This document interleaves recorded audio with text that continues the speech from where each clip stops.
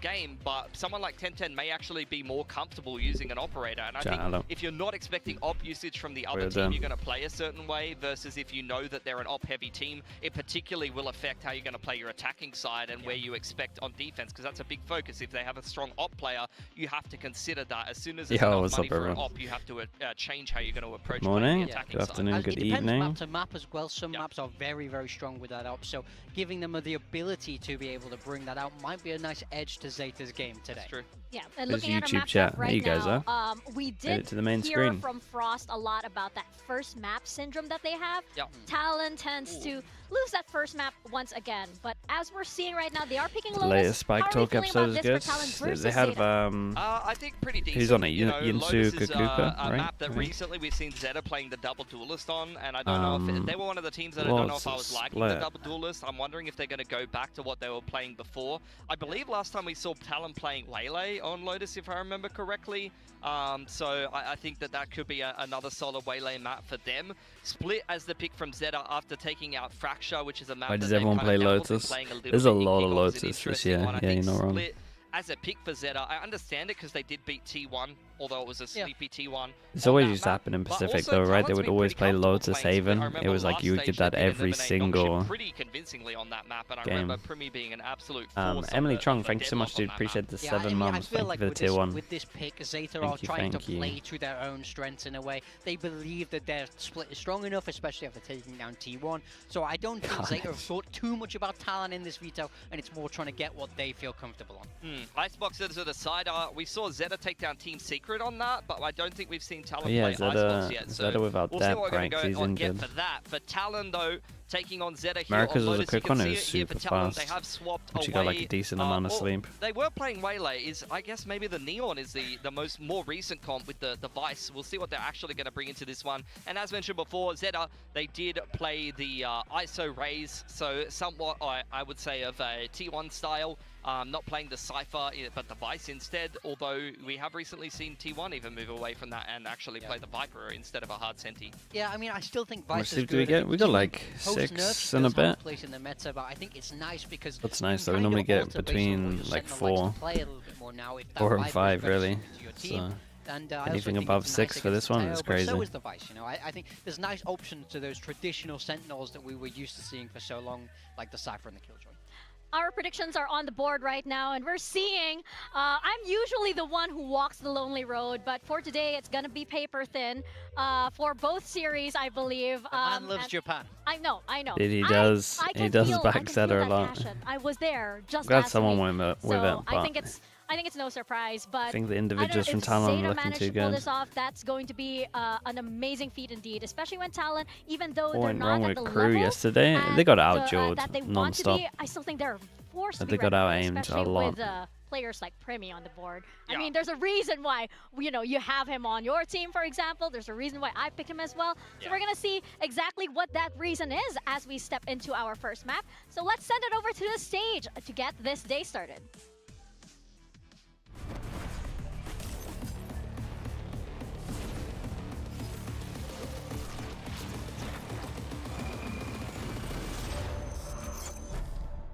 Energy can still qualify? Yeah, all they have to do is beat Lev. I want to say it'll be a banger game, but every time they just get wrecked.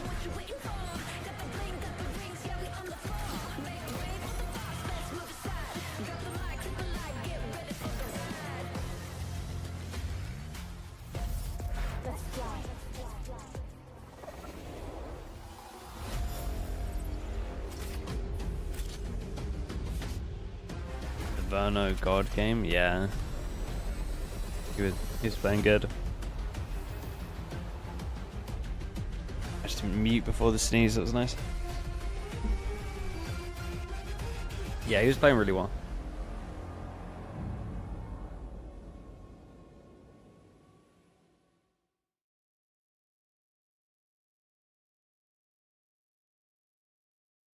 I was NRG, MIBR. It was a stomp.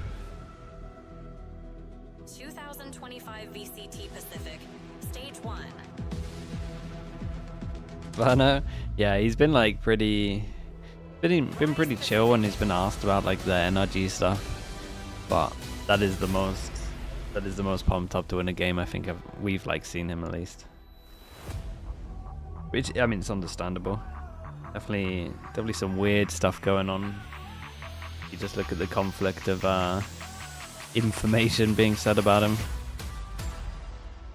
The no comms into actually he's like mid-rounding some rounds is kind of nuts. Talon. The renewed confidence on the all-tie squad for Talon has them in the green for playoffs. But if they truly want to MIB as the second best team in America? Yes, I do. ZETA. Talon continue to impress as the Pacific Dark Horse. I think it's I still think it's pretty close. What could possibly but I do think like if anyone's gonna beat G2 at the moment, it's them. Against this ZETA division team, but Talon are looking to secure their playoff. What happened to Crew was a good game.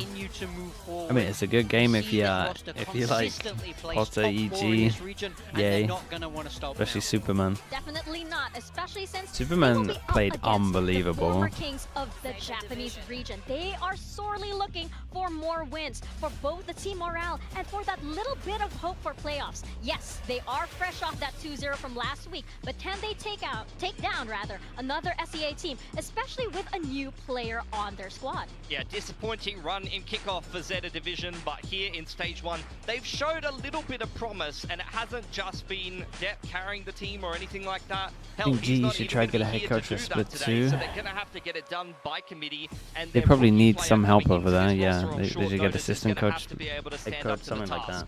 Yeah, it's definitely a testament to what this it's not looking great. Throughout the years. I'll say that much. That Step has to take a back seat for a little while. How can they survive without depending too much on those there's a lot of teams at the moment that I don't know, look like there's a lot going on in the teams. This core actually pushed through without like even when I look at NRG yesterday, some of the decisions they were making, I don't know, a lot of fresh faces, especially kind of crazy today with the addition of 1010. But you know, we saw his numbers. He's looked good in Challenger's career. But like as soon as I saw that after plan against the smoker on C, today he has to make this work against I was like, man, I don't think we're that drilled at the moment. They are going to be an annoying team to play a debut game against. They always have kind of a strong game plan and approach, and if they choose to shut you down or they have a kind of novel approach that you're not ready for or you haven't seen, you might not have the adaptability that you need playing on a lower level and getting punished by these high level teams with very, very good coaching staff and good game plans. It can be something that's a little bit demoralizing. Is 1010 the level of Premier? I'm not sure. Yeah, I think especially if he hasn't had a lot of time honestly to not sure. With his roster, it's hard to build in all of the protocols that you would need. So you might want to play a little bit more of a loose style where you try and let him, you know, use his own initiative, take his own space. But that's going to be hard against a team like Talon that are really good at shutting down. Yeah, it's one of those where it's like there's a lot going on in the players' lives, and we don't really like that whole thing, right? Where we only see like 5% of everything going on as well. We got no idea what's going on. You know, something that they've never shown in scrims or something that they've never shown at all, especially when this ZETA squad need to be able to pull through without their former star players. That's my favorite three teams right now to watch. It is Breach, Teo, as well as Cypher, so a lot of trap-heavy gameplay. Once we move over to the defense, my favorite three teams to watch is actually one from each region apart from China. Yeah, you're gonna call me biased, but honestly, I do really like watching Liquid at the moment. I really like watching MIBR. I really like watching Boom. They're like my three. So he's going to want to replicate that today, lead from the front, and keep calling. They're the three that I'm really enjoying. Do you know what? I would extend it to 4, and I would put in. I would put in RRQ. I think RRQ are doing some cool stuff.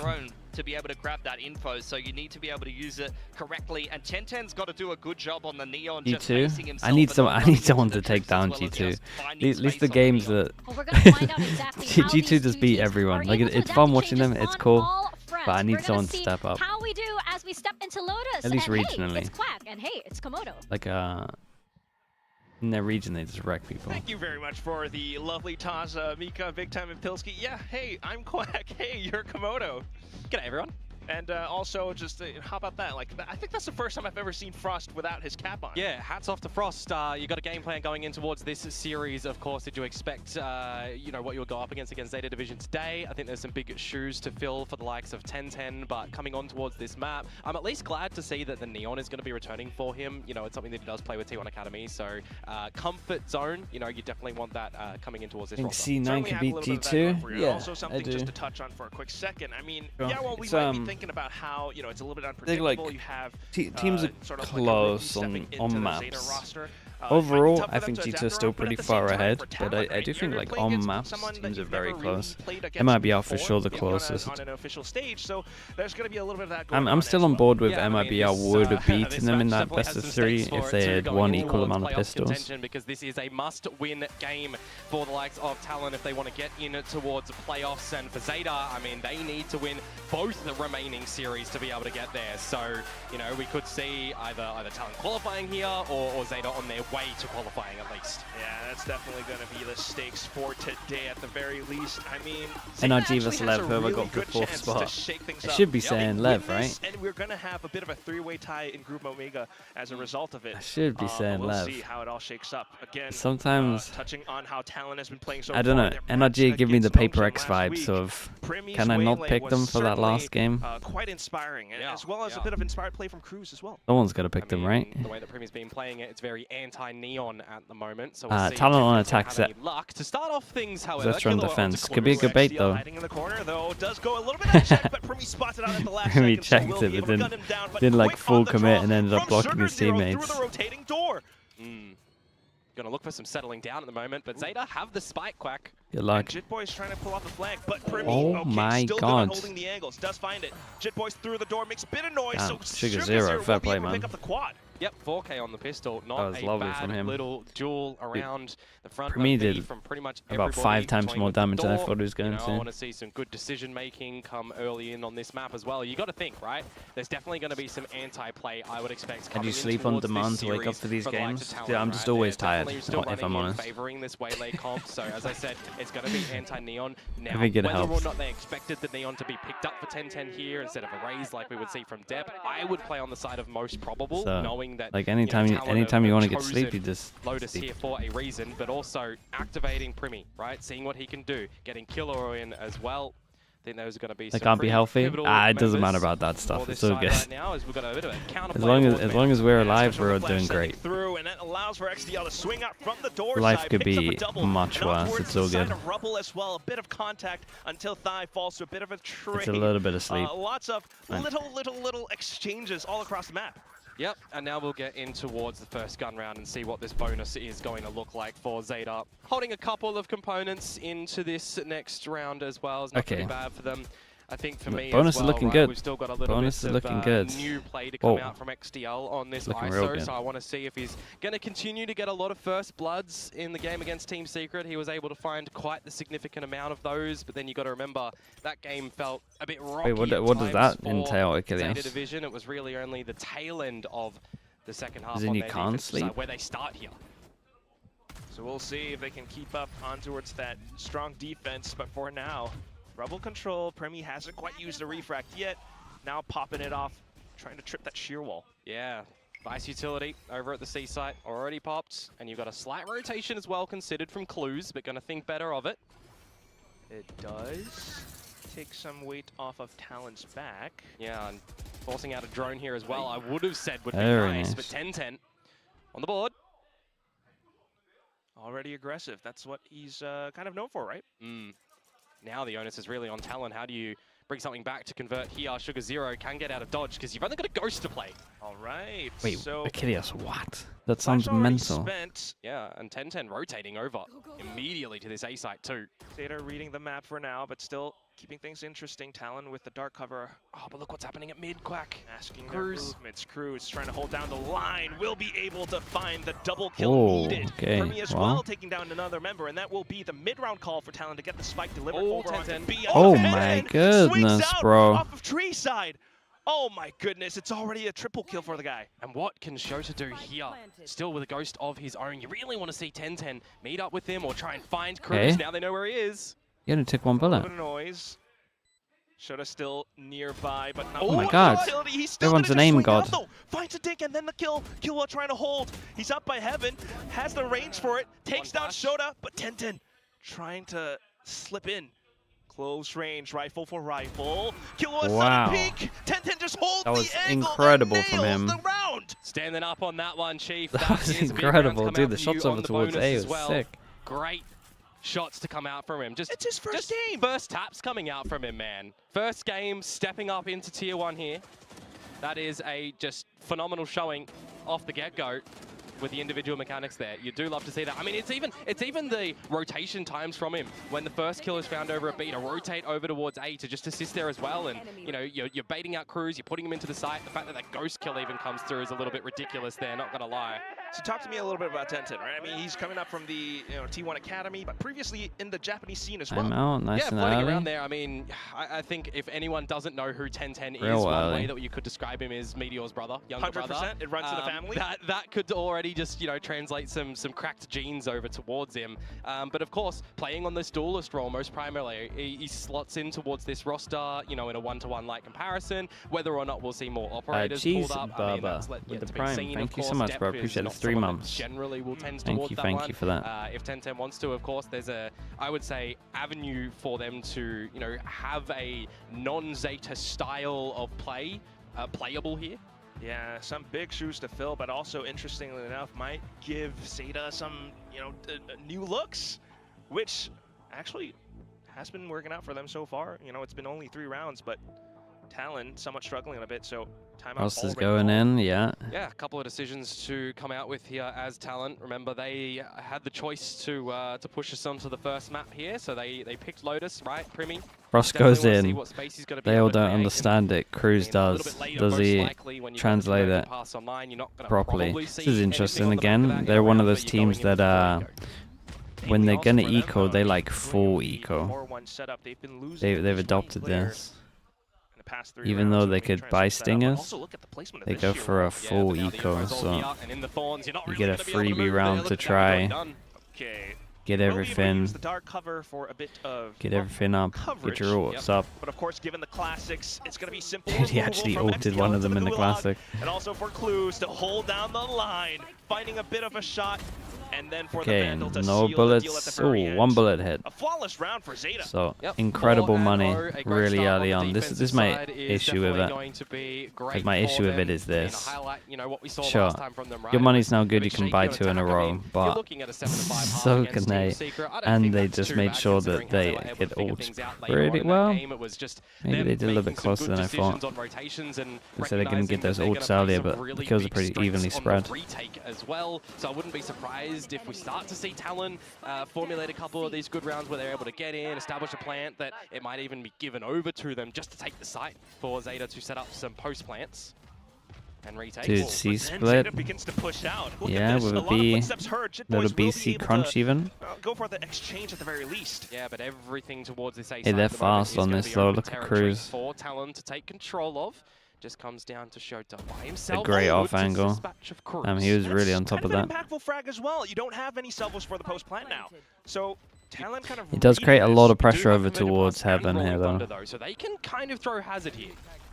Yeah, would buy quite some time. They got really good ults. Like they probably should still win it. So pushing off into Heaven, they will take that space. Convergent paths already.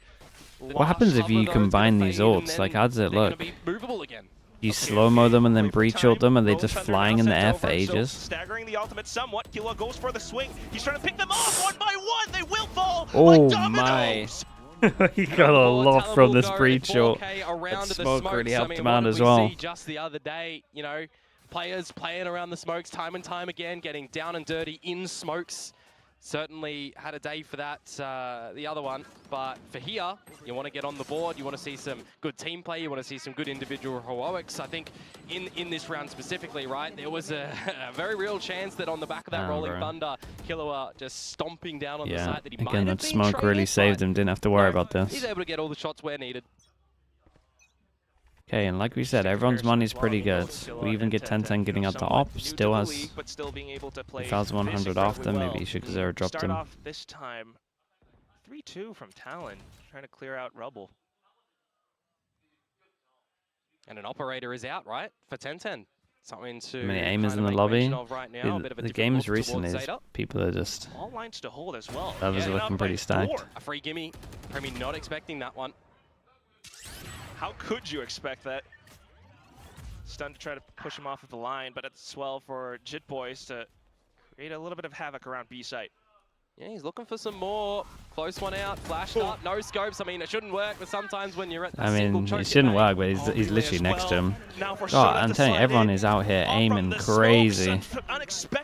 They win one, they lose the next. Yeah, I mean, that's 1-9 loss bonus. I see 2 people that are at 3K. Almost looked too easy for now ZETA in that one. Point and click. Can drop a bulldog, I think. Too complicated for them. 10-10, lion's share of what he needed to do there. That's a sharp shot to come out from Jit Boys, but all for naught really in the round, right? Just going in together as a unit, peeking and prodding around. Some good shots out from Shota, and that's 5-1. You've already forced out a timeout from Talon too, right? So you're kind of thinking to yourselves, if surely we can buy something. Guys, it can't look like this. 2 hero guns. We can't be full classic ecoing and then still lose the next round and then only get 2 hero guns. Elect to push into C once again. Like something's not right. Shota in with the op this time. Surely we realize it's not well. But you don't necessarily need to use it. I mean, it's a lopsided buy from Talon here. Okay. 3 peaks, sheer wall tripped. You've got assistance from 10-10 now as well. Still an arc rose available. I like that no one from ZETA wanted to overstep and give them like a gun here. One traded on to 10-10. Okay. Is that gun retrievable though for Jit For God's sake, dude. Possibly, why? Just as I was complimenting you. Threat on the site. Might need to actually use the ult here. Cage slipped through. I was going to talk about them being like all on all sneaky beaky. North side of the site, but so far undetected. But with the salvo sent out, it will flush Shota away nice shot. In on towards XDL, who was not spotted before. Still holding the angles. Camera shot down as well. Both Cruz and Jit Boys pinned down around the pillar, but they're trying to get some wallbang shots through. They will be able to find a couple. How are they winning this one? Flick.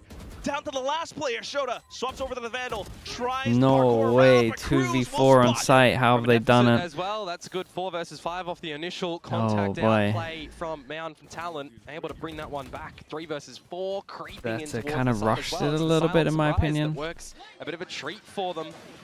I was kind of considering as well, right, with the Steel Garden be invested here, remove their Vandals, make things a little bit more awkward for them, right? I mean, giving them an extra gun was rough. You could even potentially look to flood a bit quicker as ZETA, but opting to hold that out, and it's a thrifty conversion to come through from Talon.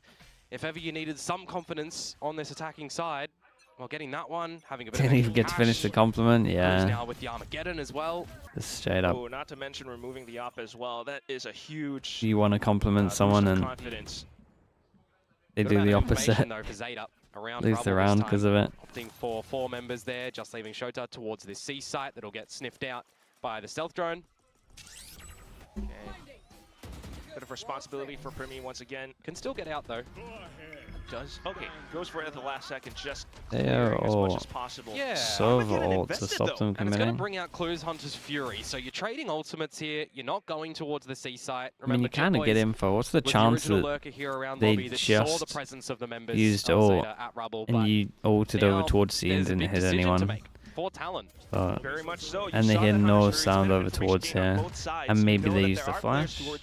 So what's the call gonna I think they might use the flash to confirm it as well. And if he gets the overdrive on, it could be huge. Premi, he's the one closer. It's a great Omen flash. With the swing out, it's the oh, imagine. The dust, but still Premi able to fire back. A bit of exchange off towards the B side as well, and that's Shota gone. But Premi still keeping ZETA invested closer towards was kind of sick. Takes down yet another player. XDL for the trade, and then the spike. Oh, yep. You can pivot towards the C side here. Remember, you did remove Shota, so you don't have any of that utility. He was on the right page. That's just a fantastic mid-round call by the IGL. Now Cruz trying to keep them. This is crazy round from Talon. They're everywhere. For the salvos, Quack uses them a bit early, but it is the fault line, and Killua still has. Does buy more time. Absolutely. Killua nearby has fault line in case of waterfall as well. Checks, no one's there, so this gives them a clue as well, if you will. Now off to check in towards spawn, but the duel lost, and now secured. kill contract Back in, playtime. Cruz needs to land a shot. Very Even nice. if he does, once he's out of it, that could have been an opportunity for Clues, nonetheless, to close out the round. Zeta, what a methodical round. They did win the low buy earlier, so their money's a little bit for Cruz that he wasn't able to find the the frag on that B site when he's peeking out, right? Has to disconnect from it, leaving Clues on 8 HP there. Not able to really get a good grasp on it. Like, I like the idea from him, right? He gets the damage, he disconnects, but the way that they play that 2 versus 2 at the end there, it's not on the back of any util, getting a good crossfire. I mean, they should probably play together. Did he have the ult before that kill? Bring it down to the 2 versus 1 and you know where your opponent is, I mean, 100% of the time you would generally expect that kill contract just to 100% the remainder of that round. And now we got a quicker plate for Rubble Control from Talon, but it can be met by 10-10 and Sugar Zero. They should play different. Still, they are very close by. Primy will instantly get the heck out of dodge, but still, Sugar Zero pushing out, taking the initiative. He will be able to find one frag. Trades coming through, and Primy trying to support his team to the best of his ability, but they all line up. Bro. All shut down towards Rubble. Zeta stomp onto Talon. Yeah, that's just a good counter flash from Sugar Zero, going for the push, kinda dirty with the out here farming a little bit for his first game. But 10, Shota as well, 12. From that angle, Zeta just have all numbers there. They have the bodies to just take the fight, so they don't complicate things any further. Recon's lovely though. Everybody Recon just from having B. the guns up. 10-10 lining him up. That's a little bit unlucky for Jit Boys and Thai there. It's this guy again. Love to see it. Love to see it. A rare sight, if I might add. He's here every week. This is definitely a welcome one. I know Paperthin is cheering like that somewhere. With that said, I hate to say it, but you might need to see a little bit more from Talon, maybe even a timeout at some point. Yeah, he lost his table again this week. Into the A site. It's only Keeps getting there late. So if they can shut him down, they will be able to extend their reach. Oh, that's good on the saturate, but no one's going to overextend too far to be able to figure him out and drop just yet. Oh, and 10-10 as well as Clues have already made their way on towards Heaven, so you got to watch out. Shota swings out.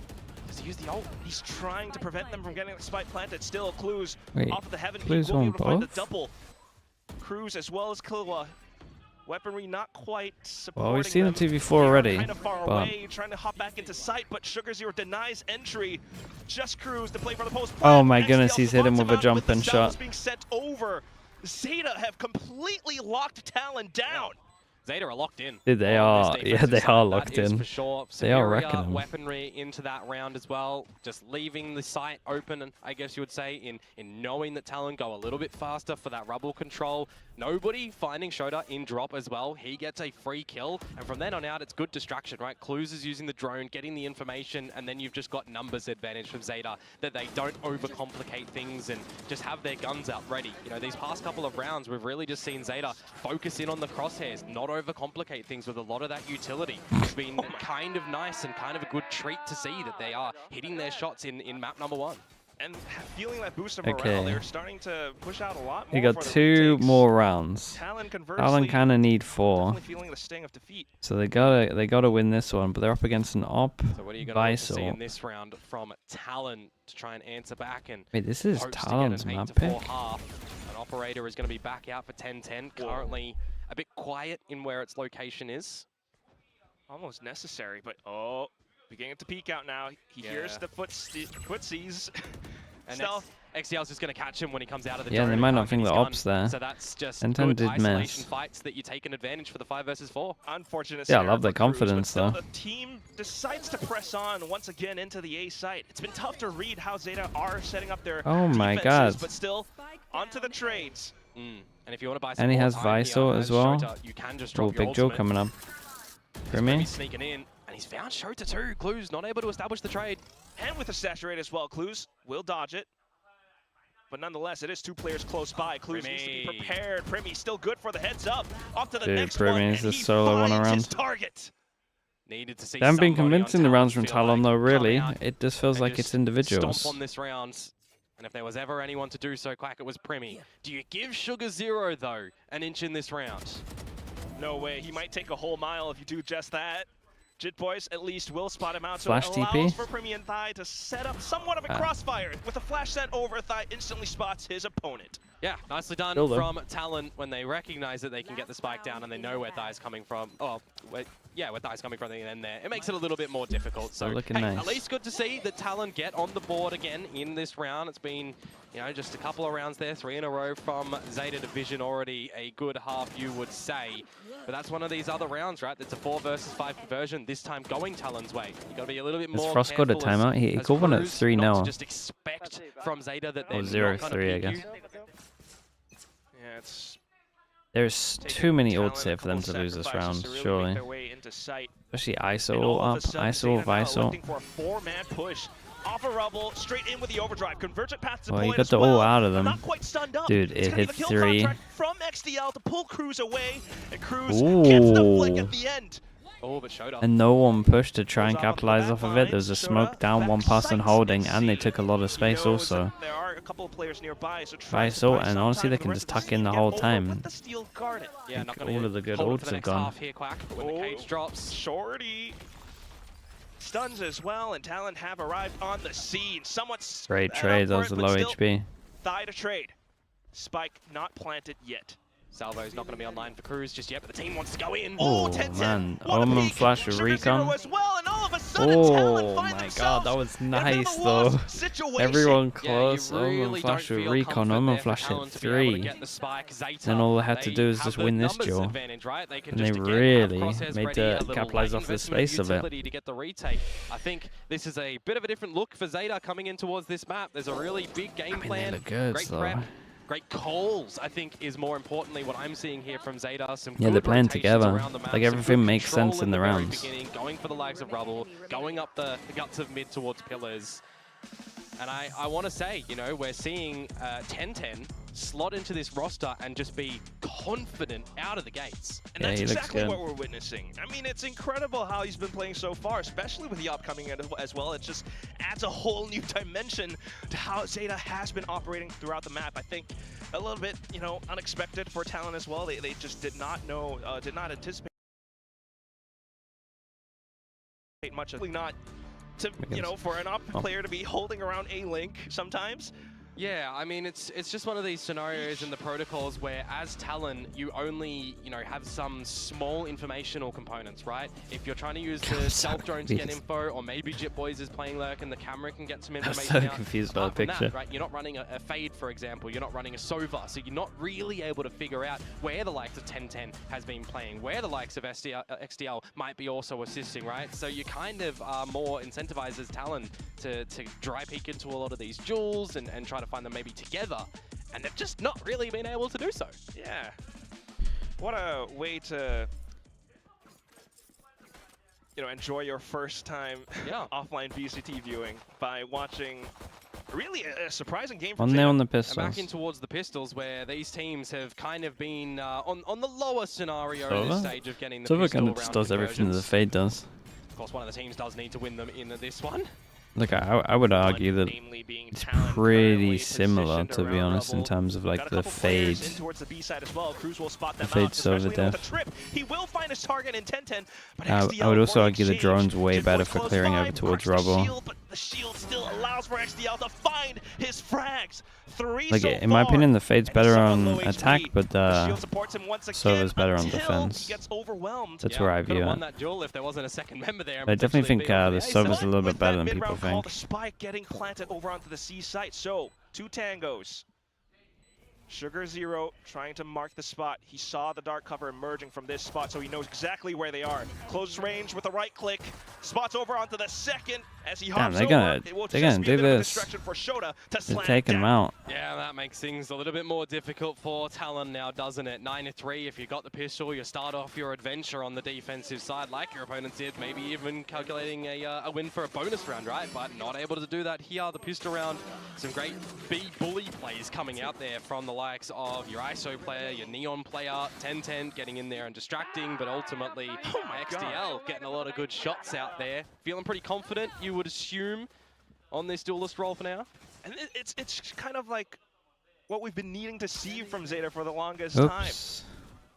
Now though, Talon All 5 stacked up, pushed out towards Mound, and you have some shots being fired over. Hey, give him some help. Someone help him out.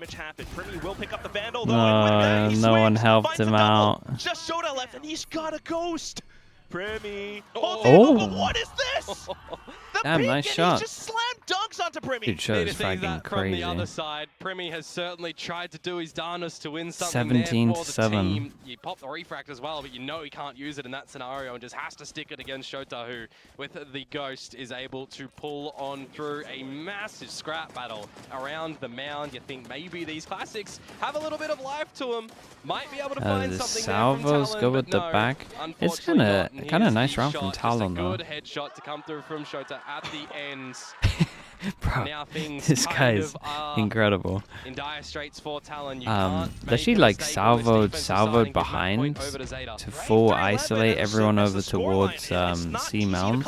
This is a pretty cool eco strat. You still have a kind of a chance until 10-10 kicks things off this way, though. Yeah. Relay bolt into a kill. Wait, we leak out smoke so we can wrap rounds. Zeta might have the Kind of lesser cool. weaponry, but they Dude, are this certainly with a running in breach and could be charging nice. at you with a great scary mask on their face.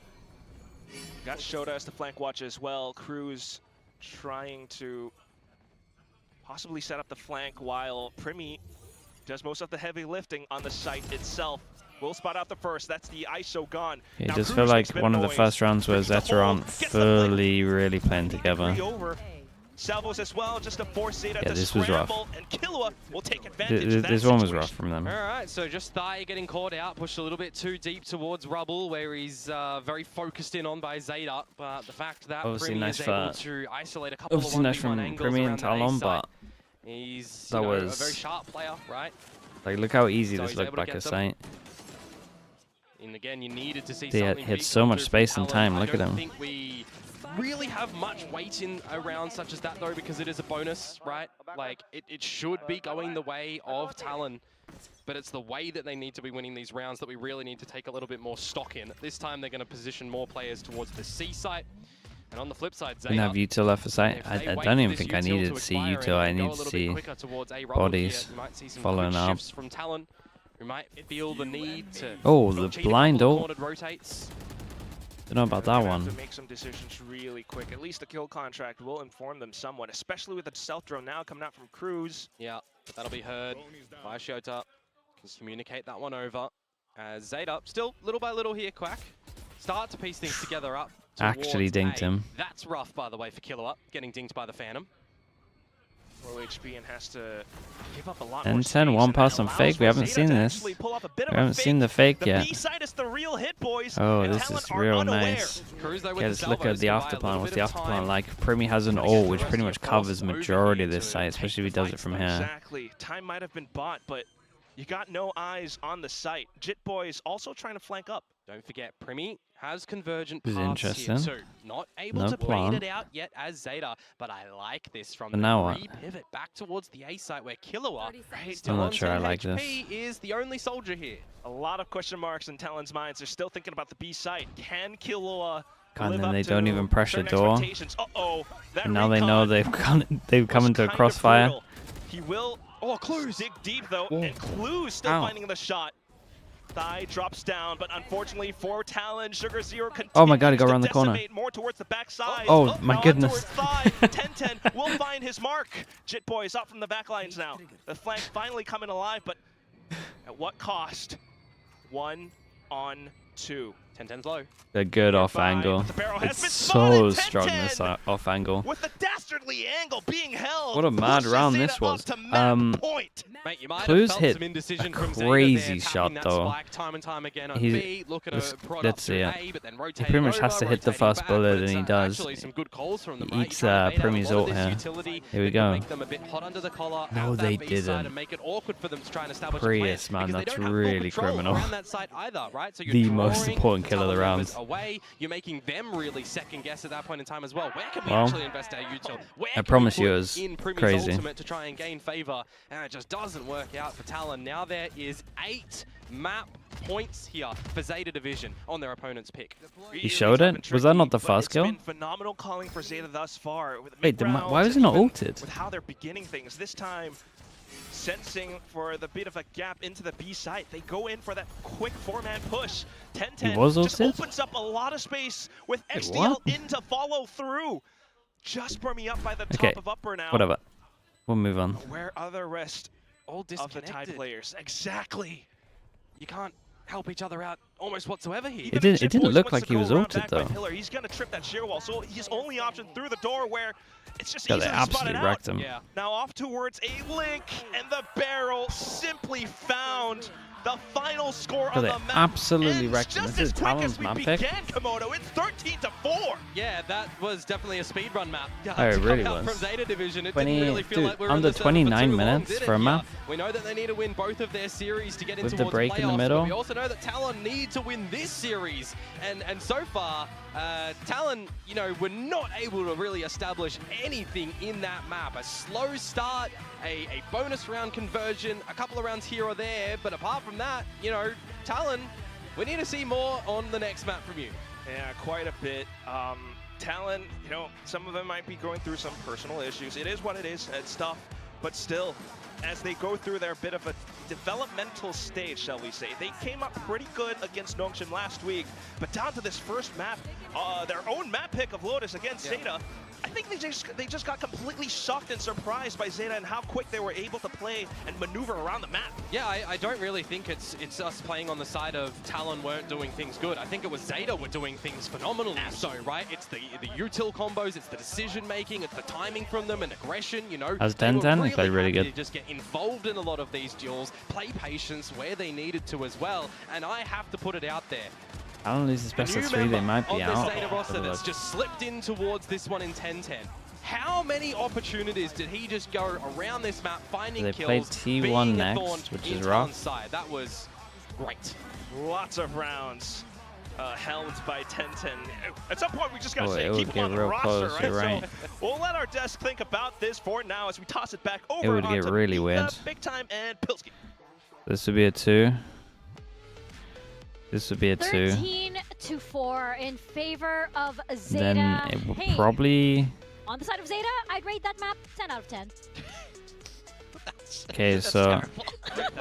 0 out of 10. I mean, you're cracking up. Wait, it would be kind of nuts. Pretty good. It would be like a head-to-head on these two.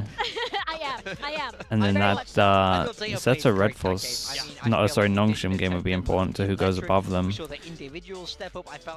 then head-to-head ZETA would win. Then they would have to hope that... They would have to hope that Nongshim... And then Korean, you'd spell it the same way, wouldn't you? I think so. I mean, oh my god, help. Too much. But I mean, this ZETA division, it would be out of their hands, basically. Than we've seen in the past. Look at Shota up there, 18 kills. Everyone, literally everyone pitched in. Clues was the top performer on Lotus last time around. I mean, yeah, 10-10 played his role very well. It seems rough over there, right? So, I mean, if he's having a family member that dies, he's like the glue as well. He's the translator between the coaches and the team.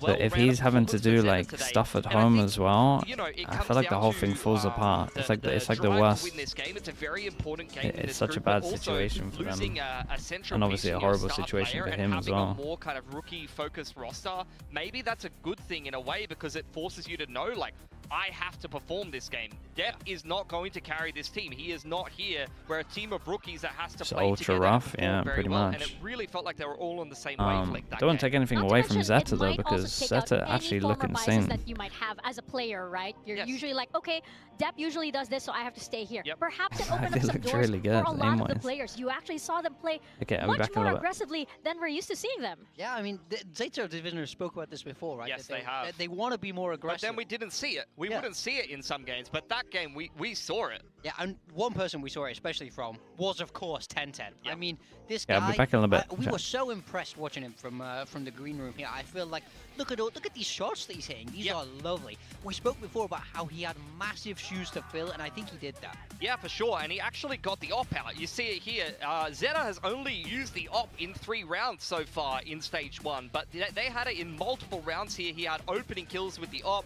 He threw the op over to ZETA, who then used it, and that's what I was talking about, where Talon, you're preparing for a team, you're not expecting them to play the op, and then all of a sudden they're breaking the door in Breakable and opping you as you try to come out Rumble side, which is a very effective way to play against a team that's not running Viper, because you don't have that Viper wall. You can just post up with the op and pick them as they cross Rubble after they take it. So MVP goes to ZETA there, but honestly, that 10-10 performance was reminiscent of when, like, I coached a team that played against him on Lotus in an Acer Predator tournament, and he absolutely destroyed us. And after the game, that was the game we got knocked out of the tournament. After the game, this is putting it nicely, the players were like, where's 10-10? I want to punch that guy. I mean, now we're seeing exactly why, right? That reputation is actually making its way here on the Pacific stage. And hey, he's got that buff. He's got great genetics too, right? You know, that buff from his older brother too. Any more?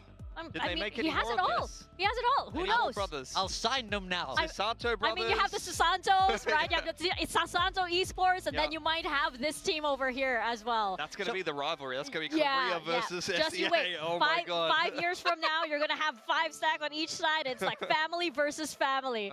But it is so crazy, right? Because we're this ZETA division, I love the energy that we're seeing from them, the way they're actually able to snowball on maps like this. But look at that. Yeah, this is a huge factor for Talon. Talon. If I could point in the right direction. Talon, every single series in kickoff and Stage 1 have lost map 1. And in sometimes dominant fashion. But they have consistently placed very deep in these tournaments. They've consistently reverse swept these series. Like, more often than not. Sometimes they do get 2-0, but more often they're actually reverse sweeping. They always lose the first map, guys. So that was an amazing map for ZETA. Talon definitely underperformed there, but at the same time, I wouldn't be too concerned. Even though we're going over to Split, especially because we're going over to Split, we've seen some good games from Talon on Split, starting defensive side. They had a great defense against Nongshim to knock them out in kickoff with their old roster. Haven't seen them yet play at this time, whereas ZETA seen it a couple of times. They scraped a win over a sleepy T1. Which I wouldn't be super convinced by, although it was a pretty solid game, and then they lost their other game on Split, so we'll see what they're going to bring here. I mean, it's still T1 if you ask me. Those players are still very, very sharp, and they're never easy to beat, even if they're not on full form. That shows a very, very high individual ceiling for this ZETA team. I like their comp a lot also with the Bridge Tower. So last time we saw Talon play this, we did see them run the deadlock. We know the Talon like this deadlock, so do you think we'll be seeing that again? Yeah, I mean, they will get to start defense again. I believe Nongshim picked it against them. I'm assuming they got to start defense there, which I remember them bringing out Astra Cypher deadlock. And I know that not every team thinks about it as we get to start defense on a certain map, so we should play a certain comp.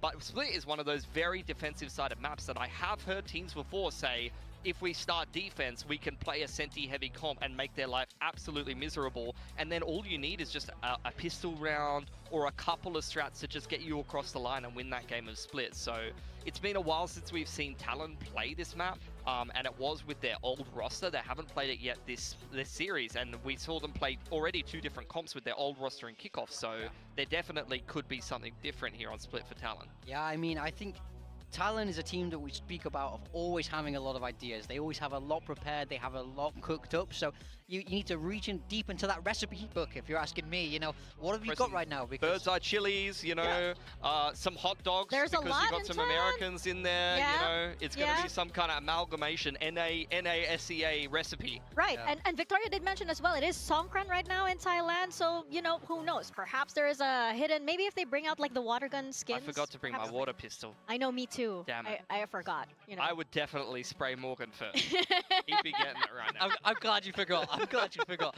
But Talon have to turn the series around, right? They can qualify for playoffs today. Losing map 1 is nothing new to them, but we need to see that recovery that we've seen from them before, because losing this does make their journey to playoffs a lot more difficult. For sure. It does, you know, feel great to see ZETA in such, you know, high spirits. Yes. So, oh my God, that one guy in the Watchparty. You're gonna have to tell him to calm down. I love that guy. How can you tell him to calm down? I want that guy to be my hype man. I know. I struggle to get out of bed some days. I need that guy screaming at me. We need him. So, you know, you're gonna have to break it to him. Like, hey, it was just the first map. Yeah, is this calm normal? down, bro. Yeah. Relax. Okay. It's You're not that guy. You don't. I I just think Paper Thin is sat at home now, rubbing his hands. He's rubbing his head. Just saying, they're all idiots. I knew this would happen, but it's only map 1. It's only map 1. Calm so down, buddy. we've got Split coming up, and as you guys mentioned, there could be something new here for Talon.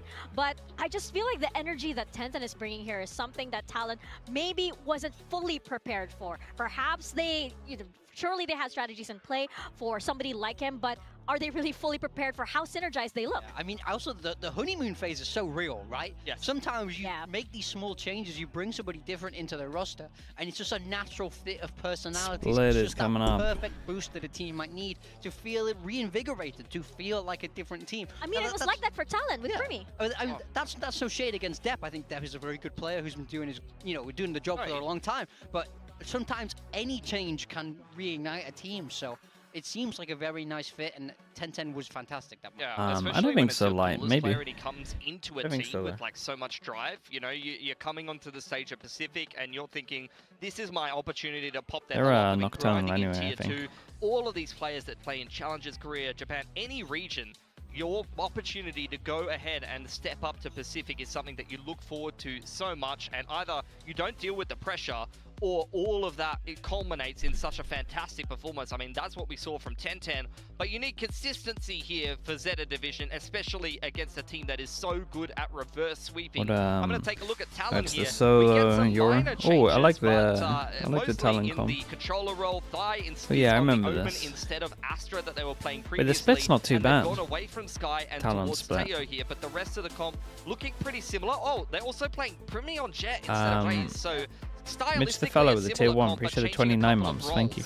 I think Zeta is the more modern of the two compositions. I have to say, with the Breach Tail, we're seeing the Yoru. Yeah, I mean, a lot is on Primi fragging out a little bit. With that Viper on Shield, probably getting up on defense. I really like this comp for Zeta. I think it's versatile. It can do almost everything. I kind of feel like they might have an edge here. Probably not. Yeah, well, I don't do that in the morning. If that consistency from Zeta comes out and they can close up this map, or if this is simply that first map thing that Talon has going on. We're going to toss it on back to your casters. Nick the Lank, tier 1, appreciate the 11 months. Thank you. Thank you very much. Thanks for the compliment as well. And Pilsky, I always got to remember their names right. But yes, we are thinking about kind of the modern composition versus something that's well, this is kind of wild though. Favors. What do you think about this? The significant difference in your pistol rounds. Okay, Zeta on attack, Talon on defense, and they want to go for some kind of combo, but as his normal, challenger team, right? So it should be interesting. Salvo fast and then insta. Nice shot. Towards a main right now, and then I like this as well. We get the wall on the pistol. They don't have to worry about that. We got a kill trip in heaven. Oh, this is a nice pistol from them. Boys trying to play around for it, especially with the cage up as well. 10-10 though, just hopping right in, and Jitboy's thrown off balance. Killua tries to refill that space and will be able to do so. See what Thai is going to be able to do here. It looks pretty good though for Talon, right? Unless they get timed doing a smoke. Who doesn't get the shot? Crouch down, trades in, and also in for Sugar Zero to pick up the double. XDL then trying to hold down the line. He's the last one left alive. Cruise up from Garage, something that XDL will have to consider. Spike now picked up. Do you consider pushing towards spawn or not? Do you even have an idea that a flank is going to be possible? Up a rope, Primi try to surprise. Hey, very nice from Primi. Yeah. Hey, very nice. For Talon, you're on the board early, right? You've got the pistol round. It is 2-1 for the pistols. That's their first pistol. Talon is them hitting the shots, taking good space, coming out on top of duels with advantages. He's down onto Split currently. Trying to pick a lot of that off. Talon resurging themselves back in. You gotta love the way that they were pushing out. And can I just say as well, breath of fresh air that Primi is actually duelist on Split and not on Deadlock. Fair enough.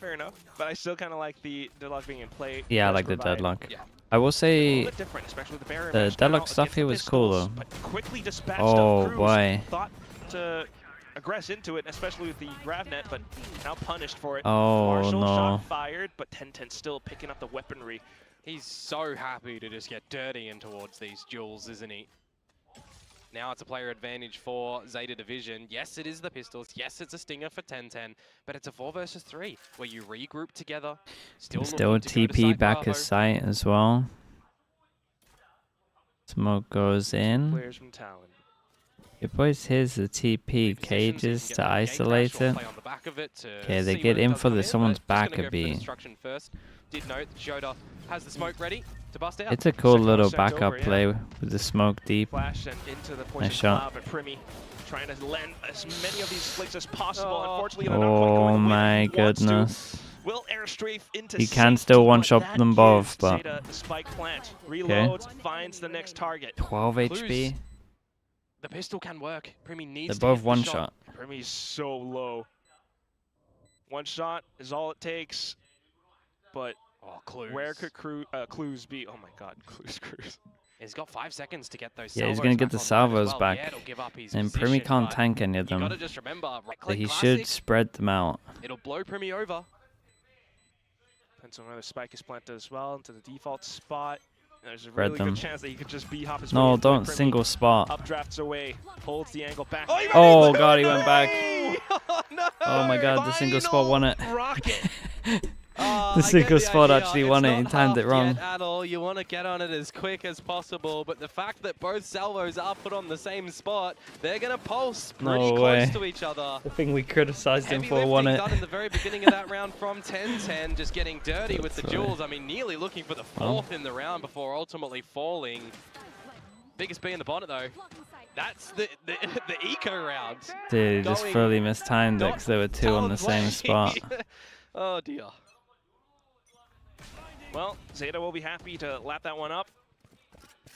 Buys in full. If he didn't do it on the same spot, would he have got the kill?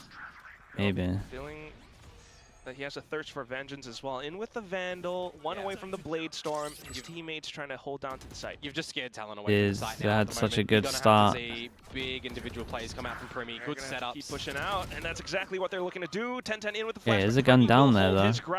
Definitely So 10-10 needs to relax a little bit in some of these rounds, but the confidence is something that's been winning him rounds. So.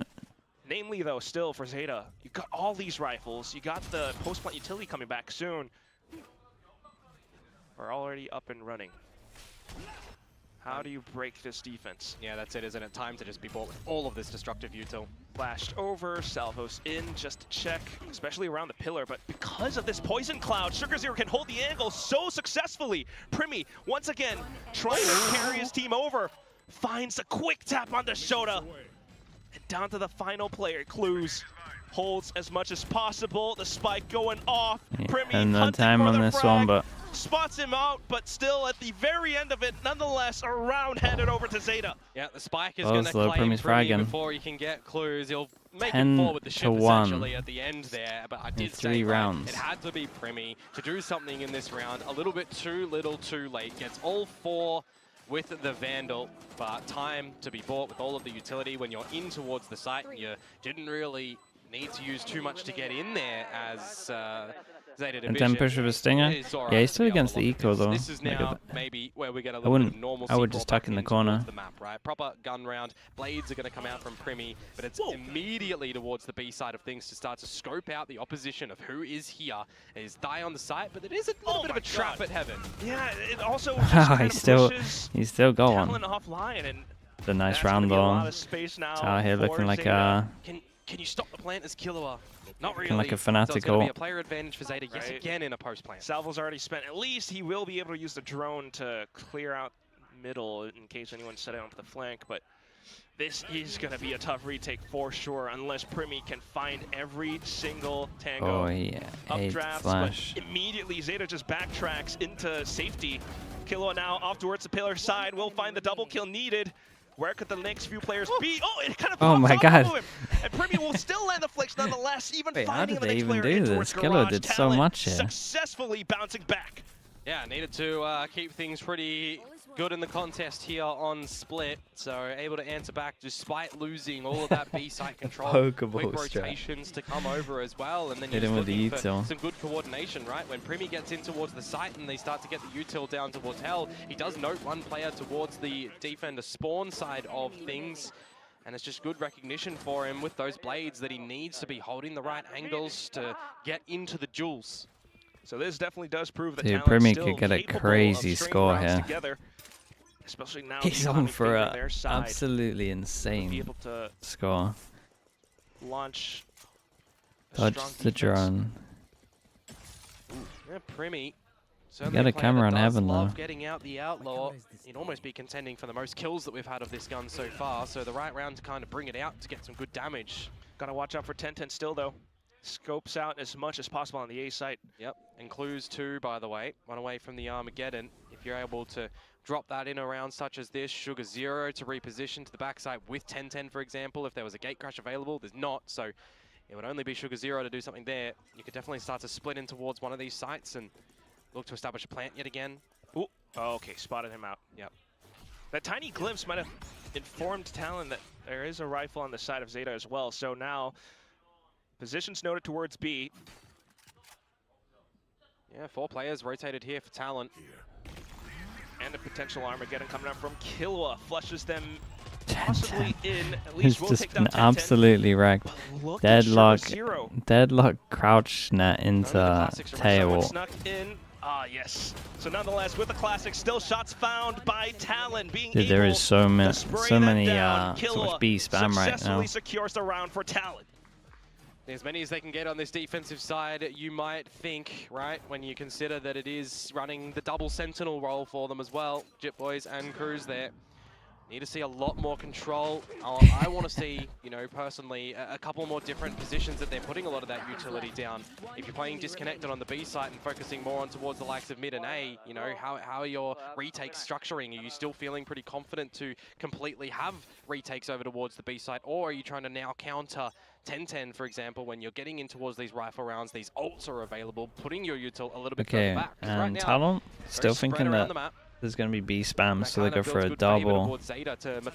Lower over towards B. Little by little, finding the right timing, the right gaps over to this side of things. That's precisely what they've done. A lot of space already. Dude, it's really fast from Zeta. A Heaven. Premi trying to mark as much as possible. It is the Outlaw though.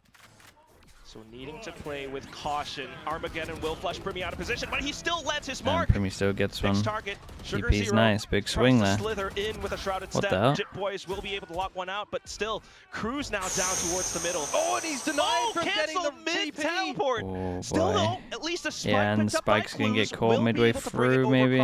Yeah, but the difference of a 3 versus 3 now to the 2 versus 3, you get the pit down nice and goes early. down. You can start to get this rotation for the spike. For the blunt. Strength in Tell you what, this Viper's kind of nice though. A lot of the times it gives you a lot of space. The space is, yeah, and there's no one flanking. I am marking close by. Here comes the drone. Instantly destroyed by Clues, and he's trying to hang close by. Does have the salvos, but trying to play for the pit as much as possible until Killua launches the assault. Shoda now. Here's the spike tap, but the no way! Jump down onto him. Unexpected. Jit Boys. Okay, nicely handled from Talon. Drop from above. When you've got numbers advantages, it gives you just a little bit more options to do something there. As Talon, not able to really find too much when you're in the pit there. And again, you know, one of the biggest things, that investment over towards the A site, some timing from Shota. But I think for me, not able to have that 3 versus 3 at the end there, and Clues not able to double down. Makes things awkward for Shota to try and close that one out in the pit itself. So, bit of good recognitions here from Talon. A couple of rounds on the board, but it is still early, Quack. It's real early here in the 2-4 mark. Dude, the rare. And we've now the rare tech balls in Pacific. Appear. These ones normally last for a long time, though. Well, it's all right. We'll give the players a little bit of rare. No, honestly, in comparison to America's and EMEA, it is rare. Play at their top form. Top form is definitely what we do want to see, right? Again, the weight on this series, you kind of can't be understated, rather, right? Talon. This is the series that defines Mindfreak will play later. No, Palman will play. Start to get some playoff points. Mindfreak's home, right? For them to see if they're going to be able to get back onto the world stage at some point. They have been doing incredibly well, and kind of like what the coaching staff of Talon have been saying. You know, I think Frost does feel a little bit more of the responsibility. He's been saying that this is like kind of the most talented squad that he's ever coached. Yeah, and there's growing pains, right? There's learning curve for them. When you do consider that Killer and Thai are still relatively new to this roster, well, they are brand new. Primi is still kind of learning as well, right? It's a very young roster of talent that he's got here. Then he needs to work alongside, you know, other coaches, staff. You also have to work alongside Cruz very closely here for some translation things. Primi, chance to keep farming. This is a lot of light armors that he's against. Get a couple of stingers. Is a tech pause, not a tack pause, so it's not like they're going to change anything up in terms of the pace. Cruz must have missed that one. Definitely starting to see a little bit of the time on the deadlock not. He wasn't taken out, so it's all right. Not working yet. Annihilation as well, and a lot of stinger rounds already being fired off. Stealth drone now spotting up. Nice early dash from Primi once he sees the drone. Twice about hitting garage. Yeah. He really might farm this. Charge on towards Primi, who has the outlaw at the right spot with the shields that these players have. That's why 125 ain't enough. Just the pixel at the back being spotted out. Now Thai to hold down the line will get flushed away for a second with the nice paranoia, TP from but he Sugar sends out Zero. one of his own. Sugar Zero now getting gunned down, and Shota to refill space. What does Jipboys want to do? He wants to try and find the timing here. 2 versus 2, remember, and that just they can both tank shots. Set up for a plant. Also weapons picked up. 30 seconds left. The outlaw could be quite deadly in the hands of God, Cruz. that really was the chance, I feel like. Attempt at stunning things up, but here comes the annihilation.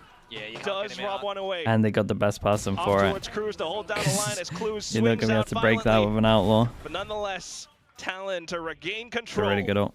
Yeah, 2 versus 2, Gravnet and Annihilation. Feel the need to invest that one there. It's not too bad, I won't lie, right? We need to see some more dominance from Talon, highlighting the fact that they are on this defensive side with this double sentinel role. Want to see some good structure come out from them, some good usage of that utility as well.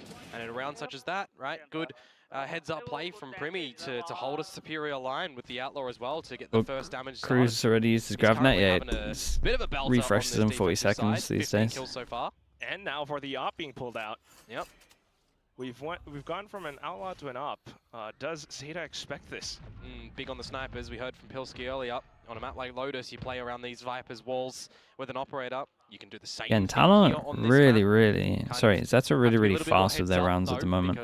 Get over towards mid. So you're kind of just playing on the back of the timing from Shota there, and the rest of the team, how many numbers might be on the back of it? Wow. In the first 10 seconds. Has to hit one and get out, or hear the drone and potentially get out a little bit earlier. Okay, drone to clear middle, drone to scout over towards A. He doesn't have the tailwind propped up. This could be dangerous. Oh, he's like legged and then traded out by XDL with an incredible shot. Good high jump. Oh my goodness, 10-10 snuck into its fence as well. So while Talon rotates on over, they might not expect a lot of players beginning to see what Cruz has got. The bait might work out well. We had a jump spot that they saw from spawn. Seeing the gap for 10-10 as the Rolling Thunder goes Insane timing. Stun onto Cruz though. He's completely pinned down. Still goes for the swing man, he got the low HP. That was it. To find 1 kill. 4 versus 2. Going into a post plant here. Need to see some massive things come out from the rookies now. Still playing sneaky. Oh, this is nice from him though. He's already There's so many players that like stick up there for way too long. We'll be able to spot him out inside of that poison cloud. Not bad, but still working against numbers and time. XDL, long range shot all from A. Good morning, Weber. Hello, mate. Thai left alone and cold, still attempting to break through. Paranoia sent through. It does flash up, but he has to consider way too many angles. Nice. Allows for Sugar Zero to recenter and pick the round back up. I think 1-9 loss bonus. They're sitting at 3-4 and 2. Yeah, you probably force that. To fully activate, if you want to have some longevity in the round, it might feel like just there. The timing this round, yeah, this time is kind of crazy. You know, peeks through the poison cloud before it blossoms a little bit there for I mean, this timing was still like a thing. He's standing in the corner as the breach ult goes in. So reel those in just a little bit. Unfortunate, by the way, that Primi with that operator isn't able to establish a advantage for Talon there. Wait, you really sick, Webs? Keep things close on this map. ZETA start to get closer. You win this round. You reset the economy of Talon. You're looking 4-5, 5-5 tie-up. So this is an important swing round on this first half. And for Talon to truly shut that down if possible. ZETA has been creating a lot of havoc across the A side, and hence we see the double Sentinel setup over on that portion of the map. Triple stack on B.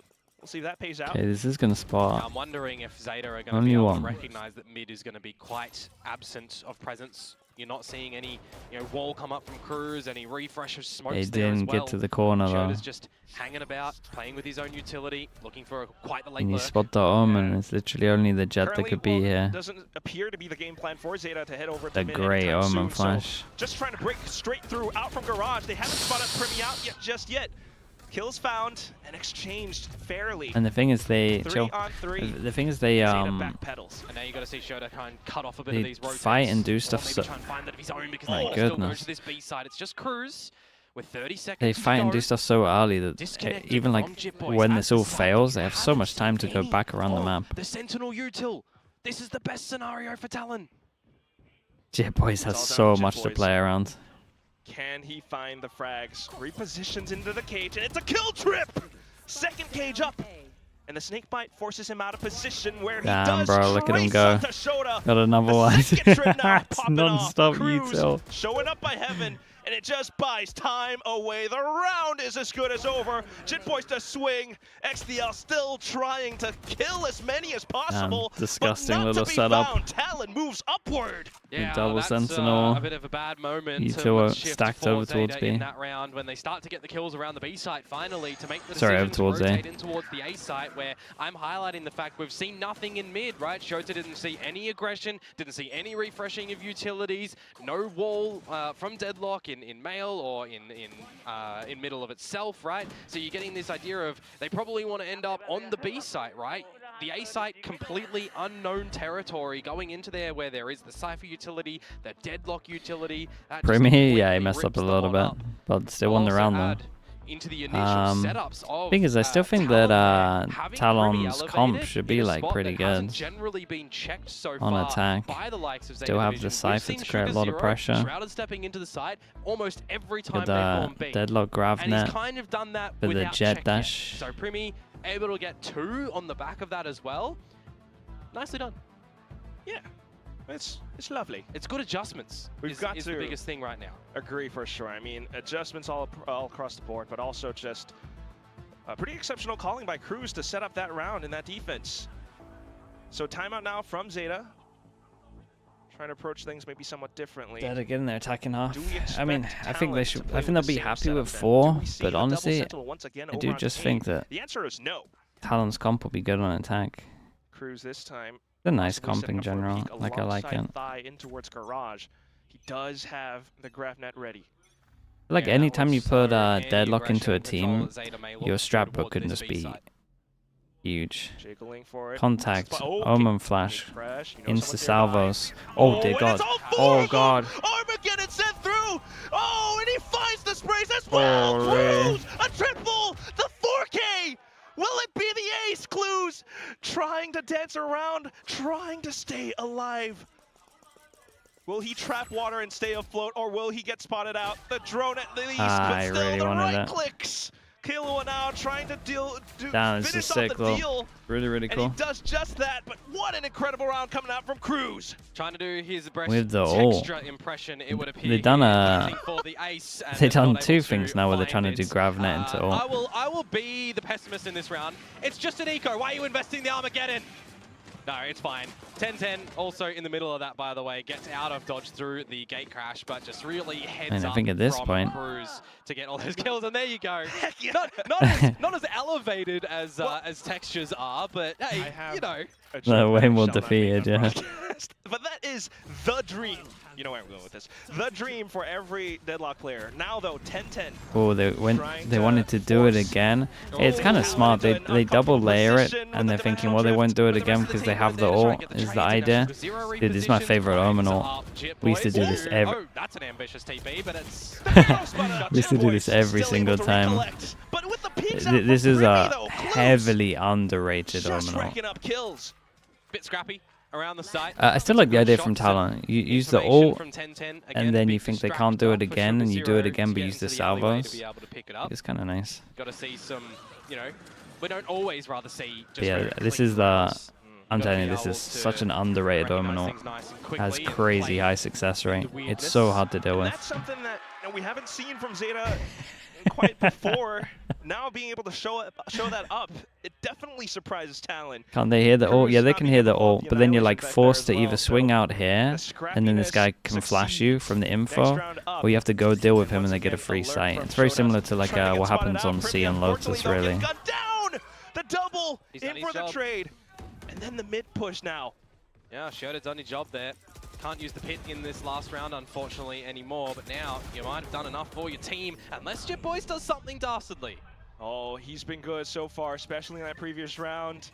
Now working around his cage is the Neuro Theft as well, revealing his opponent's positions. Ooh, Cruz. Stealthy. Unexpected, really?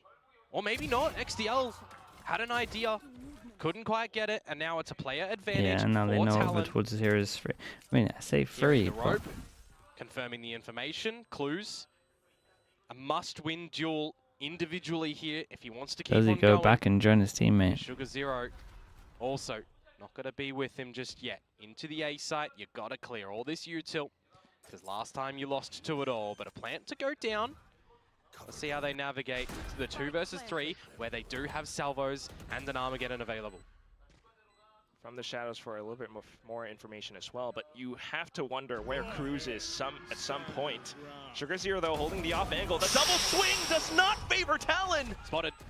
It's a lovely TP afterwards as well. He's there so fast. 5-7. What a recovery. Really nice 3v2. Do they got 5? They should be pretty happy with 5 against the double Sentinel. This was a fun half to watch though. Multi-frags to come out from these players. Well, Primi Talon had some nice stuff. map on this Jet. Not the most common agent that we start to see on Split anymore. But I'm interested to sort of see what it's going to look like on this flip-up as well now, right? When you consider the last time that Talon ran this map, it was, you know, with Governor and with Ban. Agents were quite different in this look. And after a map 1, let's see the Simon stuff. Yeah, I see the Simon stuff. Playing on the whole, you know, superstitious, he wasn't like side working enough for the coach, right?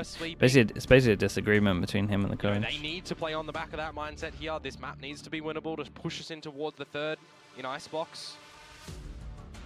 Without a doubt, or even just to, again, push themselves into what happened to Simon? It's something that happened. It's just more like light on why he has been benched. So you need all of your pieces really working a treat. It's basically just, and for Talon, he wasn't working as hard as the coach wanted, and then they had a bit of a conflict. Didn't drop those last 2 rounds, right? Some good initiative plays to come out from ZETA, you know, working in the scrap as well, right? As in like him and the coach. Everybody has to just be extremely attentive in those scenarios, like the last map.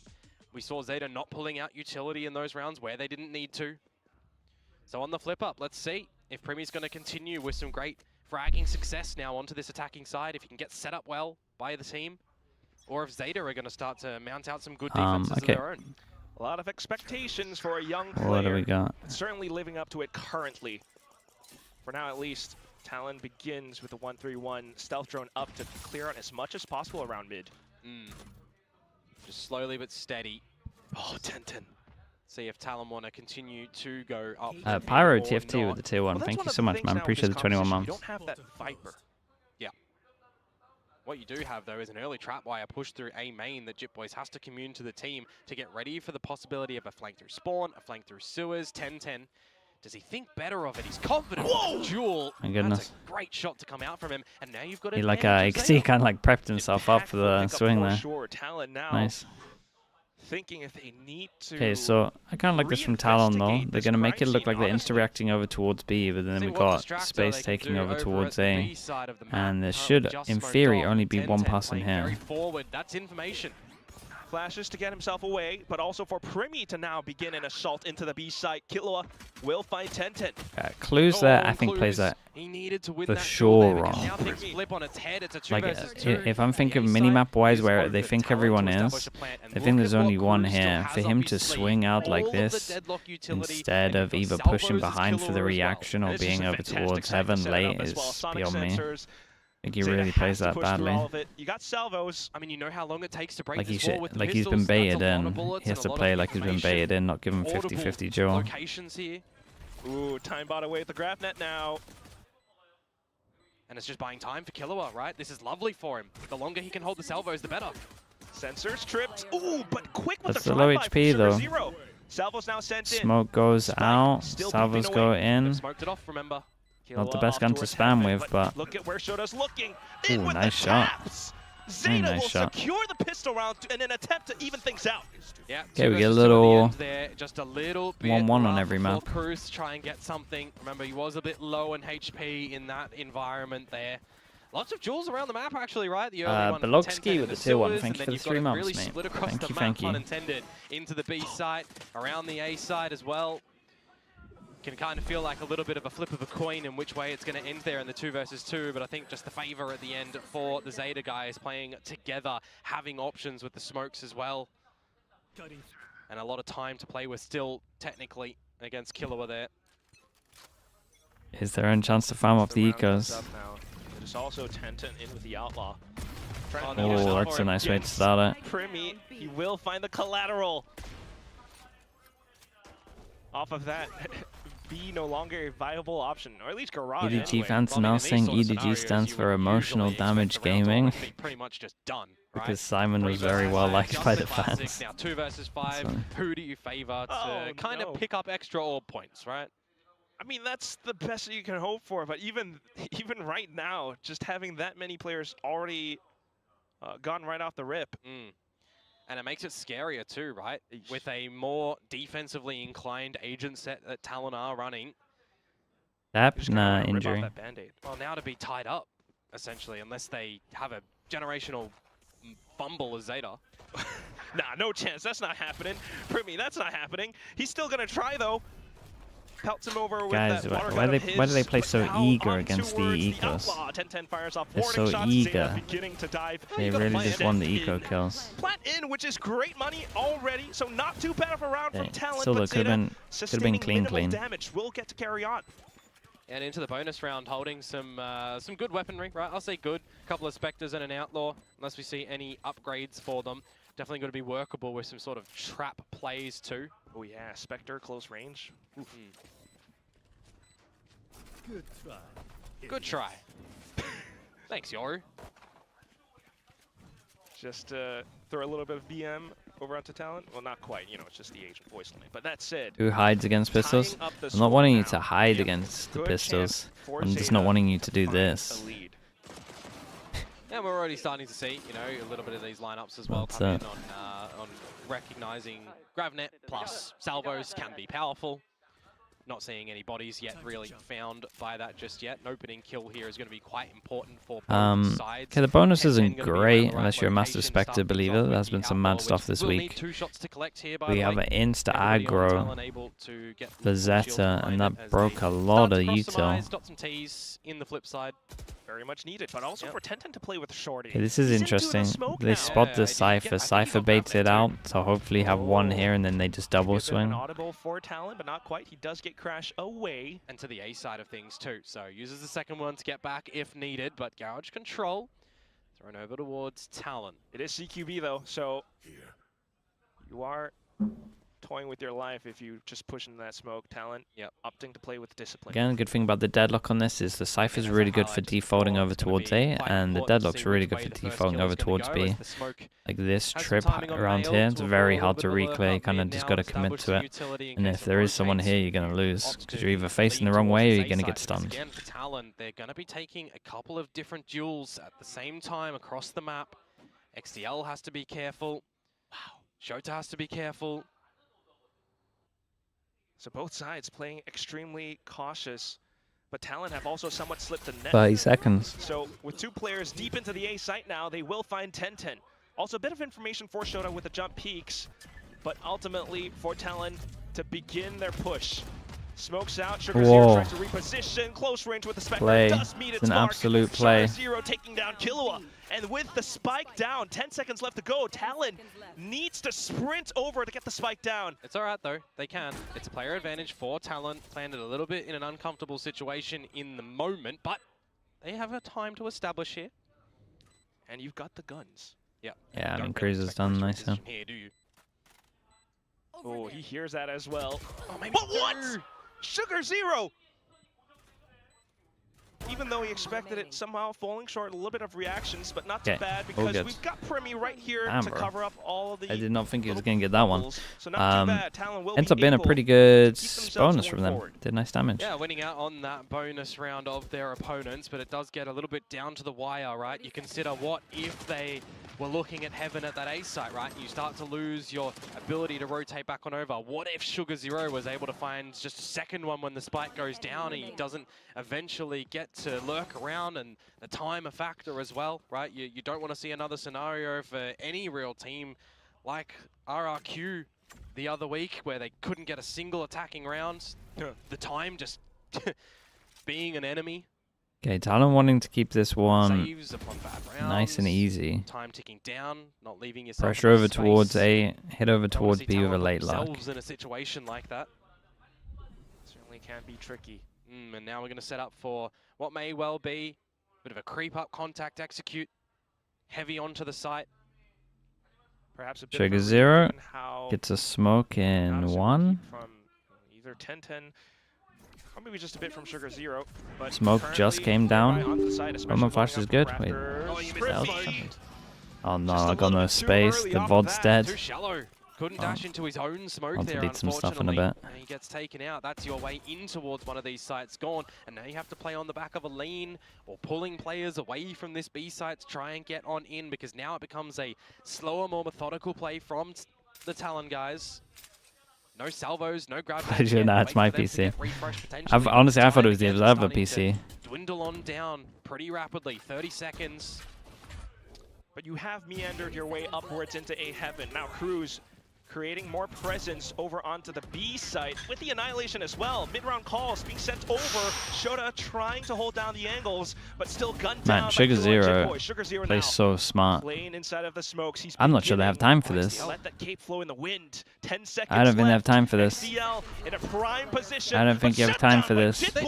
Whoa, no, cancel. There's no time to plan. Oh god. Find the kill at the very least, but Sugar Zero now sliding Holy. over onto the 4K and a beautiful Red Bull clutch to even up the score. I mean, technically, I mean, he doesn't know who has the spike. He doesn't know who has the spike, so his play is right. Gives them a little bit of the chance to maybe But as we can see, it's wrong. God, it's nuts though. It's absolutely insane. Trades that come on out, but it's Sugar Zero again, just in his own smokes around the B site, making it his own territory. And he plays with the heartstrings coming on over towards the A site there. Let's free some space. Just ridiculous. And that guy is an S-rank hunter for sure. We do have Premi now with the blades. Talon onto a bit of an eco. Yeah, another moment when we just seem to see somebody go large on Talon's side. I don't believe Jitboys was actually just spotted there going for the cross. He wasn't. Traded in the end. And with nothing else spotted, a bit more information for Zeta. God, that was a mad round to watch.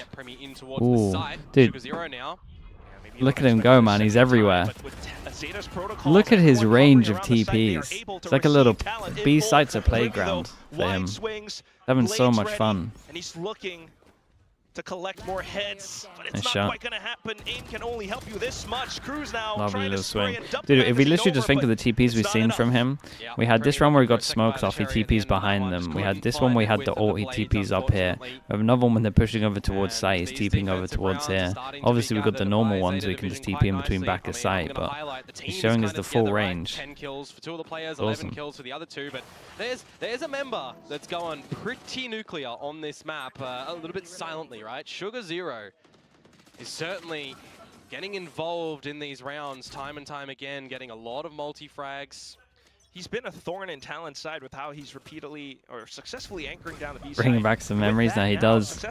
He is the king of B side, you're right. 3 players. Always has been. So much utility dumped in. Do they overheat though? I was going to say, and 10-10 does like to overheat a little bit. Dude, an op onto this round would have been really nice, but... As Talon to go together. Talon happy to cool them off. No ultimates available for Zeta here. And they maybe should have just been happy with a it, little bit but more for Talon. Yeah, and they've still got. You know, I like that. I like that they clearing a wanted lot to of change things. something up. Here's some things Okay, happening in Talon mid. have to We know that the capitalize off side of this. Hotel has more They of a gotta, control pretty they gotta much win being this one. towards this A site. My only sort of question on this round was going to be, do you use the neural theft there and then get the info and leave? Because you spotted out Sugar Zero, you spotted out Shiota. These controllers can certainly find some things around this A site to force you from going in. Is it me or them? That's certainly what they're trying to do, especially hearing the footsteps towards middle now.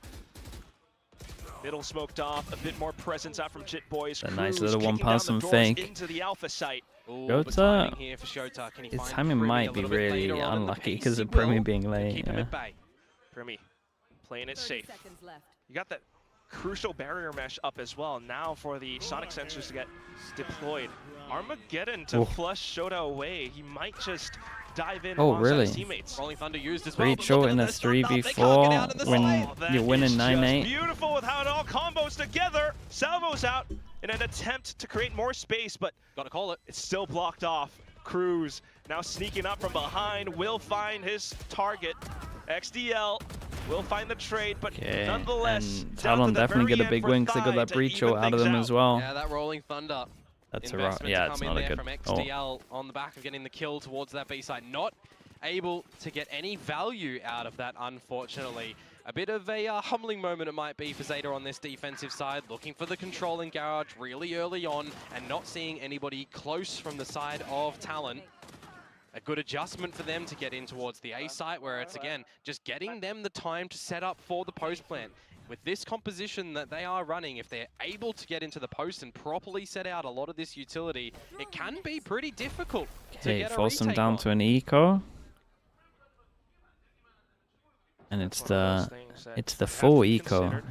Everyone's adopting the full eco. At least now, currently, all classics just trying to find as much advantage as possible. The outdoor picked up. Yeah, and it's a very spread default at the moment for the teams too. Don't want to see anybody overreach as Talon. Want to try and get double digits first. Push us in to that map 3, of course, for those that may just be joining. What, 2 of them? Talon has been playing. They can. I mean, they can get 2 of them if they want it. A really 3 of them? They can get 3 if they want. Retrieve as much information as possible, especially with that toxic screen. Another moment where Jit Boys has just kind of been able to freely get up the ramp and find opening in towards this A site. Still though, gotta watch out possibly for XDL, who is currently blocked off by the Cyber Cage. So a bit of an opportunity for Jit Boys to go on a tear. Second kill found. Now XDL keeping himself concealed inside the dark hover. Will spring against Cruz. Premi now finding more targets across the map. Spike ultimately planted. Objective found by Talon. 10-10 in with a blindside, but to no avail. Jit Boys holding the angle. Crosshair a little Still bit doing the right too damage. far upside. But nonetheless, everything pretty much How? down. No, he's 22 XDL, HP. What have you done? It's okay, hang on. He's low HP. Got Die, who has a flash, who has smokes. He has TPs that can bait. Still though, creeping forward. Oh my goodness. Nonetheless, with an elevated angle, insane damage. Dispatch of his opponent. Yeah, I mean, XDL certainly gives that one a crack, right? He used the Rolling Thunder just the round prior, and now he's 2 away from being able to grab it and use it again. If he's somehow able to get it in a round such as this, right, you've got Dimensional Drift to go in for a retake and then use that to stun up your opponents. Okay, here we go. Pick up the gun. Really good retake if you do want to just give the site over. Let's see this. Crouch, crouch. So there's some Oh, options nice that Zeta movement. have to start to collect upon in the last few rounds of this map. Still really impressive plays coming out from That was Zeta insane. Currently, the individual okay, so they opt for the so one far op. have been impressive, Komodo. Operator though for 10-10. Gonna miss its mark for the first show in here. Nonetheless noted by Talon, so you need to watch out for it. Grafnet into Salvo combo, but Nice, this is good, like instant reposition from him. Do lose mid control though, what's their reaction? Talon now tries to press the issue. Oh, this is a sick ult. Though, and that's going to be Sugar Zero holding down the line. Bro, this guy just dominates B. As Talon tries to descend in, but it's not going to happen. Just Thigh now. And he's hiding inside of the smokes. Tries to avoid the stealth drone, but lo and behold, 10-10 nearby.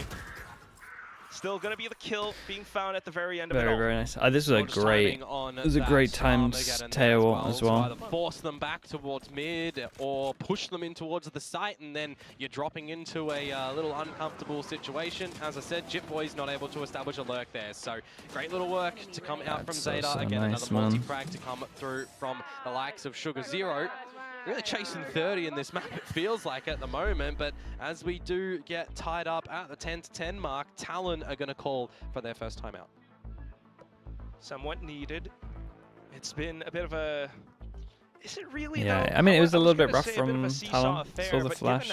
Not fully ready for it, but it's the time of the ult that they're just like, well, we got to send them. Doing a really good job of keeping Talon honest. Yeah, it's a little reminiscent for how Zeta were going up against T1, where it's not a complete backwards and forwards affair, right? It's a couple of rounds do they have no money? Before ultimately that went in towards 4 of them had to rebuy in that eco. Zeta were able to win that one. So opening game, but in yeah, 5.5 hours. I kind of put on that series that it was. They can buy, okay. Right, because T1 was still running what they were running on Masters. There's a lot of tape that you can start to look at them.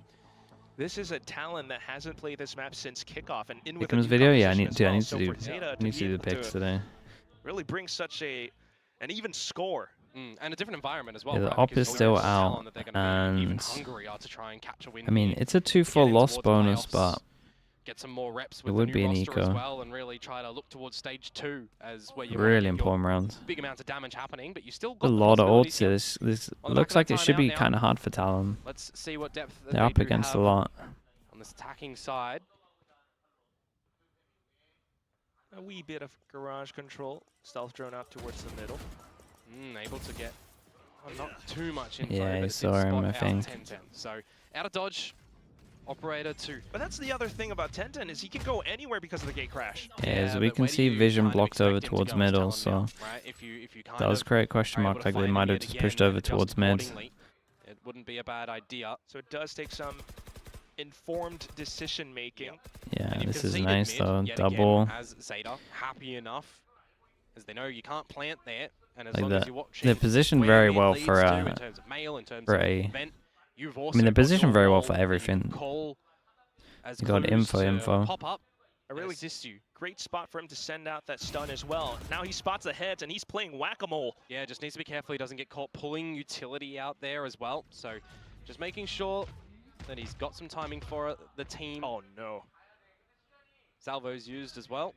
3-person stack over towards B. I'm seeing the A rotate go out. It's a B split. 25 seconds ago, Molly spots him early. We still got Omen Flash. Here as well.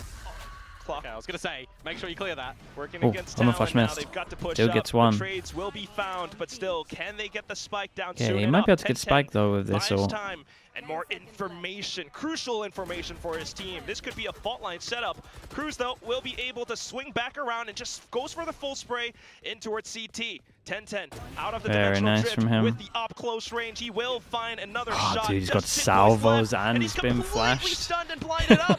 Zeta will move forward with an 11 score line. The boys had no chance into this. The Uto was way too good. Zeta's way in that round at all, did it. As soon as Clues is able to find that kill, just okay, Talon have the eco chat. Stretch where the mid players might have been able to go. They're sitting at about 3K 3K on 3 of them. 30 seconds to go. A bit of a delayed trap util play. Dude, why does it feel so laggy, chat? Is it me? But Sugar Zero good for one. Feels like it's me. The Snake Bite and the Paranoia missing, but Sugar Zero good for one. And then when the Dimensional drifts up, yeah, you're trying to stop the plant from going down. It doesn't really work out, but 10-10 is just able to stand and deliver with the Operator yet again. A new look to Talon that is, to Zeta Division, which is all smiles. Quite impactful. The low buy is... Couldn't agree the more. low buy is Meanwhile, okay. For Talon, though, conversely, I'm starting to feel very tense. Oh, mate, you're kind of worried at this juncture right now.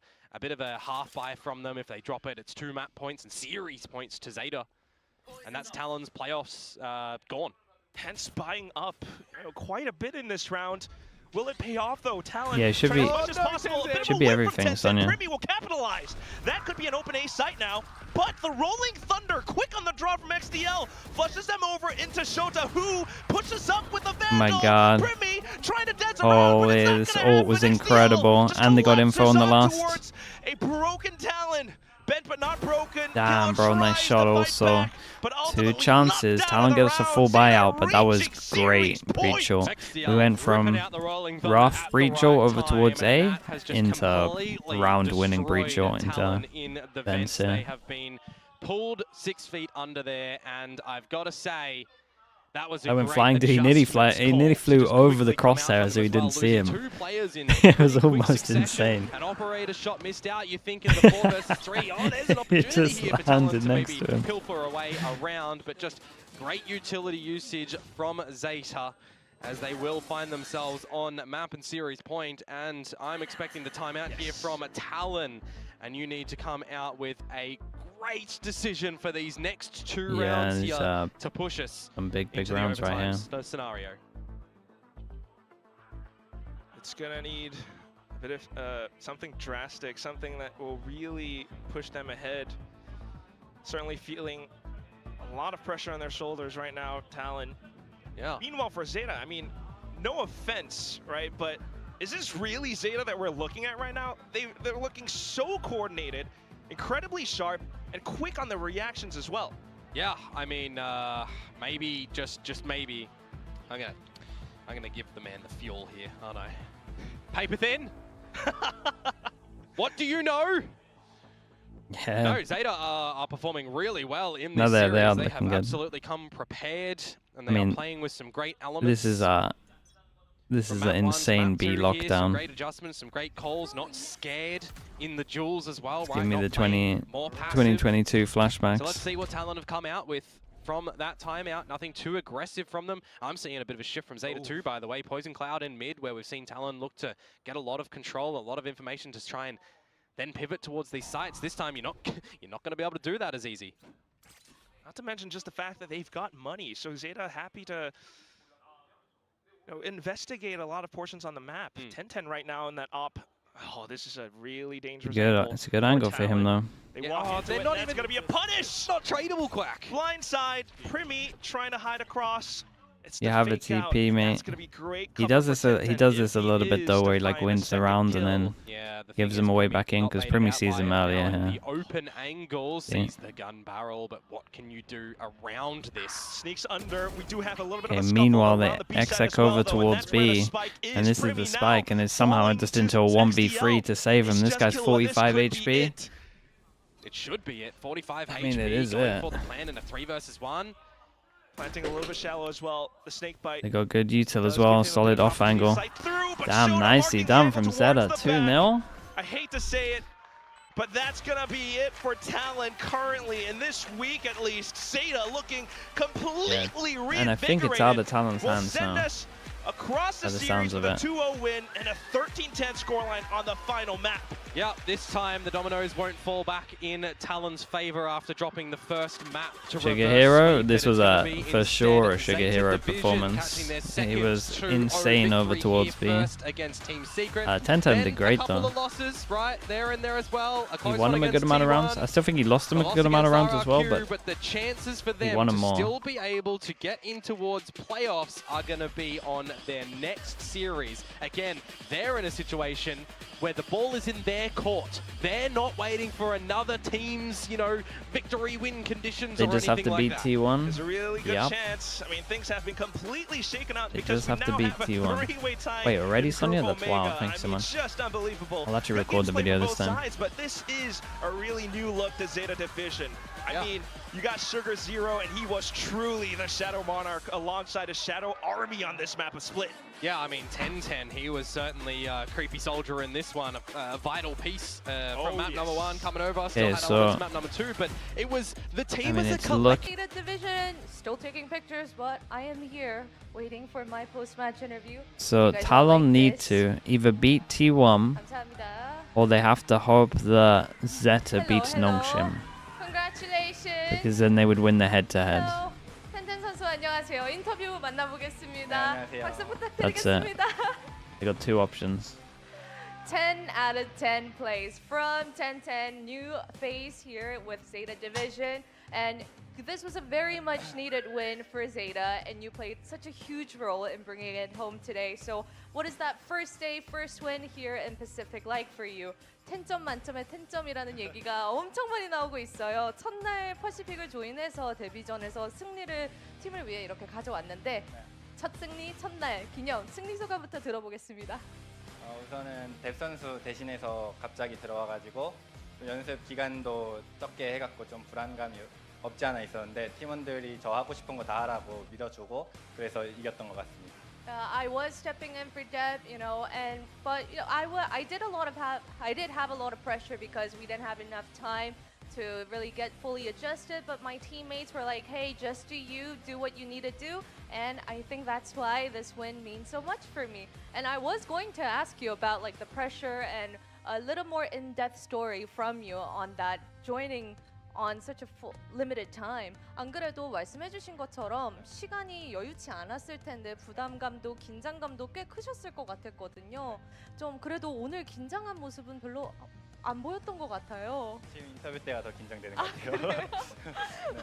I said, hey, but you didn't seem like you were nervous at all. But 1010 said, I think this is like my most nervous period. And speaking of, I don't know.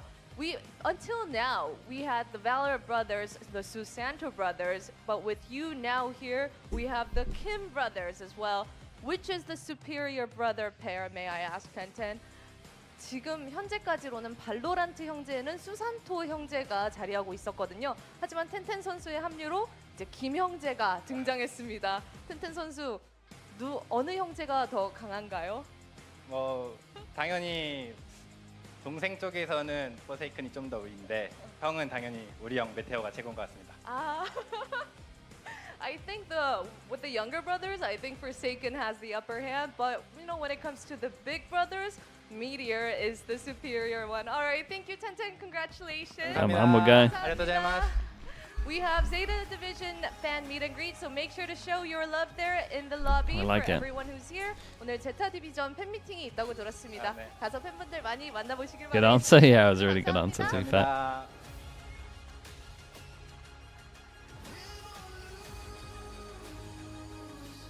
Does Zeta make playoffs? They're very likely to make playoffs. How does Zeta not make playoffs, chat? They would have to lose to Nongshim. Victorious and probably very unexpected Zeta and then Talon would have to beat T1. We just heard rather from one of the stars of that roster. Because otherwise it would be this. Stars of that roster. We had 1010, our dear Tenthly. So yeah, Talon have to beat T1 and they would have to lose. And then obviously the opposite for Talon. Yeah, I mean, he played excellent. Good odds. Big props to him coming in at such short notice for this team. And he looked like he'd been with them for a long time by the way they were playing. He was able to consistently find those kills. He was set up well by the team. And this was another very, very strong map from Zeta Division. Yeah, I think on the attacking side, maybe a little bit more strugglesome, but particularly on defense, when he started getting the operator rolling, again, it gave a little bit of a different dimension to this Zeta Division team that doesn't usually have a lot of off usage. You could see him on the Yoru setting up the TPs.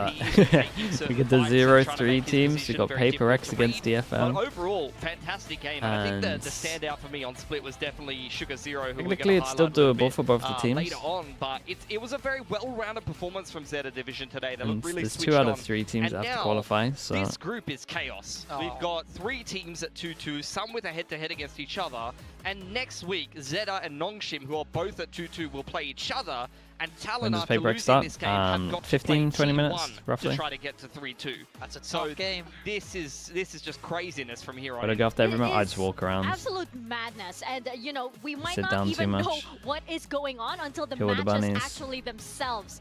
Kill the girlfriend. Now, though, Zeta Division, Okay, I feel I'll be back in a relish bit, chat. taking this victory. Let's bump some They ads. look very, very This good. game should be. On both maps. Yeah, a little bit of struggles on Split. I can't say banger just because of what we've seen from both teams, but it should be fun.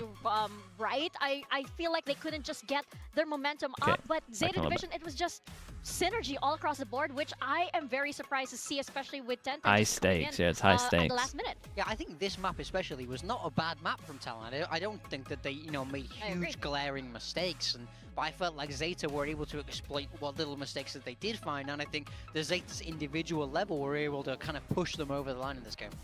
Yeah, I think there was a couple of rounds where there was a few like pretty glaring mistakes in terms of like when they actually got into the post plant with the deadlock and things like that, and they weren't actually able to close out the round. There was definitely a couple of rounds where Talon looked a little bit disjointed, but overall it was a pretty good game for them, and Primi definitely did try to just go on the jet and carry this game. You could see it right from the get-go. He really did try to be the hero here for Talon, and it wasn't quite enough at the end of the day. Like, fantastic highlights for him. He got the jet rolling on the defense right from the pistol, and you thought this was going to be just another Primi game where he just takes over and the other team's not able to do anything about it. I mean, I think that's partly why Primi is on jet in this composition, right? It's not necessarily the most go-to duelist pick for the map, but it's a huge comfort agent for Primi, and we saw that, you know, he's able to use the sort of sniper-y scoped weapons a lot more, and you can just tell he's so comfortable here. I thought he was going to get Talon over the line, but it wasn't quite enough for him today. Yeah, unfortunately not, especially since it just didn't seem like Talon was prepared for just how well prepared Zeta Division was for them. I think that, you know, this new Zeta Division, this new energy that they have is looking very, very encouraging. But how do you think they fare, you know, with the rest of the matches that they have on? Can they keep that going? And can they present something new every single time when they bring 10-10 up? I don't think they need to present anything new necessarily. I mean, this is kind of a little bit new in terms of the way that 10-10 plays and the fact that he's able to play the op and things like that. And I just think Zeta looks a little bit more switched on with him in the roster, to be honest. They seem to be on the same wavelength. I don't know, it was a little bit of an intangible factor here today for Zeta, and I think if they can beat Talon, then they can definitely beat Nongshim next week. Yeah, and for me, it's not all doom and gloom for Talon. As I was saying, I liked a lot of their ideas that we have. We have some replays we can pull up, and I think, especially on the defender side, it's easy to see why they're kind of running this deadlock. When the clock gets down to these final moments, they have to walk into so much Sentinel utility. You know, we spoke about them starting on defense, playing this composition, and in that first half, I honestly thought they could have got more than the 7 that they ended up getting. This was another beautiful little combo where we see with the grab net. So good. This is what we talk about with Talon being very, very prepared. So I think that's an even bigger props to Zeta because they defeated a pretty, you know, switched on looking Talon, I would say. So I think you can't take anything away from it. I wouldn't say big picture. There was, like, macro-wise or ideas-wise, there was much wrong. It was more so in the, like, the late round and some of the XVX situations that I think Talon misplayed a little bit in a couple of key situations, and it kind of did lose them this map of split, I think.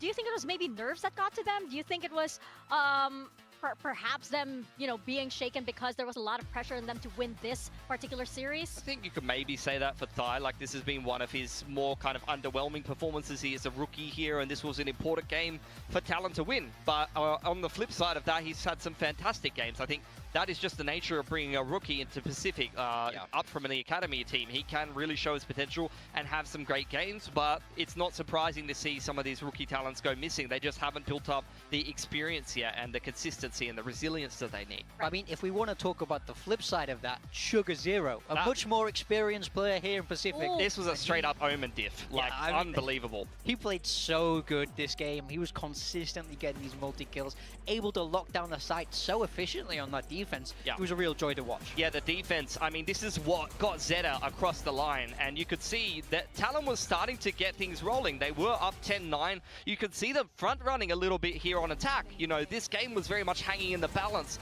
and these critical rounds where Sugar Zero was able to deliver impact multi-frags and anchor down certain key positions, an almost 300 ACS game from him. He had so many huge impact rounds on the defense that really won Zeta this game, and that's what I'm talking about. When you see those moments, Sugar Zero is the flip side of some of those moments for Talon where they're up in numbers or they're running down the clock, and Sugar Zero was really the thorn in their side that really ended this game for them. Yeah, a well-deserved map MVP, if you ask me. I feel like he was for sure the shining star of the Zeta team in that map too.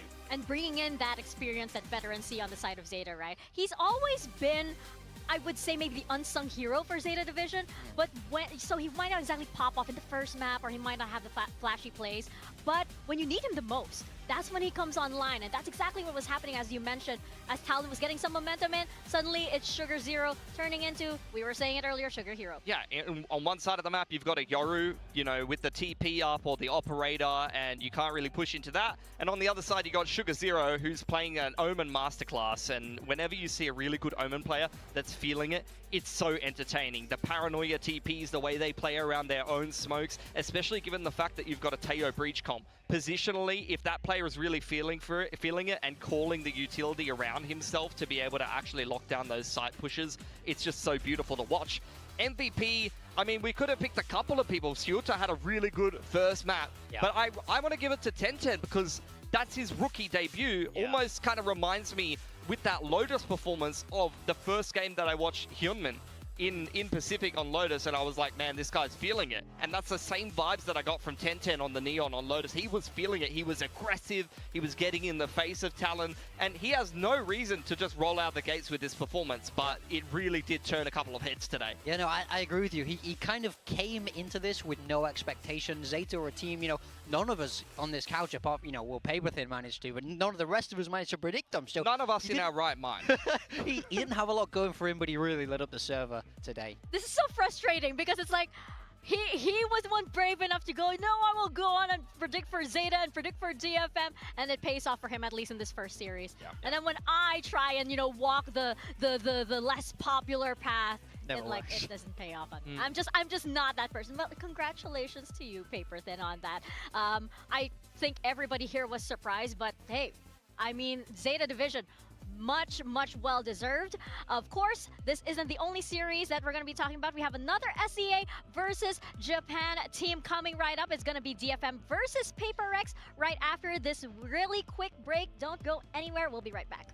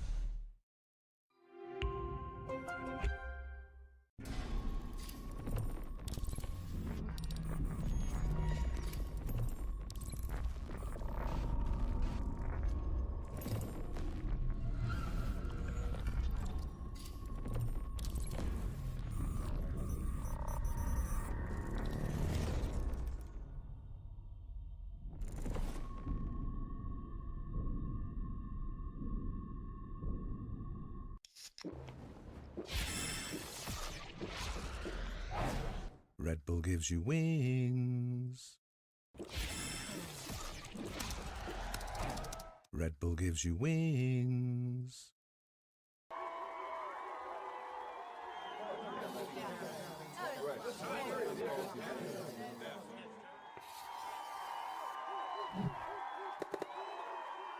Red Bull gives you wings.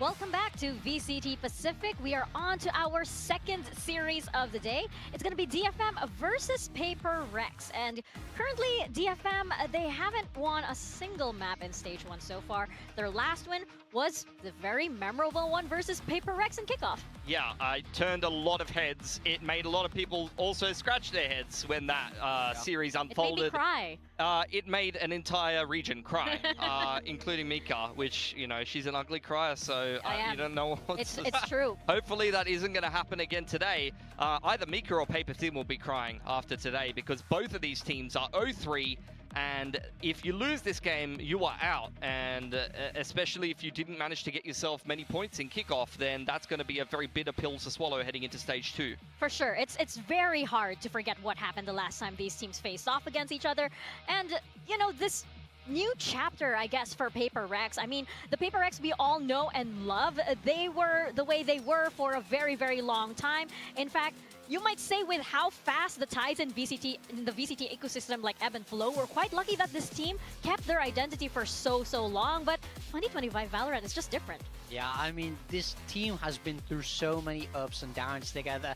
They've come so close before. They've been in the finals of champions, some of these players, but now they are winless in Stage 1 here in Pacific. They've never not made it to the playoffs, so a loss today would be their first time they're not able to make it into that second stage. So a lot resting on the shoulders of these players here. Yeah, it's been a disappointing 2025 for PRX, but they have taken a map off of a lot of these strong names in Pacific. Every loss that they've endured here in Stage 2, so Stage 1 rather. So I think with DFM and Global at the end of this group, there is still a light at the end of the tunnel.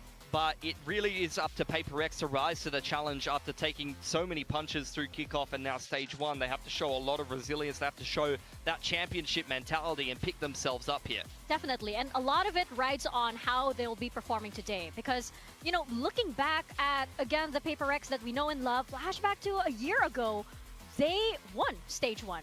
They won that grand finals versus Gen G. We're seeing it on our screens right now. Yep.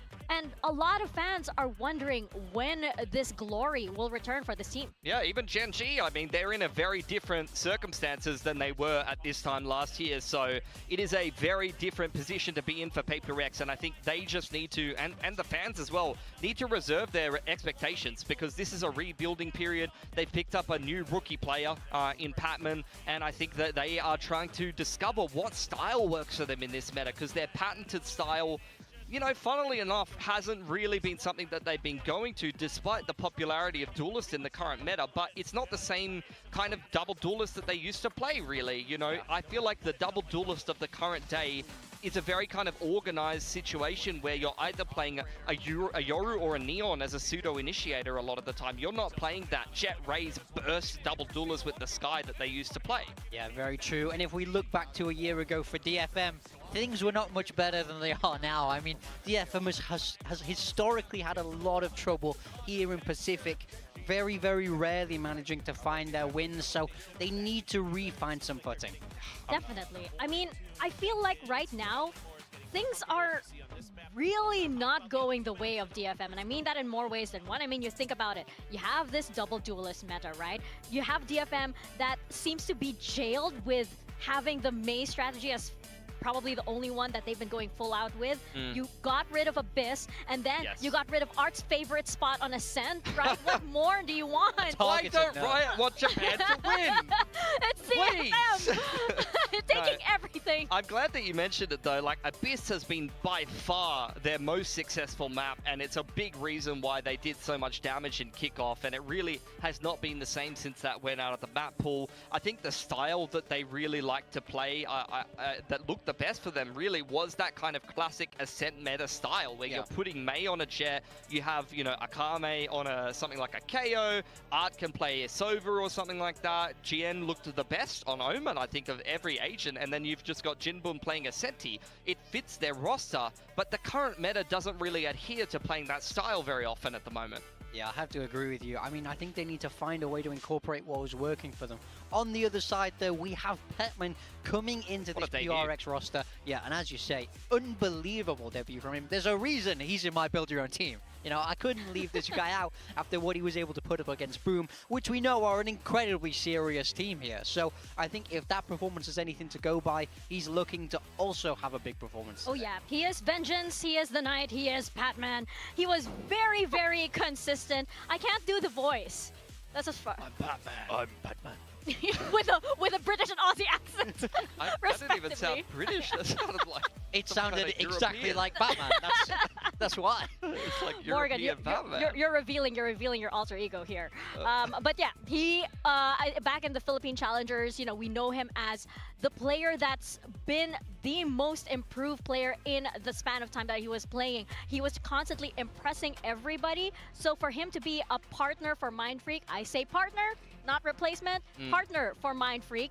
I feel it's a perfect fit, and not to mention, he's also going to give PRX some new energy, and that's probably what they need at this point. Yeah, we do have the map veto coming in now. DFM continuing to ban Icebox.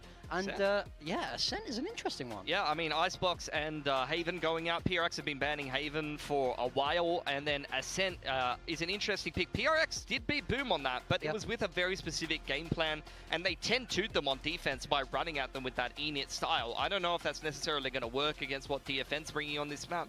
DFM, I mean, look, their map pool is Ascent, Lotus, Pal. They haven't had very many wins.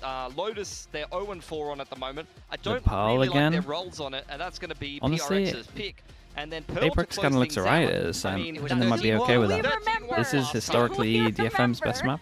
They're going to feel good about if it goes to Pearl. That was DFM playing that kind of Ascent-y style, and both of these teams, in fact, many teams change comp on Pearl. I feel like Pearl is the map that I see teams change their comp on most often right now. It feels like every team is just going between, do we play double duelist? Do we play this very slow comp with the single dive duelist? You know, teams can't really make up their mind on Pearl right now. I mean, there's a lot of options. I feel like Pearl also, like PRX, yes, we had that very unforgettable scoreline, but it's not a bad map. And the snitches are out again. Why are you looking at me that way? It's not a bad Yuki, map thank you so much. Is it a good thank you.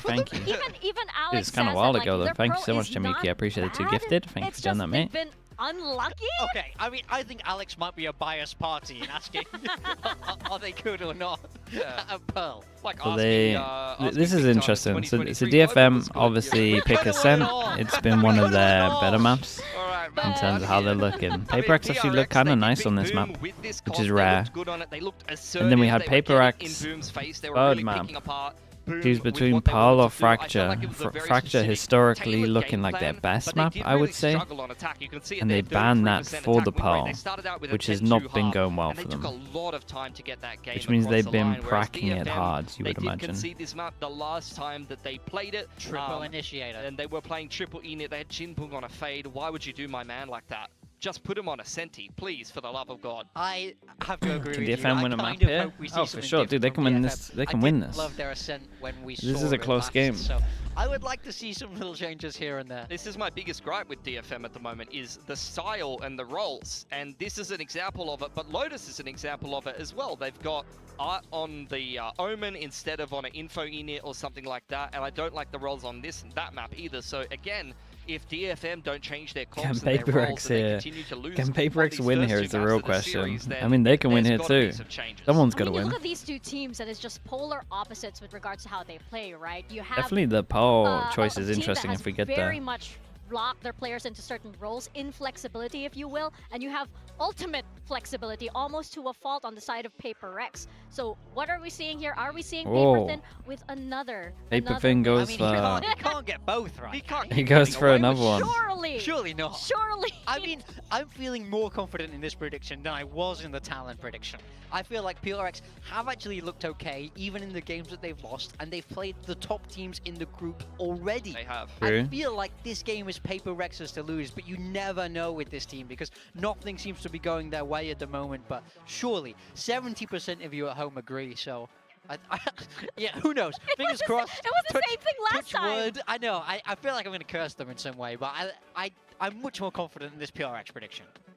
Yeah, I'd agree with that. For the exact same reason, they have taken maps off of some of the best teams in this league. At times, I mean, remember the first half that they bloody played in stage 1? Yeah. They were like, Watch out. 9-0 All the like, segments today. they're back! We're doing all of them. They've done it! They haven't won a single game since then, but... We've got some notes. I need to write some more notes on some other teams. I need to go back through the EMEA games a little bit. But really, I didn't write many notes on the EMEA games. What the hell they're going to play? Who's going to play what today? Because we've even seen it gone into like third map Haven and 3 different players have swapped agents. Like, let's just PRX decide is what fixing we're their gonna play. mental. Let's bring Okay. some consistency. I know Fixing one or or 2 players fixed? are going to have to play something a little bit uncomfortable. Sometimes they're putting something on Teo or Device playing a Vice or something like that, and it hasn't looked that great. But you just need the players who are comfortable to shine, and that will be enough to beat DFM, So I think. I have a question for you. If you can only play one Prodigy, duelist on hello. PRX, perma-duelist, who are you? Hello, Prodigy. Thank you for the 33 months. No, no. Appreciate the tier 1. Good time for you to sub. You don't want to answer? No. This is the problem. No, they need a swap per map. Hit me They with all that. Is play double anyone's doubles, mental 100%. ever fully Needs to be fixed? Jing on Holy. Raze maps, but they're not going to do that. They're putting him on controller. If they play Didn't it, realize we were going to get that deep on this stream run today. it down. I want to see something. agree. Run it down. Are we on really Jet. sure? I mean, like, with this series, we don't really know what we're going to get. So what we're going to do is we're just going to send it to the stage and see exactly what is going to happen. DFM versus PRX. We're getting into our second series of the day.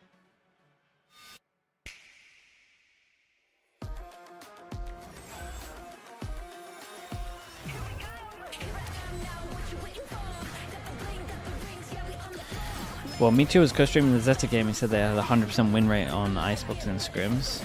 Wow, they actually turned their Icebox around to be... They went from the worst team to the best team. That's sick. Savula with the Prime. Thank you with the 2 months. Thank you, thank you. XQQ, he actually is the GOAT. It's so true. He's the Icebox GOAT. Dancelete with the tier 1. Thank you with the 28 months.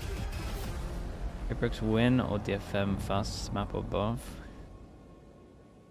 What is the fast map again? The real question.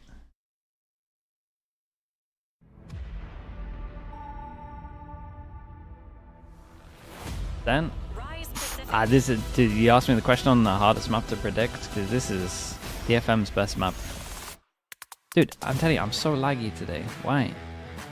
Detonation FOCUSME. Do I need to go Twitch?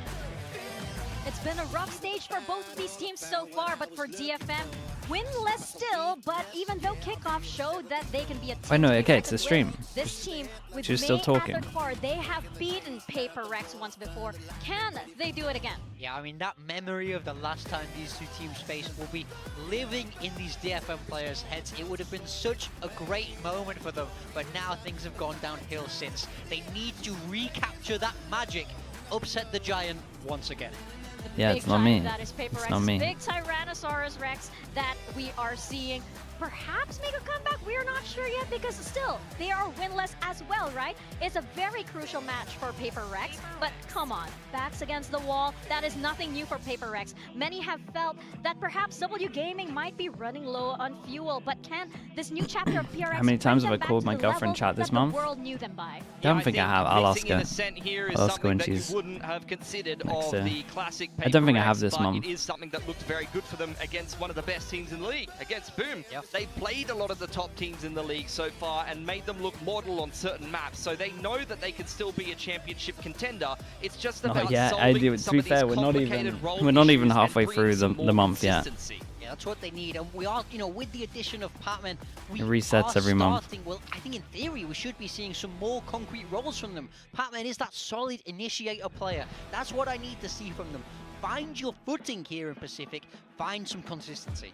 I do remember seeing Patman play back in the Challengers in PH, and what was so special about him was that once he was able to Yes, answer we have site some as interesting late as things in for the sure. Even as controller when he was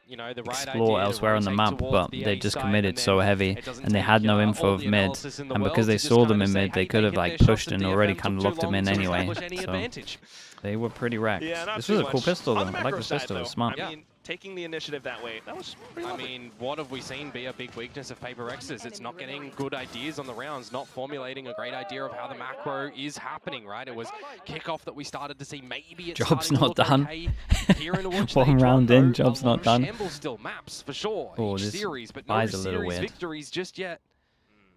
So this has got to be the one where they turn Judge, it around. Stinger. One team, you know, Ghost, Sheriff. could go 0-5 Guardian. in this one if you think about it. You don't want to see that though. Yeah, so far so good. Don't fret, Ooh, Boba Fett. okay. We've got Jing, who's able to Started nail off a his little shot to the weird, Guardian and but Divide to walk convincing down, on this one. Tree, so not too bad.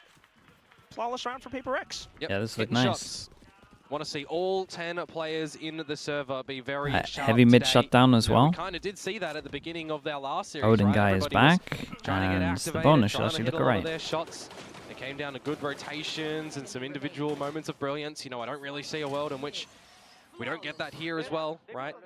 I expect to see some big moments from both of these teams. And with a Ghost on one side as well, could be a potential round 3 up, but not going to go for that just yet. Yep. Sticking on light shields, okay. And Judge. I was waiting to see the staple of art to be coming on out as well. The Odin is here. Lo and behold. On the attacking side, Knife by does the way. hit the fade. Triple innie. A lot of contact already around creates A pressure main, in these so areas. DFM avoiding that for now. Up the guts of mid. Got to be careful here. That's a lovely setup.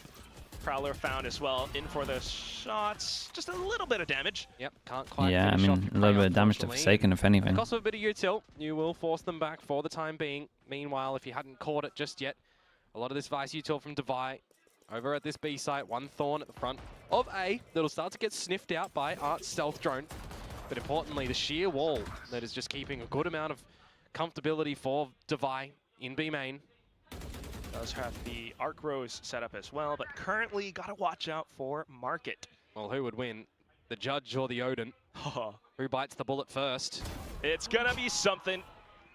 That range, that weapon, no chance. Yeah, you've welcome lost to A main Valorant. Control as well, so it's a little The bit Judge more Odin picks up the. Oh god, he picked up the Odin. Guy could have been way worse. Still does hold down the space, but Could have been a lot worse on this one. Weird maneuver from DFM. It's not They quite want gonna to happen. take Heaven PRX before now sight. trying to flood back in, but okay, just 15 trying to seconds. Pick some targets down. Don't Jin, have a much little map bit lost, control here. but the spike gets delivered nonetheless. Yeah, but with 10 seconds to go, as it does get Oh, planted, boy. there's a Kame caught out with util. Yeah, wanted to shut the door down, but nope, no chance. Pop blast in Oops. over. and Patman's Jin going on his own. Still a 1-on-2. He knows where his Oh, opponents are, no, so not able like to that. isolate the duels. Now just a 1-on-1. This is the low HP. Somewhat low HP on both sides. Forsaken though, just crouching down, but he doesn't land the shot. What? Hey, Wide big swing run from out Jinboom. Jinboom. PRX played that Uncharacteristic on really the side of badly. PRX, but a Oh great clutch, god, triple clutch it was a for DFM. really bad 1v3 Unfortunate from for them. Forsaken that they're They not gave able him to get that everything. one. You know, it sometimes is always awkward when you try to do the tracking on the long distance game on that one. Still, that was technically, for a moment in time, a 3 versus 5 advantage for PRX. Yeah, PRX in really that messed round, this and one a up. 2 Obviously, it's a versus very 3 good that they 1v3, had to but really just look at contend this. with on the reverse when the plant goes down for DFM. It's great shots out from Jinboom, able to take 1 versus 1s to catch the Red Bull clutch at the end. Next round That's now kinda is rough. also DFM just trying to keep up the pace, trying to trip any potential shear walls inside of B main. Currently not found. Drones out. Yep, and that drone can get in front of the Thorns as well, so not instantly destroyed. Meanwhile, you got big rotations from PRX over to the site now. Oh, the beat! Ah, Jinboom! Well, Lovely shot. you win some, you lose some. Quick on the find, and you don't expect A that bit because too you're aggro. in the Prowler. Yeah, it's just unfortunate how close he got to that big old pillar and just has the body spotted out by something. Something to be aware of for the next rounds, but still a bit of information, not too bad for May to try and dismantle the setup. It does buy the smokes back in from Jing, which alleviates a little bit more towards the A site. That's where a hit comes through. Big risk from GN there. Nah, Able to I find mean, the kill. 4v5 Makes it a though little bit takes the big more- risk. Sometimes you got to. Can't find safe passage though. Yeah, there was Considering how important this this round in is, this 4 versus 4, it's so the actually defenders an starting to insanely rotate a little bit around impactful as kill. PRX, making sure We've got 4 people that can't buy next. We've got 3 people that can't buy next. I mean, honestly, 2-4 for Jing now we're giving it. And that's going to put a bit of pressure on Forsaken here. Close enough towards getting the Haunt to be a little bit self-sufficient, but we'll need to ask for Devise Arcros. This Wall might own them. There it goes. Wall flash Certainly on will be lane. enough information. Can he find his mark, though? The flash being sent out by his teammate. He hears the drop, runs in, finds Mei, but traded instantly. 8 seconds left, and Akame begins to push up. The spike now planted in PRX as they try to ascend. Hold up, DFM are doing that thing where they're looking kind of sick individually. Not bad from him to get 3 to equalize us back up on a situation where it could have been turned upside down. Off-season from DFM. Forsaken in the dark cover, pulling out utility at the wrong time when there is a little bit of a trade to come out from the DFM guys, who are starting to make a couple of these rounds go quite close on the clock. So you need to see that, you know, catered for a little bit going forward here, give themselves enough breathing Yeah, like we room, said, which big impact round. Akame did incredible. Again, getting that pick over towards short was, in my opinion, the most important kill. Little buys, the sheriffs and everything, and they do take down Art. Yep, and the Odin's not from something here doing as well. great for him at the moment. Eventually, you might see a world in which they push to try and get that gun if they know that DFM are leaning towards the A site heavily, because I don't think it's been thrown off the map just yet at all. Of course, they'll want to try and retain the Odin, you would expect. DFM, they've been pretty good at throwing PRX off their scent so far, especially from that previous round. Right now, though, revealing a little bit more towards B main. The question is, can PRX hold it? Yeah, well, you say they got a heavy stack here, or at least they had a heavy stack here. They go exploring over towards the middle at the 50-second mark, so they could, if they want to, have a fast push behind. Able to take down Forsaken. Now Mei finding a shot through to market as the door shuts down. Jihen taking down the next one as well. Yeah, just isolating a lot of these fights at the moment with the lesser pistols, not giving them space. Especially with a null command in. Now something does get to pull the blades right back out. Takes down his oppressor. Does he expect Mei here? You've got 3 more tangos to my hit. goodness. He does float upwards. Finds Oh the next. boy. Jing in for the other and That something 2v4 on the eco. Really nice. And DFM on the back of that one. Get excited, felt like they had to play aggro because they had a guy committed over towards stairs. Behind the they team, played that really nicely though. sure Shout out to Something. Well, that was great from him. And I think that's the name of the game at the end there for Something and for Jing. Yeah, it was really good from him. Coordinated for Jing not to overpeak when he can let Something start to jump around, play with the blades. They were staved off for a little bit, right? The first kill is there. There's a reset time in the round from DFM who start to get 2 guns to pick up as well. Good for the money. Good shot starting to come out from them, but Akame untradeable, Mei untradeable. And then you got the nice timing, as I said, from Jing, and then GN, well, he's just in that 1 versus 2, and he can't get any swift headshot on towards Something either there, so... Hey, we're back here again. 1, 2, 3, 1, 2, 3, but... honestly, PRX are 2 people that look like they should be able to drop. This time, though, PRX go for...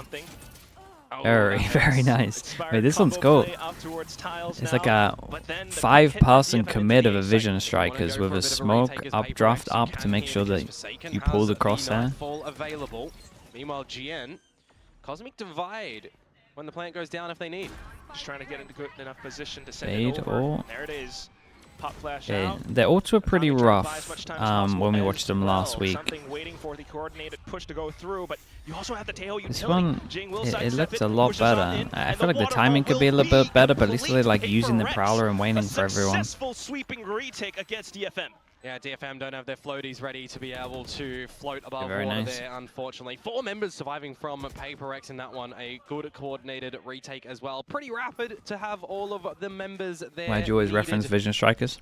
I mean, they paved the way for defensive aggro strats. So it's going to be a like set defensive aggro strats, they were the first to do them. They need to do to start to get a couple of these attacking and that was like, that's probably like their most iconic one that is still used to this day. Of this PRX side before even attempting to go into these sites, right? Because it feels like if you're giving PRX enough members with all of their utility that you've not baited out, because why wouldn't it be a little bit strugglesome?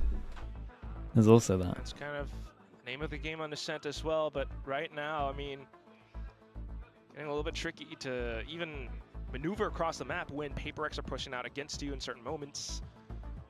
Yeah, I mean, we've seen something that in the early couple of rounds, always pushing up catwalk, right? We've always got a little bit of this mid-presence from... It wasn't your Reina and Ranked was doing it before? Yeah, but it was coordinated, that's the thing.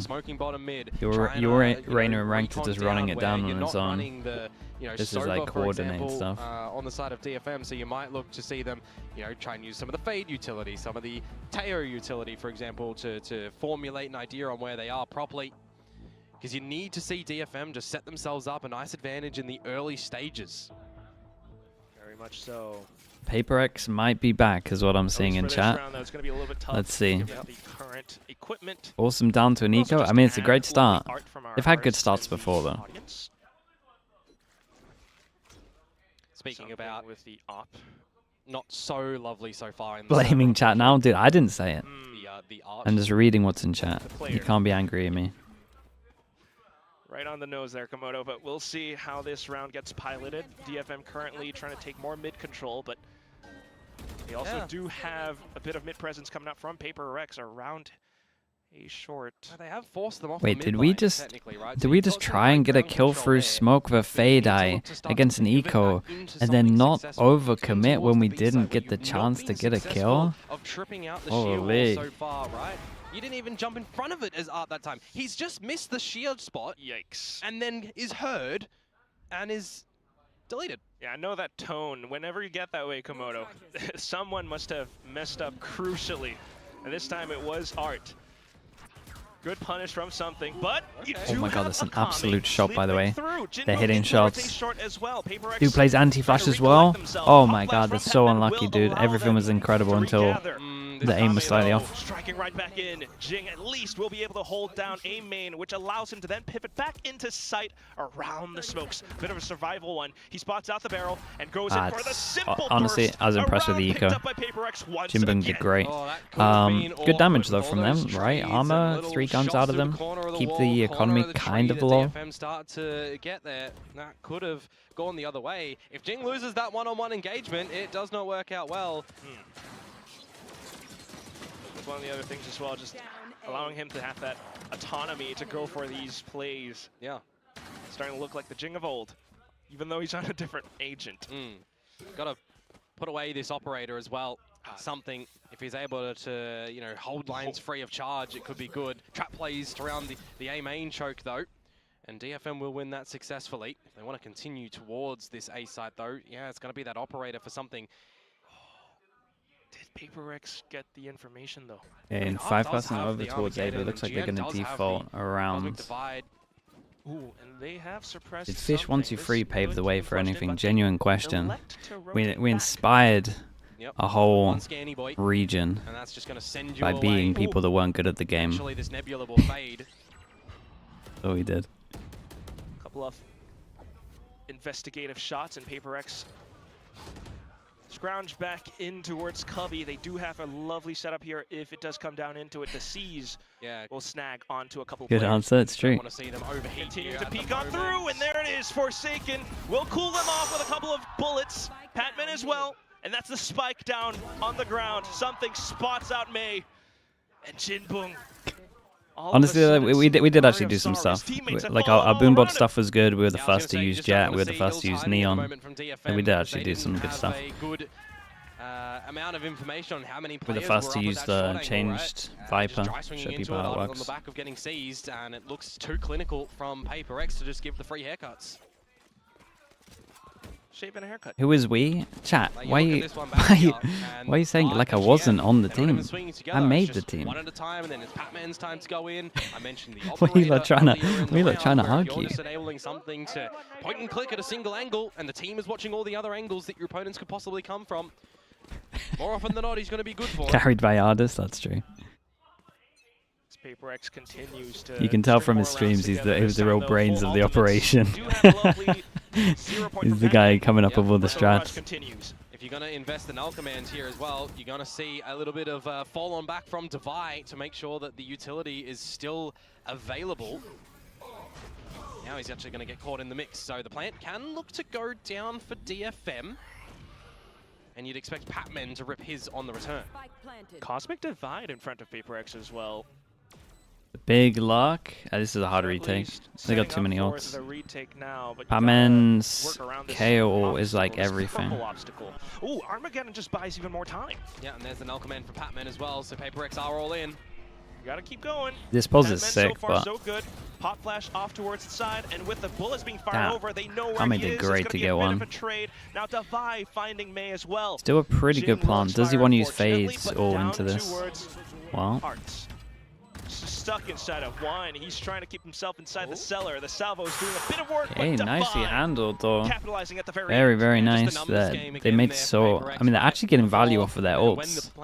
That's the main thing right now. Patman is able to find one kill. Yeah, Patman did good. And then the team kind of just goes together as a unit, right? Flash drives on in. Everybody's starting to flood in towards the site. Here's that first kill, by the way, onto GN. And then it's just pretty, you know, how you doing from him? Crosshair placement, good positions. Trying to do something there with the one kill and the salvos, but the spike was already half defused and he was in an essential 1 versus 4.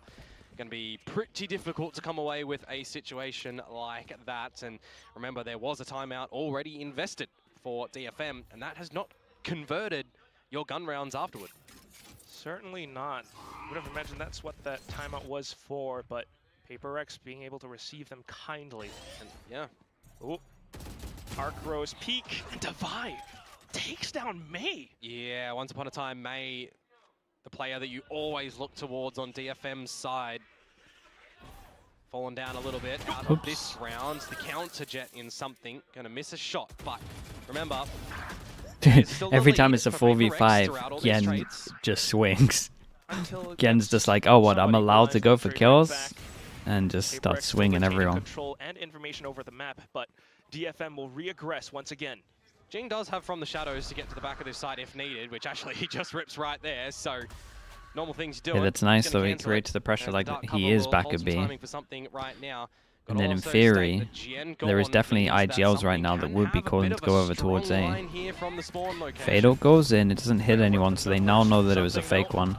Oh, little gap. Oh my goodness, he went back for more. Imagine he hit it though, it would have been sick. Trying to err on the side of caution. Yep, Horn's available too. If that's allowed to scan something, it's huge here. Denied. Quick.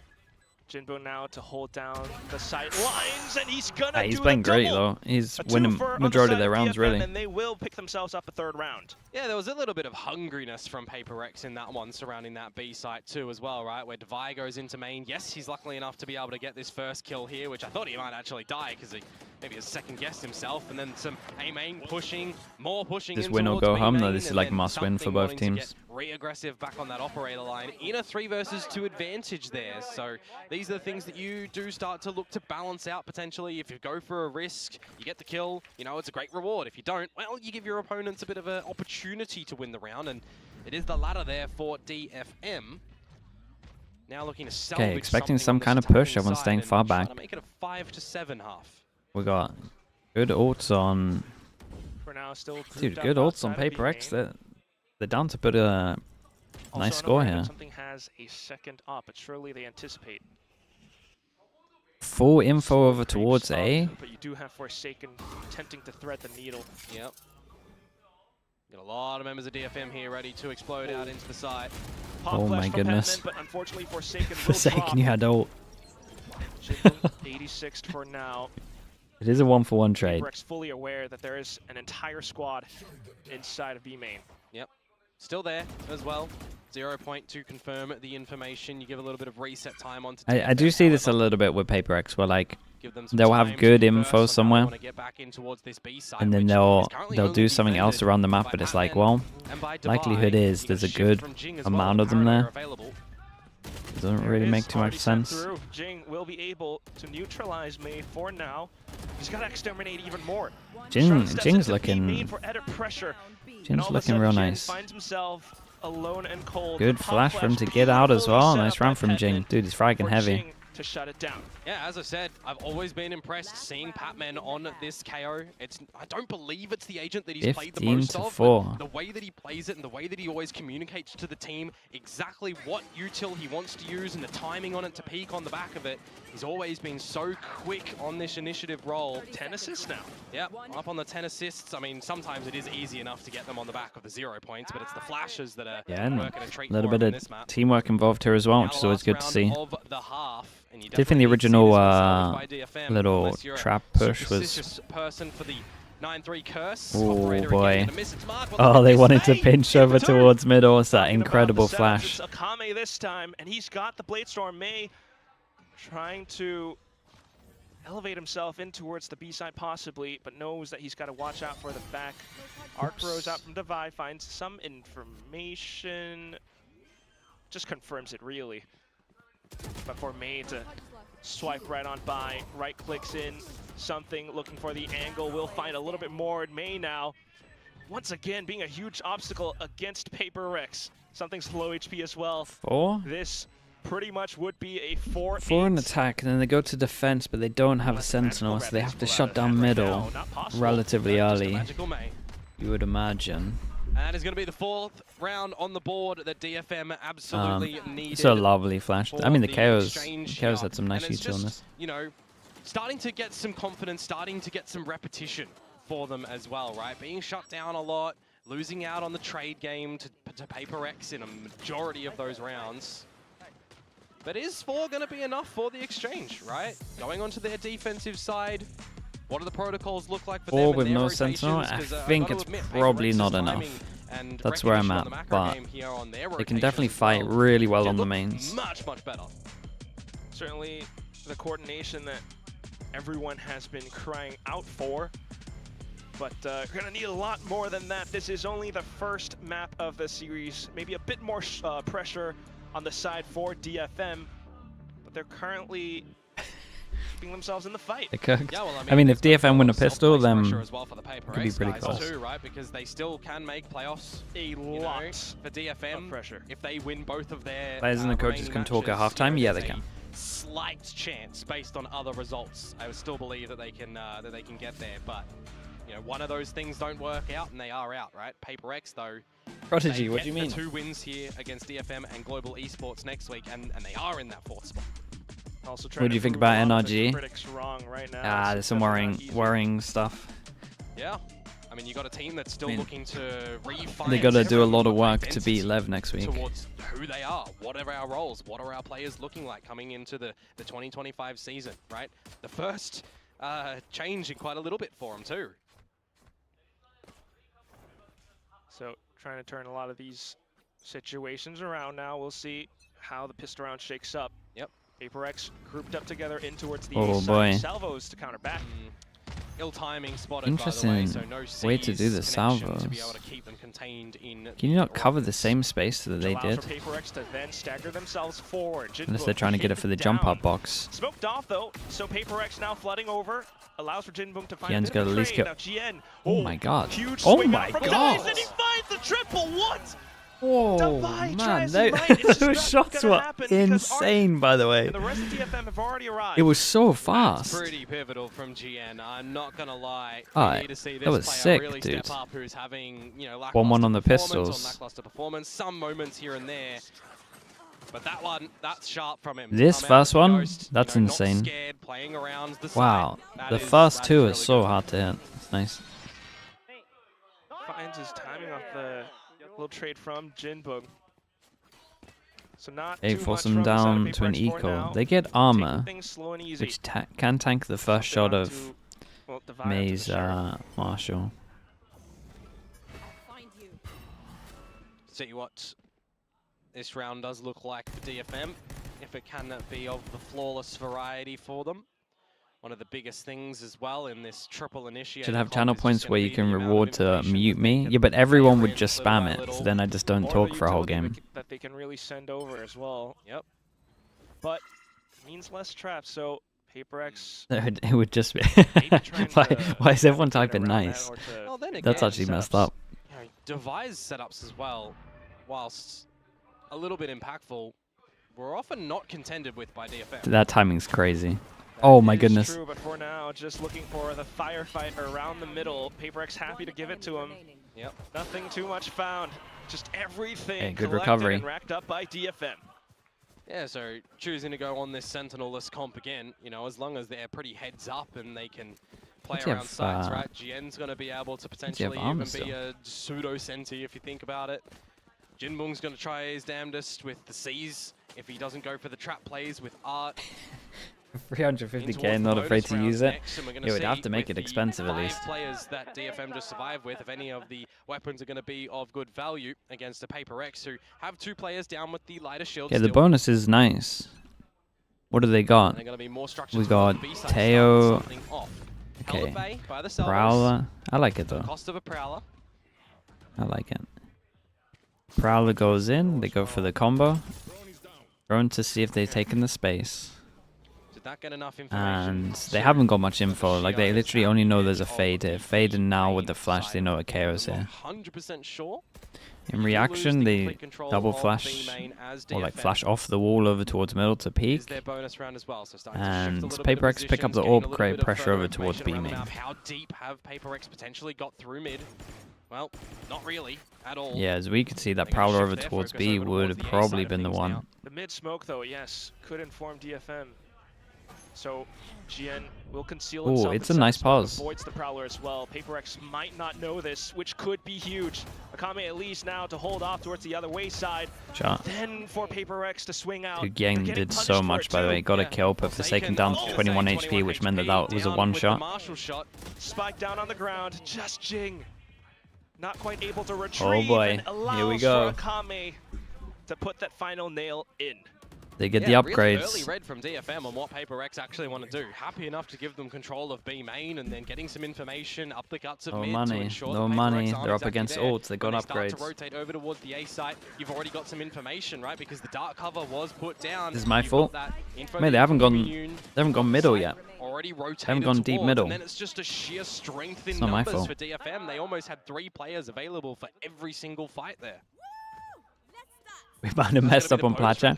Achilles, we have so many. Achilles, you said if I copy your homework, I'm going to win all the pick'ems.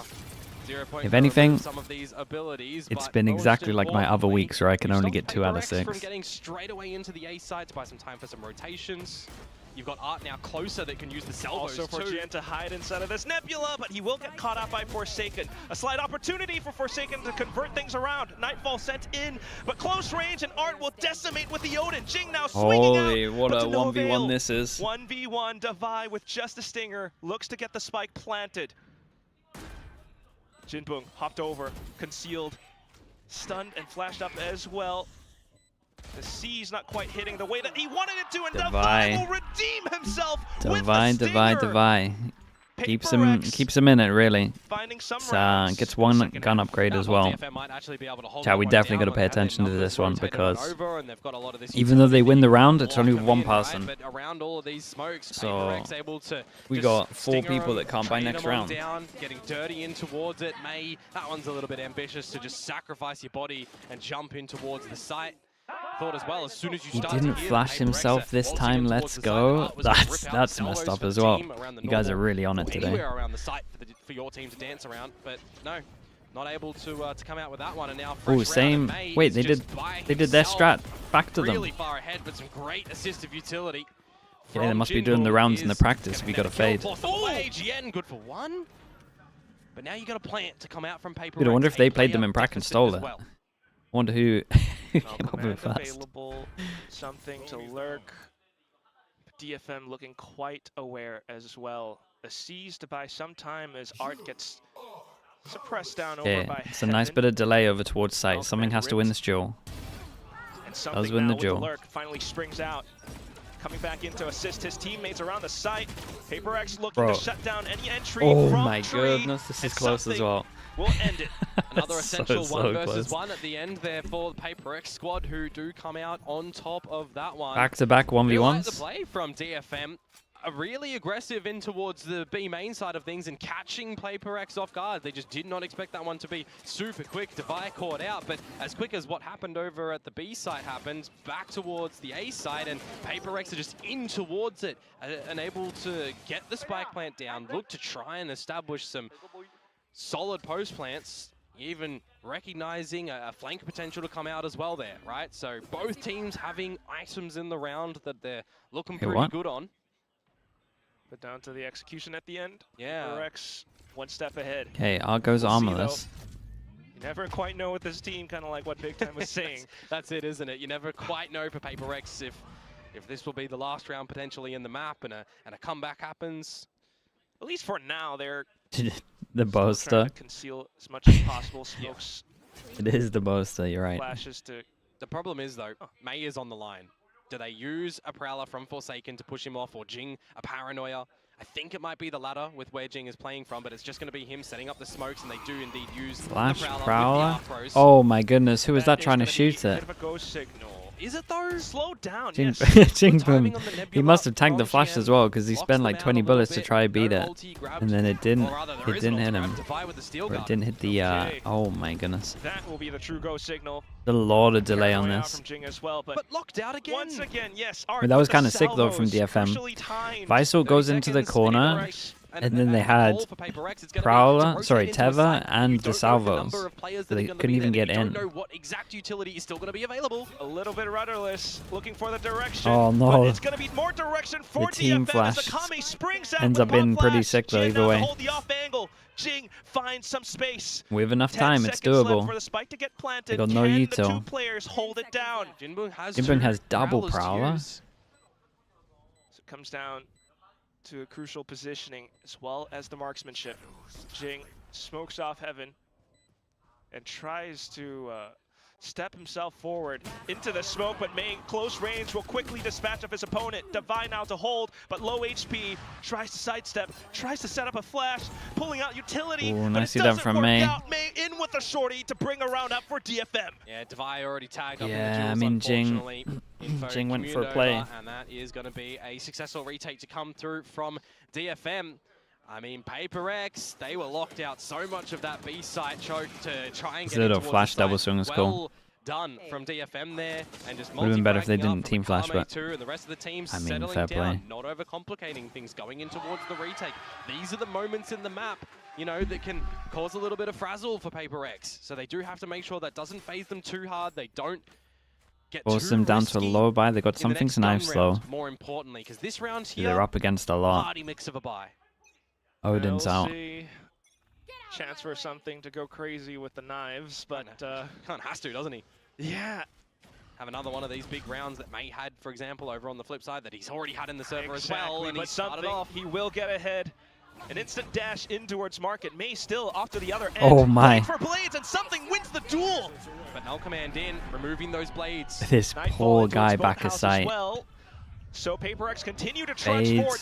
Fade all into Omen Flash. Alongside Akame, you don't have the numbers. Yeah, do you consider a save here? It's your money is kind of sick on round the from precipice something. of needing it for the remainder of the map, it would feel. But they look for more space, and that's when Petman fills in. Pop flash out, and Oops. it kind of confirms as well, but Akame sidesteps into the smoke, in and out. He came up on for radar. Devi to finally knock them down into the ground. This was very, very nice. I gotta start. Back with an almost thrifty Gotta start round, looking right? at the Not money. most They're okay. to come in towards They that can one squeeze there, out a but they buy. are able to make One it person work takes on the back of hit. Something with the blades yet again, and who is on the assistive Dude, mark? that second kill was lovely.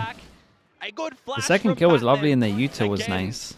Making sure he's trying to assist for the team. Love to see that one. 11 found for PRX. Yeah, slight unsung hero for the dinosaur squad, shall we say, but still. I miss Benkai's walkouts. The true dinosaur. Yeah, they're pretty much all in. But we'll see. The next round coming up, Mei trying to get aggressive. Pretty much all in, and they go aggro over towards A, but they don't really know they went aggro over towards A. There was a Prowler, sorry, a Fade Eye, so maybe if they've done their homework, they know that the only time they do this Fade Eye is when they go super aggro. The Judge is absolutely sent it with a double. Then you had Fade ult that tanked them low, and then Odin finished them off as well. And that's going to be an easy one. Steps in blindly, dryly, and it's going to be Art to gun him down. It was a good reposition from Art. Yeah. And not quite safe for him to cross either. He's going to have to...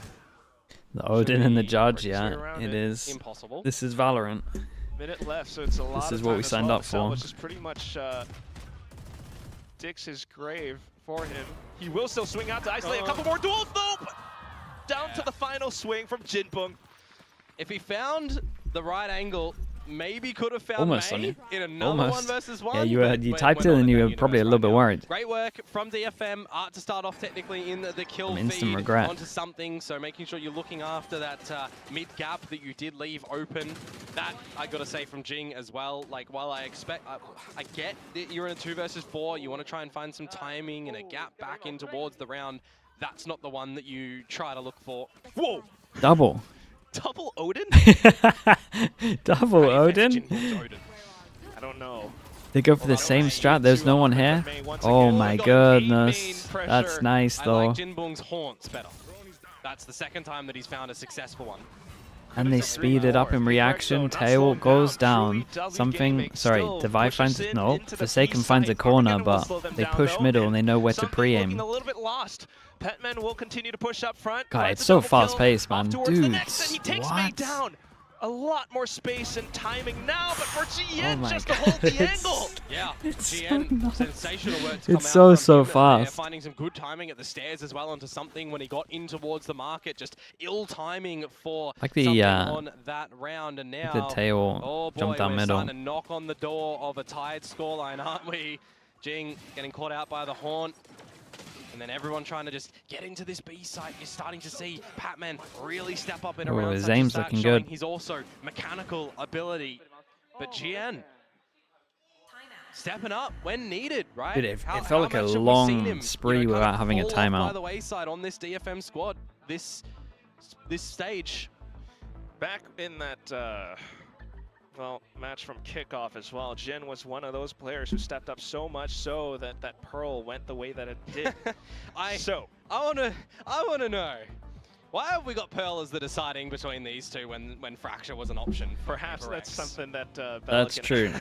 It would be cool if we found that out. Or yeah. Like I would love a third map of Pearl. Now, the just to find out what's going on. Save things, possibly. Yeah.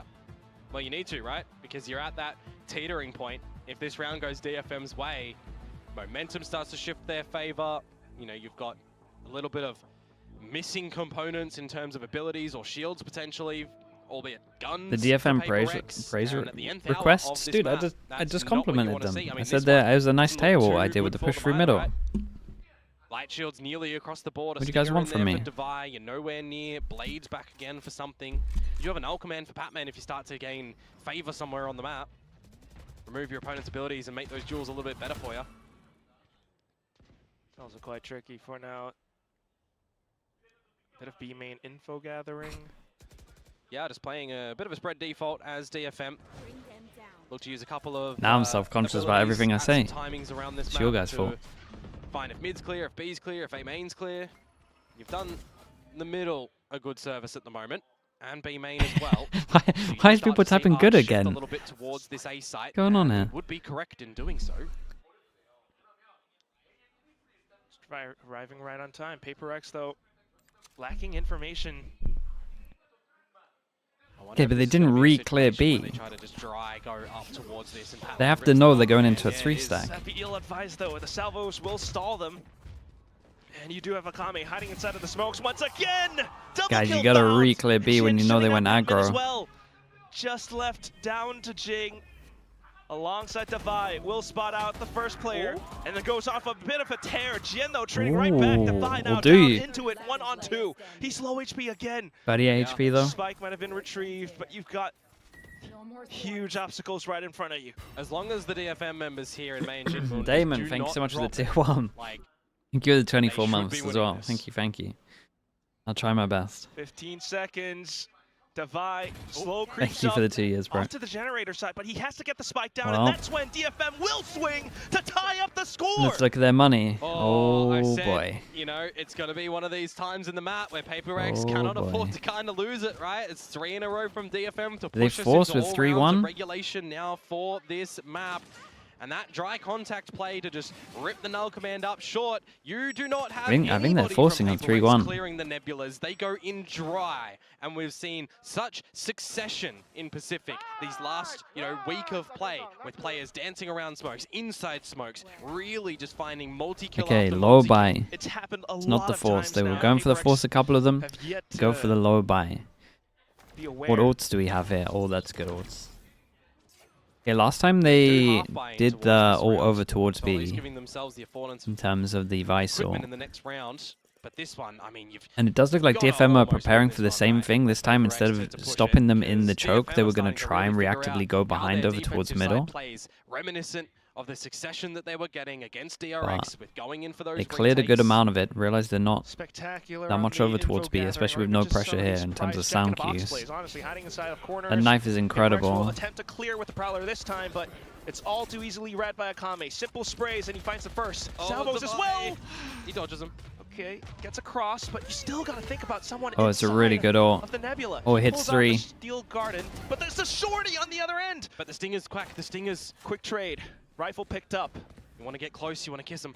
It still is 3-on-4. Yeah, and that's where you got to try and get the plant down as well. But Yeah, they're trying to get a pick. Okay, ult goes in, doesn't matter too much. They're pretty much kind of out of util. We had one flash ready from Patman, that's about it. Forsaken holding the angle, but falters. Akame on for the 3 Damn, and bro, the 4K. 4 of them. Pushed up to map point. Holy, but DFM PRX, they did low buy for this, so it's more about this round. Dude, this is looking like old school DFM though in terms of the individuals really just taking turns. 3Ks, 4Ks. What a way to keep themselves in contention for playoffs, but also knocking down a huge It's over. opponent in PRX. Yeah, that's the thing, right? DFM can place What do you mean it's over? to PRX and Little timeout. knock them out from getting a chance into They got the playoffs. full So buy. timeout is going to be invested here for the last round of regulation. Oof. Zach with the $10 in YouTube chat. Thank you. I appreciate that. Yeah, I believe PRX can make Toronto. I'm delusional, is what he said. Oh yeah, the biggest thing. I mean, honestly, at least you know that it's slightly delusional. I like that. Why are you buying again? You know, when they we were 2 rounds in a row. He's self-aware, yeah, that's the main thing. Yeah. But I do believe it is something that they are working on. It's not going to be easy. It's not going to be an instant development. It takes a while. If you had said playoffs, I would have been like, yeah, dudes, they can make playoffs. They can maybe get like a 4th seed. I agree. Toronto, it would have to be one of the sickest turnarounds in the short space of time we've seen. But once again, it'd have to be like a crew last chance qualifier run. Hiding inside of smokes, the way that they're reading PRX's hits. Well, I'm getting the game plan in that round for PRX, right? Getting Divide. Okay, one chance for DFM. Ripping the Steel Garden to then play Spoiler with the lesser weaponry, right? Because you're removing primary weapons. And putting them PRX down onto pistols where they might not necessarily have already invested in them. And have been 5-manning a lot. They haven't really created a lot of pressure. It feels relatively obvious where they're hitting.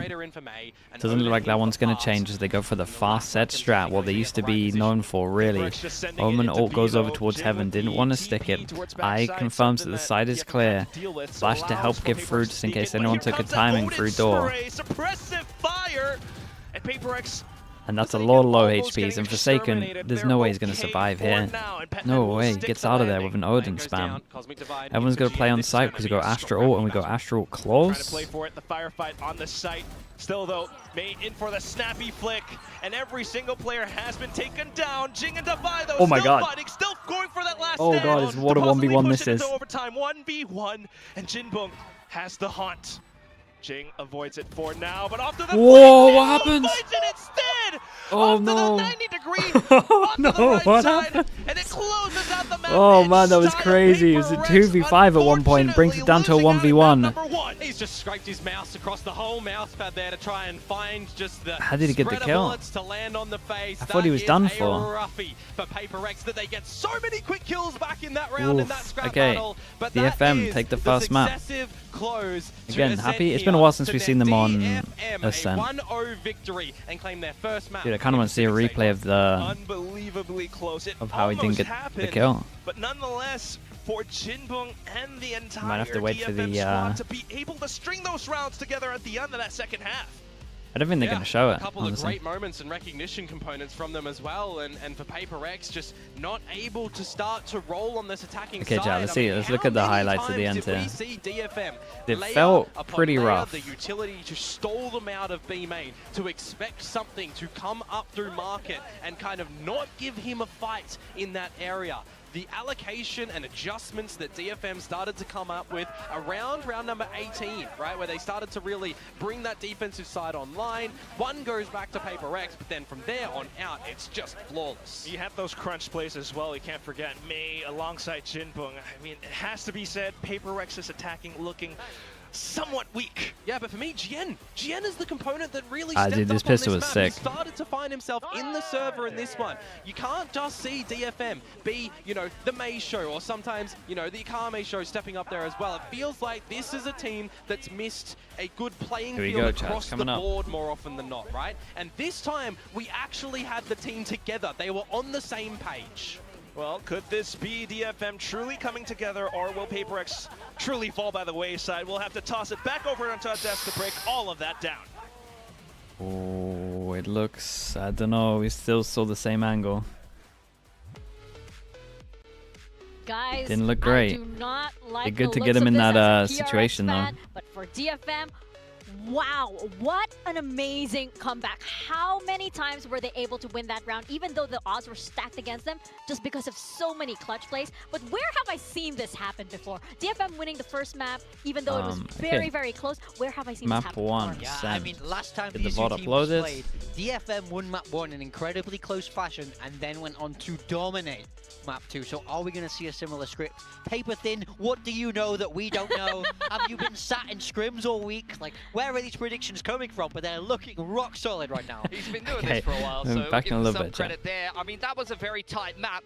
Both of the teams, similar to their last games on Ascent, looking much weaker on the attacking side than on defense. PRX got a lot more done on defense than attacks. Lotus and PRX picked Lotus. And you saw some of the individuals Akame had really an step up. absolute This was game. not Look at a him. Mei show. It hasn't been a Mei show for a while. Last time they played this map, it was Art who was the standout. This time, he was much more impactful with his util. You can see a lot of assists there. I mean, he's playing the Teo. That is an agent where even if you're not fragging, you can have a lot of impact. And as the IGL, you can kind of push and pull the game. But every single one of the other players in DFM had their moments. Akame was fantastic in terms of just being that fluid KO force that you need on the defense and kind of underarm flashing and multi-fragging. GN, that's the best I've seen him play on a map that's not Abyss. Yeah, like, honestly, he hasn't had a map like that, not on Omen, not on Abyss.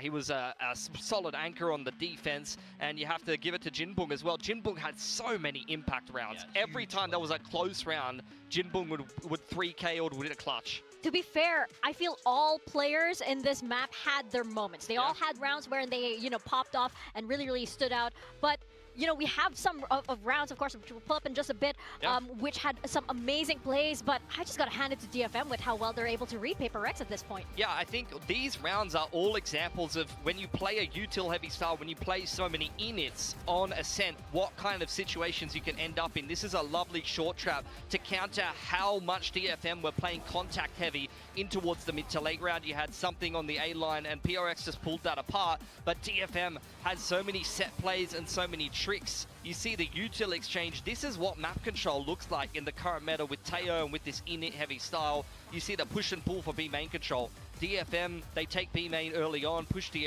PRX away. PRX retake with a KO flash and a haunt, and then you see so many beautiful gimmicks from DFM here. Yeah, I really like these kind of little set pieces where they're setting Mei up with the Fade Eye here. I mean, and then, you know, we equally saw this on the other side of the map also. I mean, this is like very, very well coordinated, great util, great prep work in the server, and they'll be so happy that it worked both times for them. This is a ridiculous amount of dry running from DFM. Like, having it on both sides of the map is ridiculous with this comp, and they stuck to it. You know, I would have rather seen them change things up and put Jinbong on the Sentinel, but seeing just how much prep and how many set plays they had and how many little gimmicks, I can see why they stuck with the comp. And with GN doing a lot better on the anchoring on the Astra, they actually had that kind of pseudo-senti presence that they needed. GN was able to kind of hold down the site and be that solid force that they needed on defense, while the rest of the team was being active with the Fade KO. Yeah, I feel like they understood their comp, right? If you're playing so many initiators, you need to be able to give and take space. And they really kind of understood that. I felt like their macro game was very solid. But then on the other side of the field, there was a man who stood out for us, you have to say. And, you know, we were doubting his performance, but the Joman. The Joman is in. The Jing Omen. Yeah. He showed up today. I've been waiting. I've been thinking, look, Jing Omen, not looking so good. You know, it's just been Jing Omen, or I don't know, some people say Jong or whatever on the forums. Today it was full Joman from Jing, you know. That was absolutely beautiful. I haven't seen him, a game this good from him on Omen. And everybody's been saying it's like, dude, this agent should be built for him. It's got TPs, you can play the movement, you can play around smokes. It's well and truly within his skill set, but something hasn't clicked up until that game where I was like, okay, this man's on fire. Unfortunately, it wasn't enough. Yeah, and I feel bad that it took this long for him to finally find, you know, his way with the Joman, right? But on the other side, you have players like Akame who just did so well. And I feel like for DFM, this style absolutely suits an opponent like PRX because you have Akame just ready to, you know, flash them or stun them with so many utility that as they do their W gaming style. Remember the game where DFM 13-1 to PRX, Akame was on the KO. They were playing this kind of Ascent comp style of Pearl, and thank you, cameraman. I mean, he's making me look silly. Someone is very smart. I'm pretty happy as well. I mean, we both had him in there. Yeah, for a very good reason. I mean, you're absolutely right. As a PRX fan, though, can I cry a little bit here? Can I cry a little? It's not looking too good, especially since this is showing shades of what happened in kickoff. Are we going to see such a devastating scoreline in map 2? It was close. It's not over. That was a very close map. There was a lot of clutches. It really could have gone either way. Lotus is a map that it hasn't really been that successful for DFM. To be fair, it hasn't been that successful for PRX this stage either. The last time they looked good on this map was playing double duelist against ZETA in kickoff. So I want to see what they're going to be bringing and why PRX has opted to pick Lotus into this series despite the fact that it hasn't been that successful of a map in this stage for them. Yeah, I mean, like you say, I'm curious if they're going to stick with this way. Part of me kind of feels like they'll do something else. I feel like they're still managing to experiment, find different things, but I'm not exactly sure what they need on this map. But I think if you've picked this, I need to see why you have picked this. Yeah. What weaknesses are you seeing in DFM's game? Yeah, I think Forsaken looked okay on the Waylay. They had a lot of pretty decent ideas, but it's really the rest of the team where things fell apart a little bit. This was one of the maps where I think Jing was on the Omen and then Mindfreak went on the Omen later in the series, and neither of them looked that convincing on it. I'm hoping that just having Jing playing better on the Omen on Ascent is going to give him a lot of confidence to bring into Lotus here, because having a strong Omen player, if you're going to play it on this map, is very important. You see how many times, like, Marco's the perfect example of it. If that dude is sitting in rubble with a paranoia, he's getting 2 or 3. Yeah. It's so important. It's a very crucial. I mean, I would be shocked if there's no Omen. I think it's kind of necessary at this point for Lotus, for how most teams like to play. So, you know, I don't, you know, once I'm going to say it, I think I'm happy if Jing goes on the Omen again. Yeah. And, you know, you would have asked me at the start of today, I don't think I would have said that, but I thought he did good. But yeah, why have you picked this map, PRX? That's what I want to see. You know, this is your map pick now, and if you want to turn it around, there's no room left. You're running out of runway, so to speak. Especially since, you know, they have to win this series. They have to win this series, especially since the window for playoffs is just getting smaller and smaller. It's eventually going to close on their faces, right? I don't think, though, that, like, as you mentioned, that first map was entirely bad. Like, sometimes you can feel that the team is about to just, like, snowball and just go down. But I don't feel that way for PRX. I feel like they're still in high spirits. No, it's an incredibly close game, right? Yeah.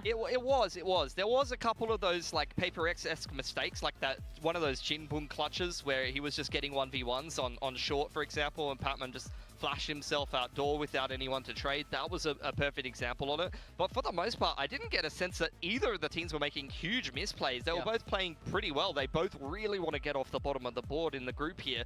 But I think, especially DFM, they really need this win, because I'm pretty sure if PRX do lose and then win their game next, or end up going 1-4, there could be a 3-way tie on the 1-4, whereas if it's going to be harder for DFM.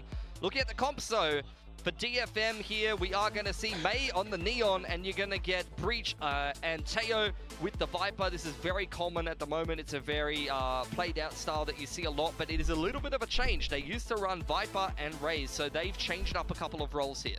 PRX back to double duelist. Jing on the Raze, something on the Yoru. So we're seeing this flexibility come into play for PRX, but this is a style that was so historically good for them. Jing's Raze has been talked about for years at this point, so I think he needs to show us why. Oh, Forsaken something on the Yoru as well. Haven't seen him on controller yet. You put him in the controller role. Something Yoru hasn't been hitting. I did. Hey, but maybe he opts a little bit more. I'm just Jing back on Raze. What do I know, right? They're going for a little bit of comfort. This is Santo Jing, a little bit uncomfortable for something. Jay Soman, yeah. Terrible. I hate my job. Well, before these two analysts, respected analysts, kick me out of here because they've had enough of my antics, we are about ready to step into let's see. Lotus. Does he play Yoru like a Yoru? Go the way that it did once before when we saw DFM face off against PRX. We'll find out as we toss it to our casters. He is new to Yoru. Oh, trust me, I can tell. Why, yes, he plays it like we'll a jet. Take a look at the antics on the server instead. Like with how he plays it, he might as well be there playing are some jet. interesting role swaps as well. Yeah, I mean, I think this is the first time DFM on attack, moment, so PRX on defense. Agent to his repertoire. We'll see how But let's see if it's different. They've had a week. You can do a lot in a week. For DFM, want to recognize that this comp is what Sentinels most recently played, but what is the actual comp? With Pacific, it's what Boom most recently oh, played. this comp doesn't really Global Esports 13 excel it too much. Of course, different players. It's a hard comp on defense. Agents, but right now, at least, toxic screen and then over rotations onto the C site. At least they got the Vice. PRX for now is still playing it safe. Yep. You're going to see something slot in over at Rubble. Honestly, it kind of does. Kind of does everything. Your re-clear of A is a little bit tough, but that's about it. Okay, we have a full retake over towards C. Pistol rounds at the moment, we got a little 1-1. But apart from that, it's really not going to be too much, is it? Yeah, really quite nothing at all. It's the timing. Rose doesn't see anything, so yes. Okay, they choose to not break the fawns. They don't want to give them info that they've actually got over towards the site. They ignore the fawns, and then they break it, and then they try and pop over towards heaven, just in case someone was heaven. Backside, oh my god. DFM gets to holds. It's not too bad though. They didn't get the plant really for mount. You can see it from here, kind of. DFM pushes into Waterfall. Not expected by PRX fully. They will be able to take a shot down, but still, some trades found. Davai, though, taking more space up now. Akame to pull and hold. God, Akame's really popping today. Okay, nicely done in the end. So some shots yeah, I feel like DFM, for all the information they got here, it's crazy underrated to not go for mountains plant. Especially when you're up against only one smoke, so all you have to do is kill that one smoke. You don't have to worry about the Viper pressure. I feel like DFM messed up a little bit there. Like with all the info they took, that's a mount plant all day. With their team as well, but salvos, you could have 4 delay on site, you could have 1 play off site in terms of the tail. Could reinvigorate them for the rest of the map. This is their pick after all, but they are the ones with their backs against the ropes. Yeah, and DFM choosing to start off on the oh boy, they go for the force. By the way. And they are buying up with the spike plant. Okay. Yeah, this is going to be an interesting one for them. They are backing themselves, of course. Zach, I appreciate you doing that as well. Thank you, thank you. Zach, you can't be typing that. Forcing up last week, so let us all pray for a PRX win, and then in brackets they're gonna lose with a crying face. Things out, right? Gonna force something away. I appreciate the gifted, man. Thank you for doing that. Thank you for the donation. Thank you, dude. Okay, chat. We force into this. They get over towards site. They get one person towards site. They have to TP over the wall. No one's even. Watch out for the Fade utility coming over, but Akame, so far so good. We'll be able to land some shots until Davai descends upon it. 2 more kills, and down to just Jinbong, who, with a Sheriff, attempts at okay, made it look easy. It was weird. Yeah, we had a 9-person duel over towards site with no plant. It kind of feels like no one's actually establishing any control. Again, I think the DFM kind of messed up here, right? They didn't do much with the smokes up. Like, I think you got to get that plant. As soon as you don't have the plant and the smokes start to go, bites the bullet on that one, right? They wait a few seconds before ultimately just going in together in numbers. Yeah, it's a little rough. It's a nice pop though off of the tap. For now, certainly taking a bit of damage in the economy as well. DFM having to save. It's gonna be another good start for PRX. I kind of wanted to see how PRX is beat the force by. Now they got the eco, full eco. Against DFM, but glad to see that they are also changing things up and putting Jing back on the raise as well. Just trying to find their rhythm. Yeah, that's it. This round, though, just the pistols for DFM. And if you're playing long quarters, long-range duels, that'll be pretty well placed for PRX. Yeah, the Southeast Asian squad will happily play a little bit of Songkran here, but May also shooting back as well. That's quite a bit of damage if you're considering how this is playing out. Oh my god. He did so much damage. Armory by 3 guns in the end from May's Classic. Some losses to be felt.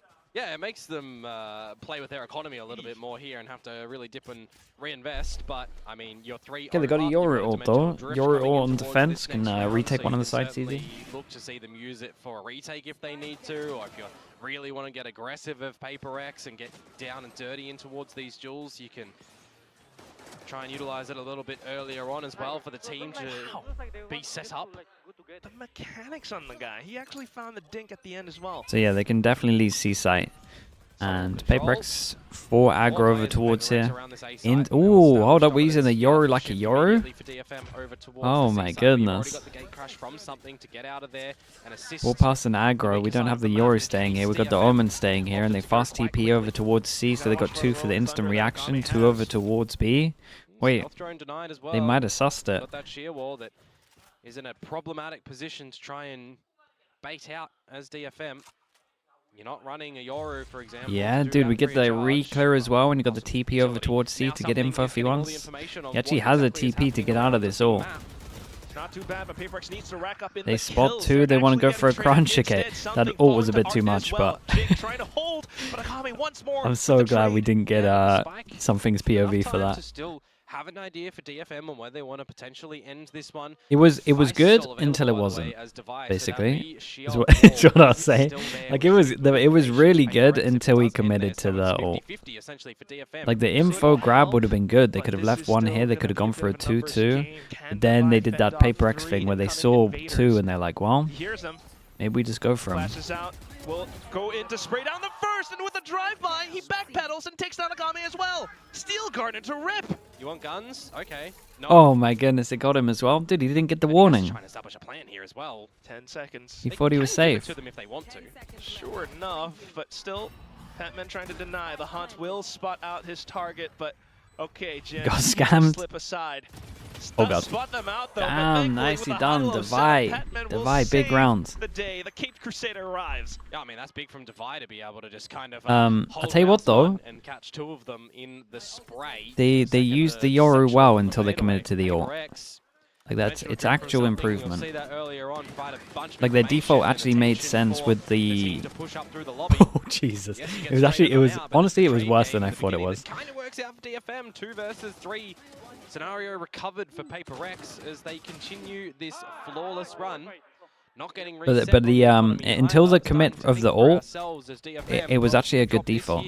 Like macro made a lot of sense. It's a nice sign. Money's still low though, right? The rounds have been pretty close, especially with May getting 3 kills with the Classic, did a lot of damage. PRX go for another aggro play. We go for a 4-1 push. We double satchel into a smoke with a fade eye deep. It's nice. Instant reaction from DFM to Sender. They gotta wait for the Fawns. We got a TP again from the Yoru. Yep, and you got to remember the step up from Suggest when he played on the Vice. They got a lot of people, yeah.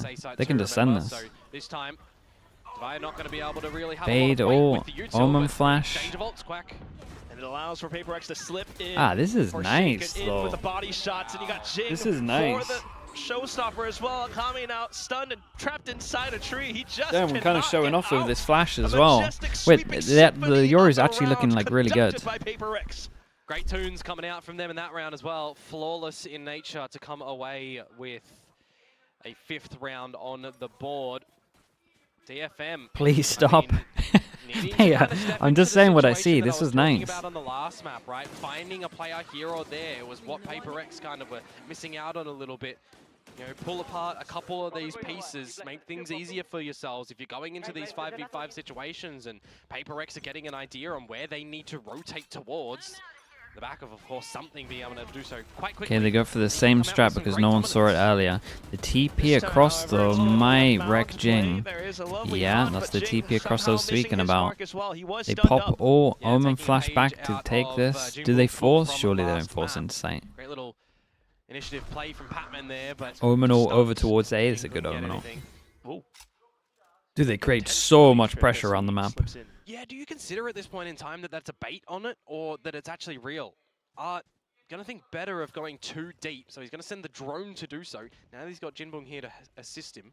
And if you're PRX, you just really don't have any idea. You need to push up more of that information, but that's when Art will capitalize. Double kill found, Forsaken a trade right back. Salvos then from Art to hold. They still have no idea about the Omen. Omen. Ground, though.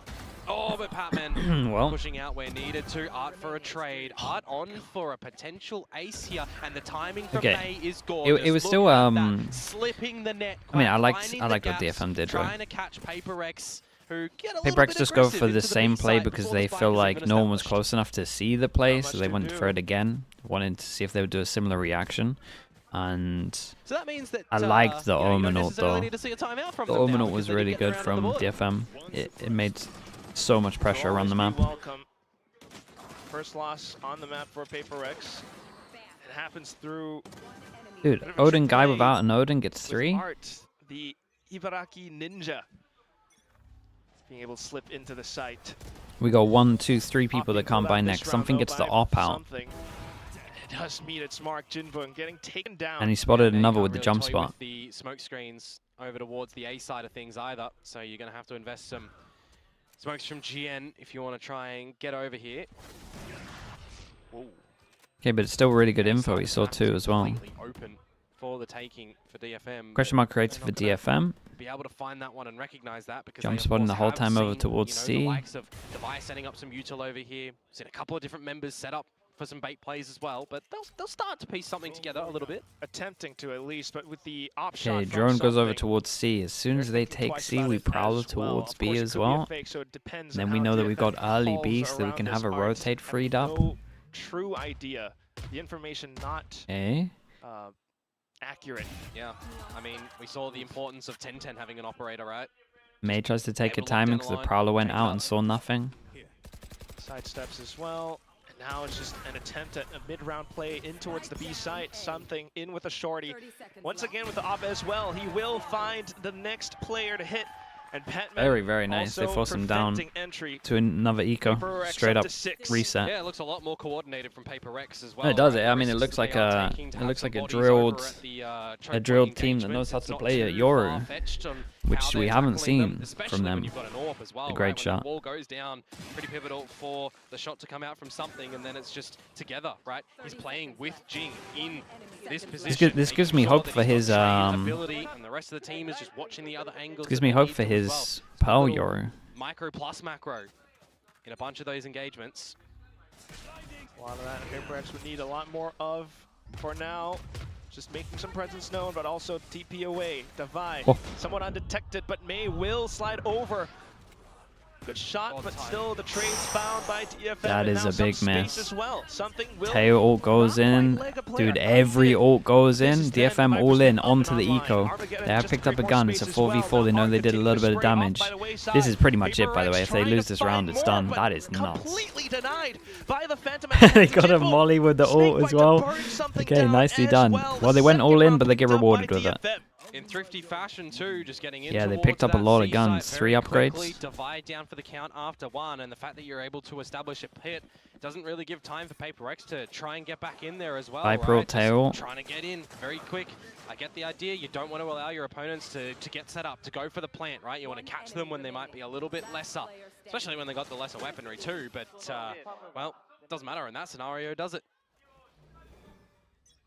Chemiyuki, thank you so much, bro. Appreciate that. Thank you for the gifted. Gun rounds to be presented here. To 653 now as well.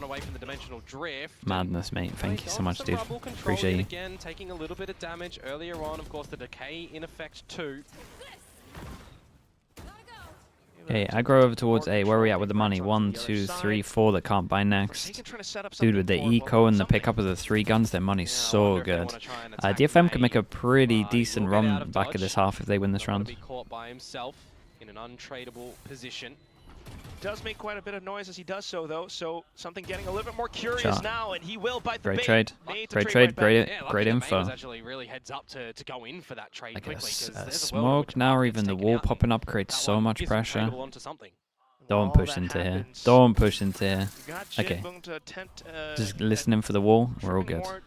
Dude, I thought he was actually gonna like try prod. They can go back there now if they want to, right? They haven't spotted out the wall at C site. They spotted out just the thorns, which more rotations over from PRX, but as they do so, PRX with the peaks, they will find their shots. Into the smoke, Forsaken trying to extend his reach. Spots out GN. And okay, good understanding. It was a big round as well, so they used it all into it. Every time DFM win a round, they lose the next. There's 2 people that can't buy, but they can drop like Bulldogs, Guardian. Get the frags, some great duels won, right? You got the trade out there from May. The fact that Forsaken's able to find that one, though. Forsaken, yeah, I like his insta smoke through the smoke to push through as well. Jinbung was spotted over at C in the thorns, right? So you get the idea that the rotation will come a little bit later without the rest of the team. And Patman able to find that one. This time around, though, Quack, the timeout will come out from DFM, where I was asking a little bit earlier when they might pull it out, but they come away with the 1 round, and they might feel they don't need to have a little bit of a chit-chat, though this time a 2-7 scoreline. Yeah, you need to have a talk, because this could quickly bloom out into a 10-2 half, because there's only 3 rounds remaining. Yeah, I would gather maybe Coach Northern Lights attempting to give the player some solution as to how they might deal with something and that op. Any agent he can't play well. Forsaken, nah, he's one of the sorry, he's one of the best flexes we've got in the game. Right? At times it's going to be Rubble and Mound, and that's exactly how you want to play to keep DFM on their toes. Yeah, but they're always keeping, you know, numbers around that B side as well. Even when the sheer wall is at the front of it, they're having these timings where they are stepping out a little bit, either together as a two-man duo, or they're putting some good Prowler timing out there, or a Haunt timing from Patman. This time you get the idea that for DFM, they were pinging some things on the radar for the folks wondering where the sheer wall has been commonly placed. So I'm wondering, is Devi going to be changing its location or not? If it's still going to be at the front of B, which it is. Beta goes out, they realize that no one goes close and something takes all of the space with it. Punish over towards C. Oh, this is nice. Immediately. And no trade. Advances out from PRX. Yeah, they're not going to give. Dude, this could be good. Did they just go for a punish because they realized that they've been trying to. They've gone aggro over towards C to see that the wall's not here? Either way, the fade eye push worked so well. Like that they did it fast enough as well to make sure that they couldn't get pinched over towards B. Ball play. Oh, he didn't commit. Oh my goodness. Just to check if there are more players on he was going to commit as well. And it just then they hold the crossfire with a smoke behind them. Bro, they've been pracking. They've been pracking. Everything makes sense. Doesn't it? When they go for a little bit of a just team play over at Mound, and then you're forcing DFM away into the A site where something meets them Ninja with the 100 bits. Thank you so much. Thank you. Shifts back on over. DFM, they're not falling back. They're still. Not gonna lie, I feel like this is the best you've seen PRX play this year. This is the most macro sense that. It's the most macro sense that any of their maps have ever looked. I agree. Wanting to get into the duels. Could even be great counter usage of the timeout by Can you please not? Yeah, dude, you gotta talk about what you see, chat. Everything makes sense. Shakes up DFM once again, going for Rubble control. Something is nearby, and he does take a pick. Yeah, he didn't expect May to get in front of that util. Don't know Monkey Milo, thank you for the bits as well, bro. Appreciate that. Choosing not to this time. 4 versus 4. Will DFM decide to stay around A or not? Sheer popped. The Pearl though?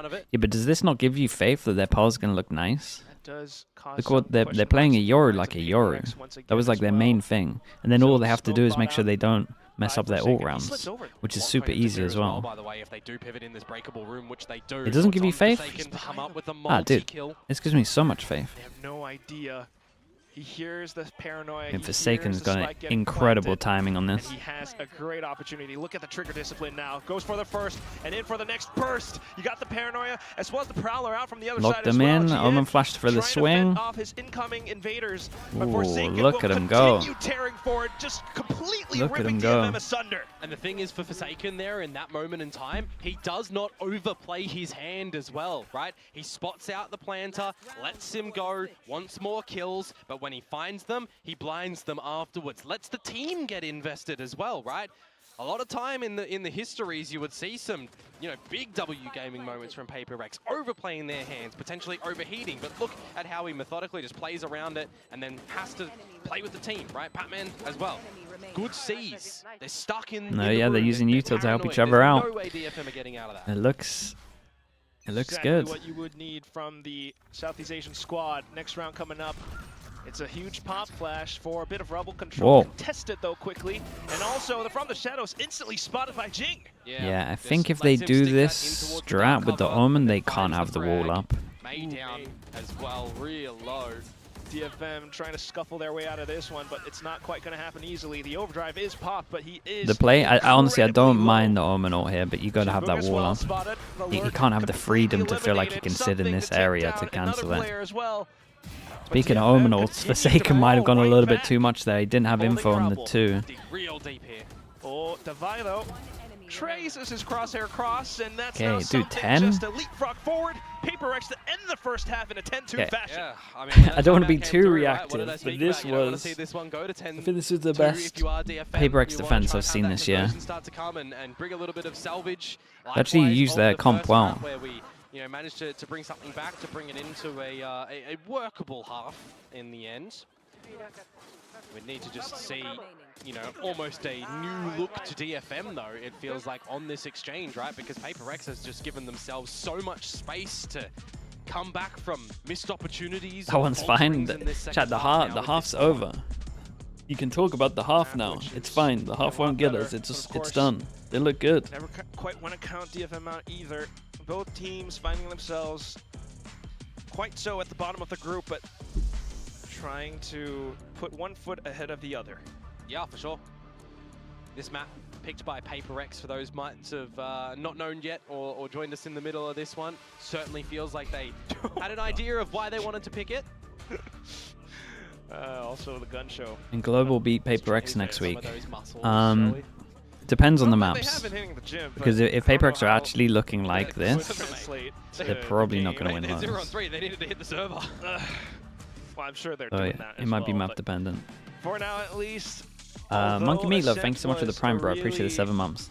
Close and even affair that did end up with DFM closing that out. Currently onto Lotus. They're looking disciplined and chaotic all at the same time. Oh my goodness, there's more believers in chat. Everyone's starting to believe. Where they have not managed to find a single round. I can feel it. I see, guys. I see you all typing like, no, they're gonna lose this map. Not believing, but I can feel the belief. So they're kind of hedging their you guys are just doing a bit right now. Get more on their attack side than they managed to. You're all too scared to commit well, 2 rounds and accept that PRX are actually back. See how it shakes up with DFM now. You know, different composition may on the neon, but for now at least, just trying to pick more alt orbs across the map. PRX on towards Mount. You're TPing with the smoke. Okay. Can't be taking that one. Now you know that they're in front of the smoke. Quickly dealt with until the paranoia gets sent over. Clone. Guys, it's a great Omen flash from Gen. Oh, he kind of messes up though. He thought they were already through. Kind of survive a little bit with the salvos just coming back online and used. Yeah. Think about the feel like I'm taking that. Still a chance so they saw the smoke go down as well. rotate in towards May, who is getting very far forward now, looking for a 1, and then have the wall pop up for him to escape. They'll jump to see if we see anyone else. And that's that. Yeah, no wall just yet. Backtracks into the Okay, that's 2 now. 2 different agents. Wall still not up, so maybe May still has stun. But nonetheless, May still being able to hold the site. Full push from Tree by PRX, but can they take May down? Not the best smoke I've ever seen from Forsaken, but managed to get there in the end. Still though, with that time, DFM then gets to find some pockets. The smoke is criminal. A double found. Continues to peek out. It's a 3-on-2 with Petman finding a dink. He's still pinned down by the boxes though. For the swing out now, then something to assist his fallen teammate, but you still need to take down these 2 incoming tangos. Tries to reposition, does have the gate crash, but I don't know if that one's going to help him out too much. He fakes it. DFM knows, but they still holding down the angle, will allow themselves to get isolated. Now onto the spike tap, and something goes in for the push. Okay, nice round from him. Double pistol, I'm telling you, chat. When are you guys going to start believing? You're all going to miss the train. They started to get the kills in you guys are all going to miss the train if you don't start believing. Like, you got to get on the train early. You want to get one of the good seats. I'm right at the front right now. I'm thinking they're back. You had the double on up. You thought you'd have numbers. You thought you'd have the way in which to establish a good retake there, but something. Anonymous, thank you so much for the gifted. You're on the train, dude. Get in here. Another one for the books for the PRX squad. I mean, they've got 2 strong Yoru players, but we'll see. The eco. Early TPs away, and DFM have stacked up onto the correct site, but will they find the shots? PRX continue. He never left the train. Honestly, I think I'm there with you as well. Well. My goodness. Takes a bit more effort from PRX. This could go quite bad until Easy. Jake finds the wall banks to save his 10. team. It is going to be map point. You say May throwing off the crosshair placements. I think Jing's Satchel more throwed off the crosshair placements for his teammates. I jinxed them for power. But 8 recovers in I don't think so. Look at their Yoru stuff. On 10 map we got to let's put a bit of logic onto this, right? They pick Lotus. They come out with a brand new comp. We got the Yoru here. The Yoru is playing like a Yoru. It makes a lot of sense. They had the choice to choose between Fracture, their best map, or Pearl, which has been looking awful, and they picked the Pearl. That means that they've been pracking hard on the Pearl. They're going to be using the Yoru like a Yoru. They're going to have their ults fixed. I see you shaking your head. Say something. That's so bad. Either that or they probably should have picked Fracture. Hopefully not, as something dives straight in with the judge. May now trying to fight back, sliding in over from Hall, but still Davai with the push-up will eliminate Akame. Onto the site now with the spike attempting to get planted. May tries to deny it to them. But Art now also chiming in. The hold from DFM. What did I say? Something now, and he's only got a sheriff and a judge. Still though, able to take some shots. The Thorns, I think, took another DFM player down as well. Certainly did. And now something opens the door. Fake TPs can be anywhere. The spike plays with the rotating door actually, because he does have, you know, the gate crash to come on back. If May finds that, he can camp it. I think he's just doesn't fake TP. Still has the option of it. So he could definitely camp it if something chose to use it. Otherwise, you're just playing on time, playing on the fact that he's 11 HP. Need the sheriff shot though. 30 seconds left. Tries to pull a fake with the gate crash, but May seems to be aware. Looks for the right angle, and there is like the that headshot. Yep. Okay, we'll do a slow countdown. Playing a long game there, right? It's 11 HP that something has there. No matter what, this is good damage. Shouldn't be losable. I was going to say, the round almost looks like it was going to be done with the situation that PRX put themselves in. Well, yeah. 4 versus 4 scenario, the trades start to come on out, and you're getting good establishments until there's just 2 quick kills that come in from essentially Art and Co. And the Thorns get the trade, and then the 1 versus 1 at the end. But that's the bonus round. And you're only surviving with 1 player as DFM. It has a bleed-on effect coming. We have Yoru flash lineups. 3 light shields in total. It's also not the most sensational buy from PRX, I will admit, but they've got a little bit of mound control now established. You guys here not believing? To pivot in towards the C site potentially quickly. Whoa. Well, Jing at least with the satchels will find the Bucky kill. Down to Gen for the trade. Good timing on the salvos from Art to at least buy time for the team to also rotate over. Yeah, you got a full kit of utility on Akame, but still, will PRX be able to fend them off? Honestly, the guy that's typing champs in chat is too real. Oh, this is a nice retake. Good little Omen flash. No, this is a nice retake. It was good from them. Good little timing on the Omen flash. Send it from me. You want to see some pass marks from DFM to hold enough weaponry as well to make sure that they can get a lot of these rounds in succession now, because all it takes for PRX is to get one round, right? They just need the one. They've got Devi with the Steel Guard and coming in towards this next round, which can put them just onto the pistols and potentially win out in a thrifty fashion, depending on the force up that PRX want to go for. But if they also want to make sure that they are closing this map out properly, you might just see them play on the side of caution for a round, right? They had the 10-2 half. They gave themselves so much cushioning that they can just go for a okay, force them down to an eco. Next buy round though could be incredible. Maybe get the fade orb here. Fade orb. Then they're gonna have fade orb. Let's see if DFM kind of need to win this without using ults, in my opinion. Yeah, we're planning ahead. With the death, that's an ult. The death, that's an ult. Off the nightfall with death, that will come. Yeah. Both sides. A bit of a stalemate until the drone. Dude, Forsaken just got saved by the drone. One player, so some information for DFM. Oh, something towards a site. Yeah, these are the sort of strange rounds that PRX are going to try and keep DFM questioning where things may end. Yeah, trying to slip into the A site, but quickly dealt with, dispatched by Akame. You got May as well, just anchoring down B. PRX though still breaking forward. Oh god! In with the movement. Quickly frozen the gun, more HP. Healthier player, and that is Petman.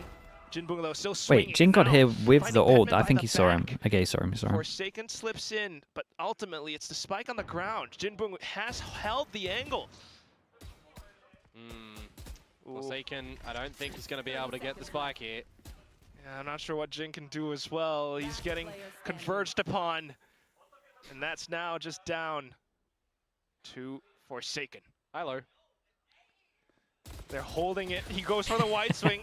Almost a whiff. Yeah, he almost isolated the 1v1. There's some damage in there though. Do they time out or are they okay? Some swinging numbers from PRX to be able to find a couple of kills in that one to still make sure that we're getting some value out of the weapons, of course. Playing with the economy little by little, but grand scheme of things, not really that much. You know, we're waiting for this rifle round to come through from PRX around the bend. And they do have a couple of those ults, I said, right? Your Fashion Patman one away from the Nightfall, which now you do have. Getting worried? Nah. They got too many ults. You've picked up the Armageddon coming into this new one. Up on May as well, and now he's holding down the sidelines into A. Karim, thank you so much for the tier 1. Thank you so much, bro. I appreciate that. As well, so no pop play to come out from PRX. If this was last week, I would be worried, but the thing for PRX is they're going to watch that pile back, and the main thing they're going to take away from it was our ults were awful, which means that this week in practice, they would have been prepping, focusing on good ult usage. With flashes, an early fault line, and an Armageddon investment. I don't know about that one. Yeah, it doesn't quite hit anyone. Meanwhile, the Nightfall plus the Showstopper won't hit anything either. Oh, Jing! Oh, a knife found by Akame, but thankfully well, they didn't get too much from their ults. Made in with the overdrive as well, and that will expire quickly. That is they actually used 2 ults and got knifed somehow. You cannot believe it. A missed Showstopper with from Jing. Let's have a knife duel. And 30 seconds they're still in a good spot because Art has to do a lot. Okay, Art might be doing a lot. And that allows him to anchor down the site a little bit more effectively. Great storm. He will send out the stun as well for added measure. PRX though looking to damn, bro, you did great. Sidestep, but Devi will find his target. Oh no! Up by the back, but Devi for the flick. It's just Jinbung and May now who still line things up. The skewer found against PRX to keep DFM in the game. 6 chances, and that was one of the big rounds because they go the ults. Believers so now what? In a comeback to come for DFM. 6-12. It is 6-12. What's the number? Where are our ults? No, they definitely used the ults. It wasn't great. 11, 10, 9. Knife. Knife. That's so strange rounds, fun rounds. DFM will hold on though. PRX not able to finish. The Yoru ult is a free win. On the 4 in a row. Okay, that's true. They might have watched some RRQ demos. Did you enjoy that one? I enjoyed that one. And then they can just call the same strat that RRQ does. Doesn't all need to be clean, readable Valorant. You know, it can be weird. It's truly crazy. Oh, they've changed their signs now. They had ones that were supporting PRX before. So who's the angry one? Who's the one getting yelled at? I'm sure the angry one's Alex. But well, who's he yelling at? It could be anyone. Could be anyone at any moment. Honest, yeah. Right? Oh man. Angry Alex not needed just yet. Still a couple of good rounds for PRX to try and close this map and push us into the third. Cast, they're so fine. This is too many rounds. They would have to mess up another round with the Fatal, Visor, and Razor. At least with that round, they're gonna have another ult cycle. Ultimate's neutralized on both sides, so perhaps more of a chance for PRX. And I'm telling you, they're gonna have a RRQ-esque Yoru ult strat. I was trying to be nice. I will say that the ults are still worrying me a little bit. I did think it was going to be a little bit better than that round. This is a game of violence. They just force B blind through a wall. This is a way of life. Yeah. The PRX way. The W gaming. The Prowler now, though, and it does tag May up, especially with the Stinger that follows it. Again, stalled from getting into the side itself, at least for now. And if you want to try and explode out into this one, oh, well. Oh, and that's just a damn, bro, double entry. That's a nice shot. If he had more HP, he's probably going for that. Low HP, but still some damage. A great stun, though. Ah, dude, look at May go. Stun to enable his teammate before that as well. Way too far separated. Gotta be careful with the line that he does go on. Devi still has a flash. Doesn't want to let him know where he is. He looks away. They don't know where Devi is. Devi could slip through. He's not quite sure where they're looking. So with the slip forward, here's the Yoru round. Will land his shots. I'm excited for the Yoru round. Still hanging on by a thread, but they are surely climbing up. And then there was 7. The 10 has been halved as well, right, to provide a little bit of decay, but it's May. 15 HP doesn't matter when the operator is in play. And as long as he doesn't overstep, really, you know, he's not. Yeah, what do you mean? Am I still on the train? I'm in front seat. Why are you guys questioning it? It's fine. A couple of these players, right? GN is able to afford a drop here and there. Set Yoru ult rounds. Wait, they're actually doing the RRQ. It's going to pivot over towards A, and then they're going to walk in late and take the space? Oh no. Oh boy. Oh no. Oh my God. Okay. How has he got away with that? It's a paranoia. Okay, it's definitely not the RRQ, but they got the kill. Took a little bit of time for the Odin to wind up. Yeah, possibly, but still, nonetheless, good pickup for PRX. Now trying to regroup themselves. DFM trying to retain control over the map, but the clone. Yeah, they know that someone's in trait, more important. Yeah, a lot of this round might be down to Gen. Great timing for the Viper's Pit, but has to I'm not sure he can even stick in this. They might look at the spread and realize that he can't stick in this. Paint shells will keep him at bay. He needs to get in it, but it's dirty. He doesn't exactly know, and now this flank is looked after by the Sheer. Timing. And that allows for more PRX players to release around the site. Devi spots out GN, something denying entry by May. This could be it. Jinbong still keeping inside of it. Devi holding down the back line, but still can't deal with Jin. Will be able to hit it, and off to Forsaken now. Just Akame left, 1 against 5, and he starts things off decent, but not very nice for PRX. Dude, all jokes aside, chat, they put a lot of work into this. It's 13-7. Almost there's some work going into this. This is the first time they made a Yoru look like a Yoru. If you look at it from the outset, right? But the ults are still worrying, but the 5 in a row that DFM managed to find just there. It's progress. Right? It got to 12-2, a bonus round that looked very possible for PRX to be able to win. So they'll give themselves a bit of a breath, a sigh of relief. Now we get to see why did they pick They've not won any of their series instead of Fracture. I'll admit, right? They've all been 2-1 so far. Because Fracture has been their best map. Boom Esports.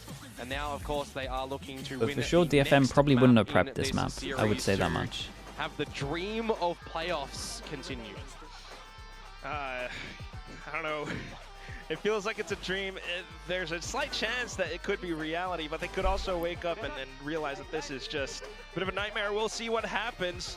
I mean, a bit more inspired play from PRX, especially beginning in this first half. Yeah, absolutely. I mean, the way that they Map were just 2, winning those Lotus rounds, is they scared. were Let's not get this scared. fought They up. were pushing DFM back. They were making sure that they weren't able to get in, you know, almost 9 times out of 10 or 2 times out of 10. Flat chat? Really, Yeah, it's right? in, 2 times out of 12. So just good in 3 hours. positioning, good adjustments from a lot of the times on PRX, and you know they were able to bring that over to the other side on the exchange as well. But when they give themselves a 12-2 scenario, all you need is 1, and they got the job done. Okay, I'll be back in a little bit. And it also does bring us into our final map of Pearl. What's the last time that happened on Pearl? Remind me, Komodo. 13-1. Don't say that. Ringo. So we'll see how that all shakes up. Why did they bring that one We're up? going to have to toss it back over onto our desk to break down the action that just went through. Okay, back in a little bit. Oh, we are definitely looking forward to that map 3 that has a lot of history. But before that, even this map had me quite nervous for both teams. Actually, you had DFM even have a little bit of a comebacky streak in those final rounds. But PRX, they just had so many rounds that were impeccable. And we had shades of like that old peak PRX that we love. I got one word for you, bingo ringo. That's exactly how I would describe the performance from PRX. You know, it was very dominant in the first half, and it did start to slip a little bit. I thought DFM might have had a chance, but 12 was just too many. Yeah, for sure. They dug themselves a deep hole. I like DFM's adjustments here, though. They've changed their comp, as did PRX, since the last time they played. And I was very concerned about a lot of the roles going into this series. For DFM, it's been my major gripe with them. But Akame on the Flash in here, Art's back on the Info in here, and then you got Jim Bung on like a pseudo Senti. He can lurk a little bit, and GN on the Omen. It didn't work out for them, but I think that these roles and this comp actually makes a lot more sense for DFM. They just had too slow of a start in that first half, and PRX had just such a strong handle on that defense. Yeah, something absolutely lit up the server as well on that Yoru. Managing to bring out the op too. I feel like DFM just could not find the answers for what PRX were doing. Yeah. Apologies on that first half. Yeah, it's good to see Forsaken going on the Omen. And is there anything this guy can't play? He's like the ultimate flex player. He's white. I think all of us picked him as the flex player for our teams, but it's just kind of ridiculous. Like previously, PRX, their biggest issue, I felt like in some of the previous series, was that it felt like no one could play Omen on this team. And in this series so far, we've seen 2 pretty good Omen performances from different players. Yeah, it's very, very encouraging for PRX as well to have this kind of performance on Lotus, right? I do feel that DFM was handling PRX quite well, even on some of their best rounds, right? They were just overpowered by, you know, PRX-y quite things at the end, but this wasn't too bad from DFM. Yeah, looking at some of these replays, I mean, this is what it feels like to play against PRX. These kind of rounds where you haven't even got the spike down and you just get bombarded by utility. I remember sitting in the coach sheet, and I'm sure you've seen it as well, Morgan, where they just bombard you with utility and run at you. And watching the player POVs, you're going to each player, they're flash, they're getting run out, they're dead. The next person's flash, they're getting prowled, they're run out, they're dead. This is a perfect example this round of how to fake pressure on one side of the map. You see the Omen smoke on one side towards A and front B, as well as an I. Something runs up with the TP, and then you get this C trap on the other side. What you're trying to do is funnel the attackers towards that C side of the map and then be able to catch them with the trap. And by the time DFM have pivoted back to A, you've already got multiple players rotating in, and you're flooding the site before they can even get comfortable. Yeah, we would call this masking. So you're essentially sort of pretending that your A side is strong. So if you're DFM, you read the strong A, you go C, and you walk straight into a trap. That's good macro game planning from PRX. That's good IGLing to understand how DFM are going to react. And I think that all leads together with the cracked individuals that this team have for a very dominant map win. I mean, you got something as that solo A player being the person behind the masks, so to speak, and he has a TP up. So if they take A, he can just TP out. It's kind of similar to what some people have been doing with Waylay, but you can do this with the Yoru as well, where you're not really risking much on that A side of the map. And, you know, after running a successful C trap, you get a man advantage and you get the entire map because you smoke front B, you open the door, you've got all of C, you've got all of front B, and all of a sudden this 3-lane map is getting very cramped and very small. and either DFM have to run back to A, which you already got PRX flooding into, or they have to spend a lot of time in util re-clearing the front B and the C lanes, and then you've got to open the door. At that point, there's like 30 seconds left in the round. Yeah. And it just goes to show how well PRX were able to manage this Lotus, right? But we are now going into Pearl. And as our casters mentioned, this was a very historical map. Yeah. Yeah, 13-1. That was in kickoff. That was in kickoff. And we're not looking at any of the kickoff data, but here in stage 1, this has been not a successful map for either one of these teams, although they are doing some similar things. You see the Astra as the choice of Smokes, the Vice as the choice of Senti, and they're both playing Yoru, but the difference of flavor is Chamber versus Phoenix. So obviously Jing on the Phoenix, Ace on the pistol. Didn't do much after that, but he's having a much better game today. Although he didn't have as much impact on the Raze, there wasn't really much for him to do, to be honest, that game. Yeah, I mean, I feel like the Phoenix is a comfort agent for him in the same way that, his Raze is. So I would kind of expect to see them run this kind of composition again. For DFM, that Chamber has been a huge part of what they're trying to do. Yeah. Putting it on Akame, but I can't say I'm a fan. I don't know if I like it. They lost against Global, and it was kind of like a fake close game in a way, where like it felt like they were always coming back towards the end of it. But I felt like Global was always kind of going to win that game of Pearl. DFM's been through 3 comps at this point, and this is another comp that I'm not sure fits them that well. Although Art is on the comfort agent of the Init. But what I'm worried about if I'm DFM is Batman's on Fade. And he was owning on Fade on Lotus. He seems very comfortable on that agent, and I think it fits this double duelist style very well, because it's not a 3-lane map like Lotus, but Pearl has some elements of that where you've got Art and mid doors, and you have the other 2 lanes of like B long and A main. Less so B long, but A main, Art, and mid doors. You need multiple sets of util as well. A lot of teams play double Init. You either have to dry contact in it, or you spam Prowlers and Fade Eye. It helps kind of simplify a lot of the decisions and kind of trade down util with the defense. Yeah, I like the Fade a lot on this map, but what do you think for DFM? Do you think you want to see them stick with the Chamber? Do you want to see a change? Because right now, if they lose this map 3, they are eliminated from playoff contention. So your back is against the wall. It can't be any closer. You have to win this map. What do you want to see from them? I want to see them play that kind of like Ascenti style with the Inits and things like that. That was my favorite iteration of their Pearl. It's the iteration that they 13-1 PRX last time. But I feel like they won enough rounds against Global that they're going to think that this was okay for them. But it's like the fake confidence. Even though I don't feel like that was ever a winnable game for them, they were like, oh, that map was so close. That wasn't so bad, guys. It's like you feel like you did a good job, so I guess this is okay. It says 11 rounds on the scoreboard, guys. That wasn't so bad. But surely they can't underestimate PRX like this. I know 13-1 last time, right? But I kind of write that off as like, okay, maybe that wasn't really what we were supposed to see. Perhaps that was an anomaly, a glitch in the Matrix. Yeah, I mean, we've seen the KO been buffed as well. Yeah, that's true. I agree, and I love Akame on the KO. For PRX, I wasn't super convinced either. I didn't really like something on the Yoru, but he looked much better on Lotus. I think the most convincing elements of PRX's Pearl last time were, I felt like Forsaken was great on the Vice, and Patman was great on the Fade. Those were the best 2 players for me, really. And then I think there's a lot more potential you can get out of both Jing and something on the duelist roles, because I thought Jing was going to explode out of the gates after that ace of the pistol. I thought PRX was going to steamroll, but they slowed down a lot after that, so we'll see. They are seeming like they're in better form. I mean, something's got to feel good after that Yoru on Lotus, so I'm imagining he's just going to slam the Yoru on Pearl and be off to the races. It's also really nice to see the difference in the mental for PRX, right? When they lost a close map 1 to DFM in kickoff, they then crashed out. They completely crumbled, and we didn't see that. If anything, they were very dominant in that map too. So the mindset has to be much better for them for PRX today. I mean, I feel like they must be in a better space. Now they this can be a banger map, surely. You should be able to carry that confidence through to map 3. So it's really nice to see that development from kickoff. I love that you brought that up, because we talk about that a lot on this desk, right? The very telling space in between map 1 and map 2.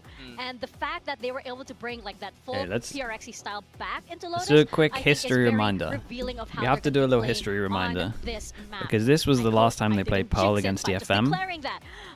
But again, going into this map, DFM as well Not do great. have some tricks up their sleeve. I don't know if they're going to be able to they keep picked up this. pace with this kind of PRX the same way they were in kickoff, because again, as we mentioned, that was a very different if you look at how much they've improved, I mean, I do think they look a lot just better in that now. map. I think with how they've changed their comps, moving back more to this double duelist, I do tend they're going to play a Yoru. Yeah, you've seen a lot of teams. So they're playing a Yoru on Lotus, they're playing a Yoru on Pearl. PRX, a little bit of a change here. The Oh god, they play no Yoru? remains the same with the Astra, But honestly, they were playing the Yoru like a Jet anyway, so they might as well play the Jet.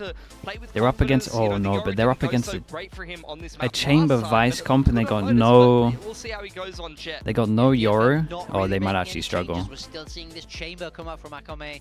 Jimboong back to the Sentinel, so in theory the roles are more consistent, bar that Chamber. But May on the Yoru has it all to do with I really thought they were going to play a Yoru. On the other side.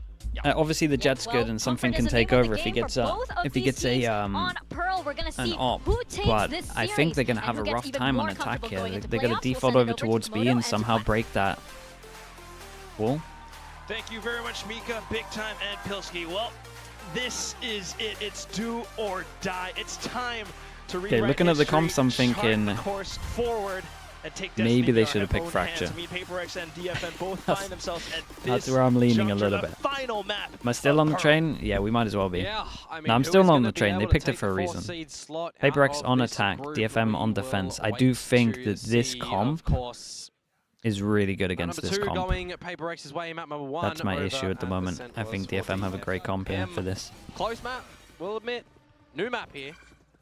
Different look for something as well on the Jet, but for starters, Divide is going to be the first casualty, and on a map like Pearl, if you're losing your Astra first, well, you have to see the rest of the squad do something big. Jing with the Blaze Wall potentially. Okay, question mark over Give it towards something A. for They the team. insta-re-clear with 3 Something people. It's a nice for with DFM. the single cloud burst, but what is the problem And right we're now probably going to is that see... DFM pushing A main gets This is all the interesting. information that it's Did going he to end up purposely being. miss his wall so that they have to go around into the fawns on a pistol?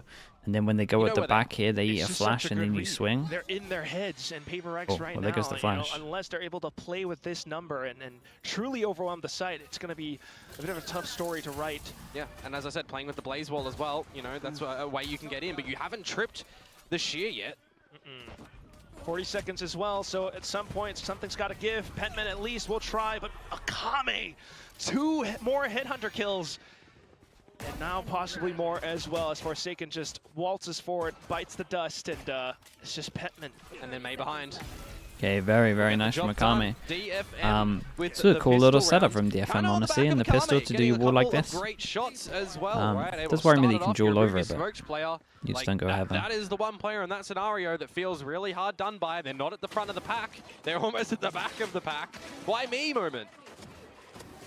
Unlucky, unfortunate. Yeah, go next. It's one of these rounds, and also just Akame. I mean, sure, maybe DFM looking a little bit up and down sometimes, but for Akame to stand up at this moment, truly means a lot. The outlaw now, thanks to confidence. Yeah, they go one sheriff against this. Let's see how this is going to go for the pistols of PRX. If they're going to get shredded by the sniper. Same angle held, something up by mid doors though. That's the judge. Oh, and there's the outlaw. It's the collateral. Oh god, they're going to get chamber ult real early. Everything crumbling apart. And that's incredible for the econ. Speaking of econ, they only got to rebuy 1 armor. It's looking very nice for DFM. This is a clean round. Glimmer of light in this round. But this is what we wait for now, right? First 2 rounds, forget about it. PRX, to get on the board, you want to do so when there's a bonus available and you've got the big weaponry here to play. But I think for me... Why did I give you faith? Dude, I had faith, but as soon as that Yoru doesn't get picked here, I worry so there was a much. 13-1 in the previous rendition of this They one, are but then went gonna against each struggle other, to different get like scenario, 4 right? We've rounds seen them here. improve on But I this think map. they We maybe saw them only need improve 4. against Boom. How much you read into that one when Famous is dropping But near 30 kills though? this wall here Something is really such a getting nightmare isolated. for them to Jing's deal really with. getting isolated. I don't know. But that happens, right? You'll learn from your mistakes and the weaknesses and try to improve, and that's what they've been trying to do throughout the course of these Part 2 of the maps that plan. they've already played here. Take things one step at a time. Yeah, and that's Yeah, maybe. Kame. Kame. Can one shot something, that's it. Okay, that's nicely done. 10 HP on one though, and they got a little bit of info, not too much. Take him down.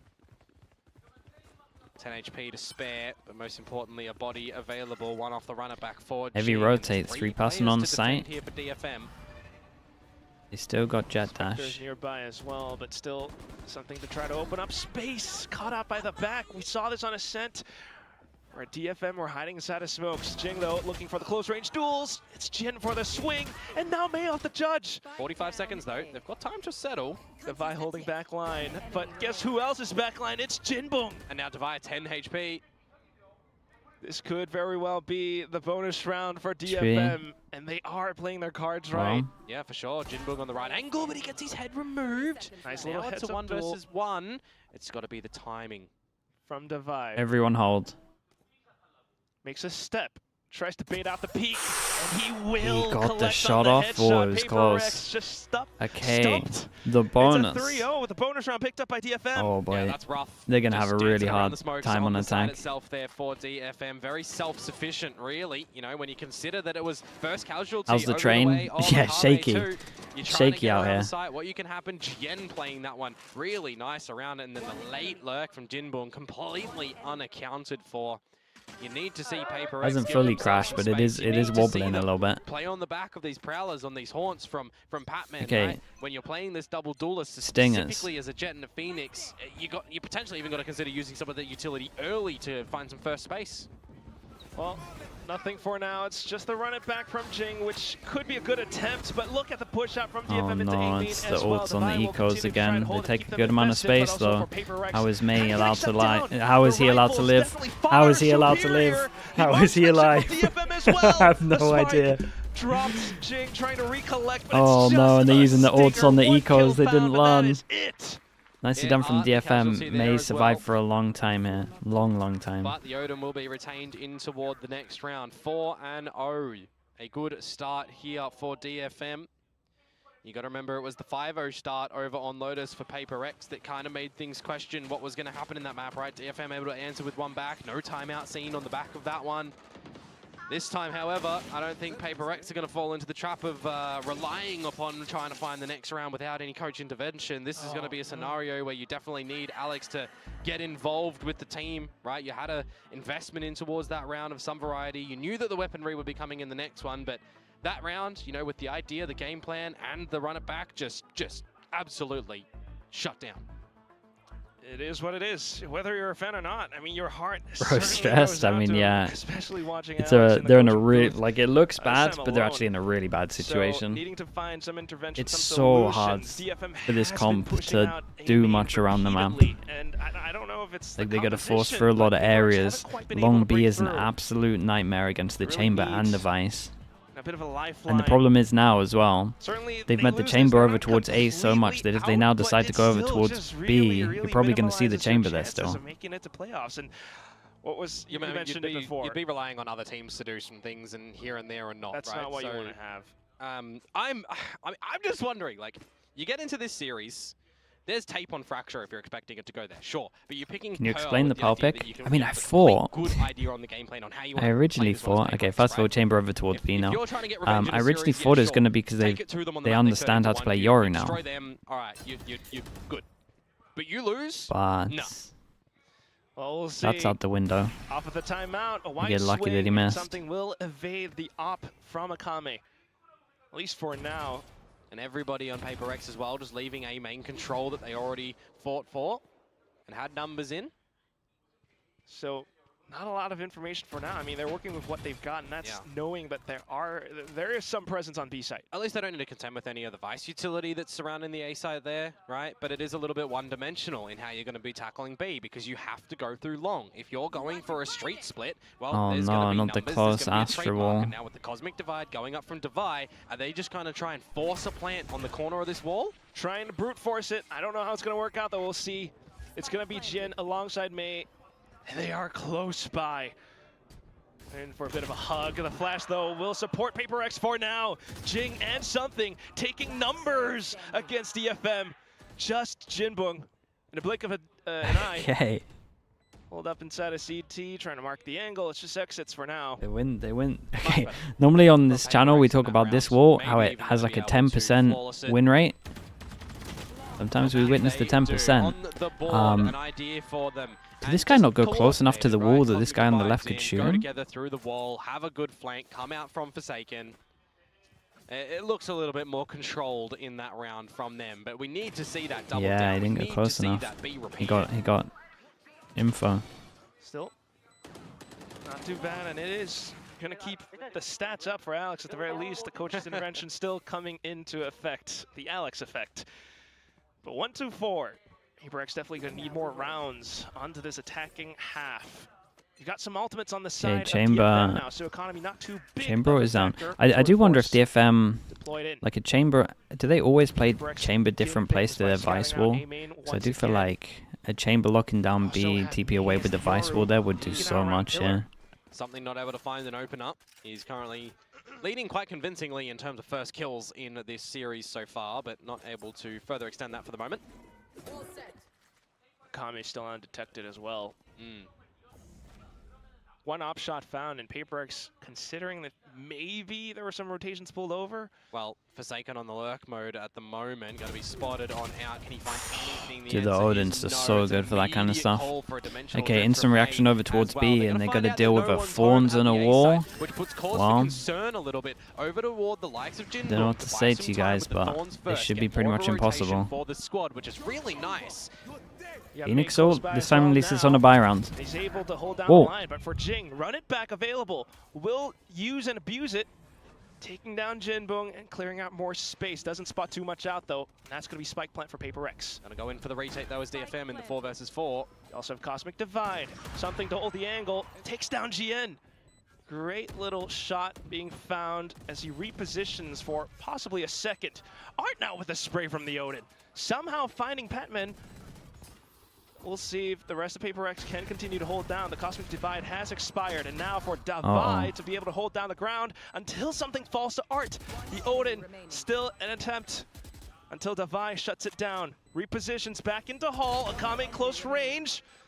And just Jing. Not the best plant. Thinks of flashing it out, but Akame! Toward a force close range. My goodness, I think he kind of ate the flash and just went for it. With the energy from the Red Bull just to bring it over to DFM. Oh boy. How they managed to come out with a Red Bull clutch in that one. I thought PRX. Yeah, I thought it was done. When Device spotted him here, I thought that was the round. Finding an operator shot on towards GN. But then he goes to like hide, but then he goes to the face. But he thinks he's wrapping around back. Like, there's an advantage. They're settled down, but somehow Art spams through one.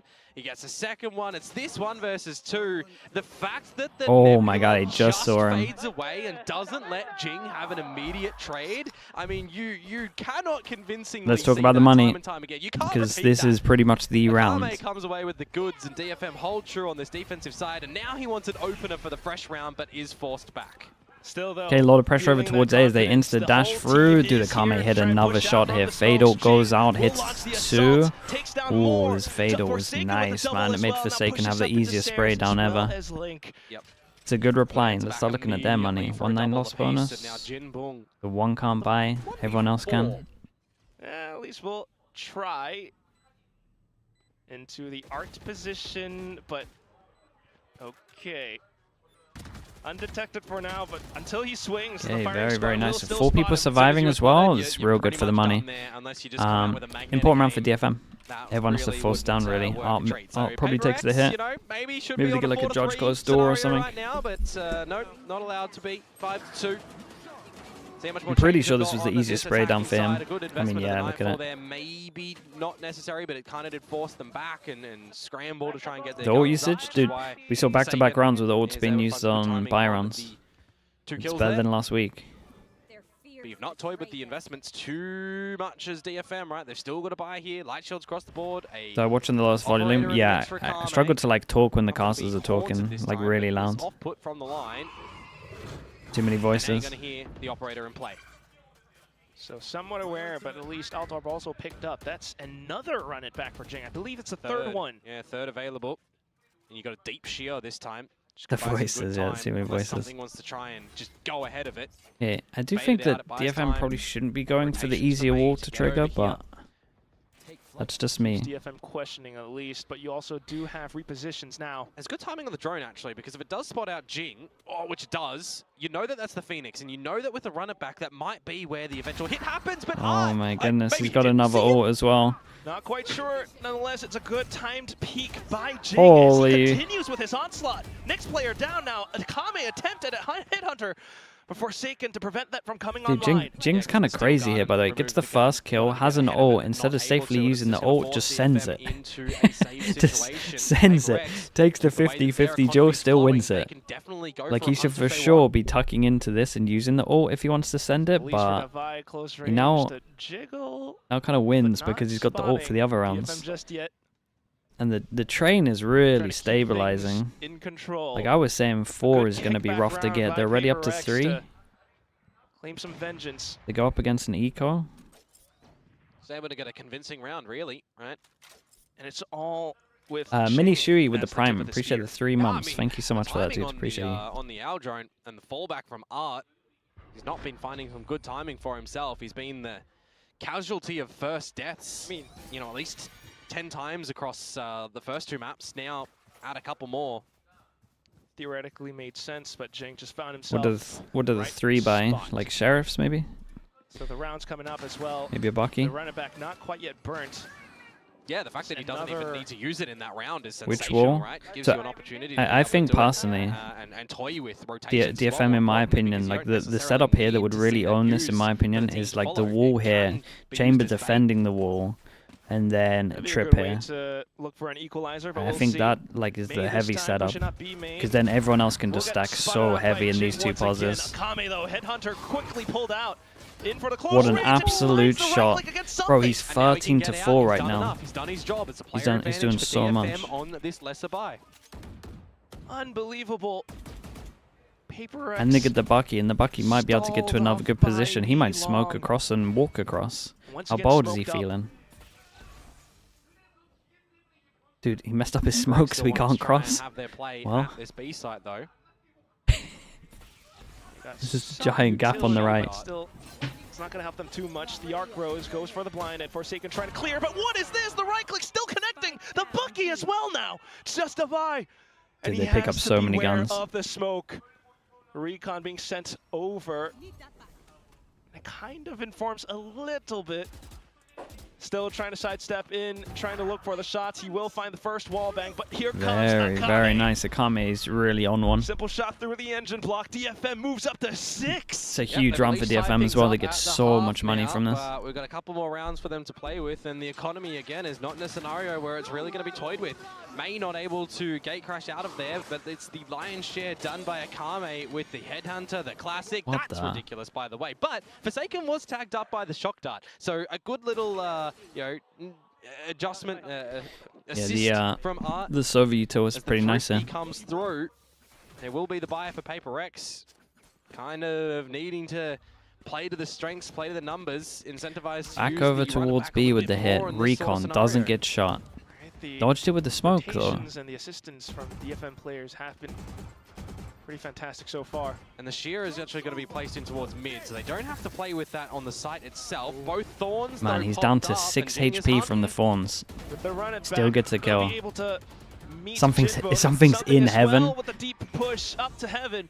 Divide taking down Art. May now being spotted, but he will dispatch of something quickly. Flashes as well. And I'm going to expect it peek in towards Jing, my god, look at him go. TP's to join his team as well. No plant on this one. Divide has to use his ult. There it is. Uh-oh. Safe ult to give them space, but honestly, it might bait them into Forsaken. Forsaken to hold the angle. And he goes for the swing, tries to get the spray transfer, but it's just May up to a quad. 32 HP. He has so much utility as well. He's on for the ace right now. Dimensional Drift, do you consider it? Oh, the drop is entirely sure. Divide to hold the angle. He had no idea he was here. He thought he was playing behind the ult. And bring the round up for PRX. Just not expecting Divide to push in front of the Cosmic Divide, right? Maybe go play on the more passive side of things and use a Gravity Well or a Nova Pulse to play on the back of. But yeah, really heads up play from Divide to put himself in the right situation there to hear May and not give him the chance to have the first duel jumping down from heaven. That's audible. Came close to it. Really tried to give that one a good It's a go, nuts though, round from May to make this even doable. Always count May for such incredible individual plays, but at the same time, PRX doubling down on the B hit, you know, throwing DFM off by pace. Yeah, and the run it back, successful again on the very tail end. We got the backup 8 bullets. If Akame does get a kill, he can use his ult into this one. Some ultimates now for DFM. PRX going Dude, it's so fast now. May manages to do 120, but continues to push into Flower where he holds the angle. Jien, though, happy to spray. Something with the spray of his own as well. No way, that timing's sick. Had to reload. Hey, very nice. Dude, 5? This is pretty good against this comp. Actually, insanely good against this comp, considering their comp. There and to cop a reload, which is not what you wanted. Dude, PRX keep getting like this extra kill off someone that's really low HP. Something pushes through the smoke, takes the risk, gets an extra one here. We're on the 30. We saw the round before with the Phoenix, so they got a kill with like 8 HP. Trying to get us onto the 6-6. These speedier rounds now. They're starting to find their footing. Who would have thought? PRX, W Gaming, fast rounds. Okay, a lot of ults here though. You can never be sure, Komodo. This should be so fun for DFM. See how they want to play it. A lot of self-doubt. But with a bit of therapy, Recon goes out towards A.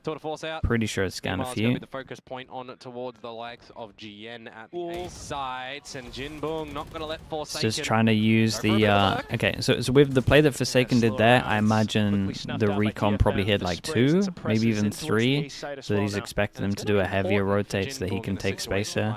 I guess is the full process. If they didn't get scanned and he's just walking through door, then I got nothing. Take it. You've got the Steel Garden. Akame asleep at the wheel. And we're going to have a Cosmic Divide that's going to hold them from getting into the A site choke. The B site, though, they could technically pivot over here. Art is close enough to they can jump this. Audible. The Shiro being tripped as well does inform into DFM. Will they? Dude, they kind of use the into the hit though. Kind of use the Astra ult against them. May as well with the flash onto the clone. Divide quickly dealt with, but Jing for the trade onto a Sheriff.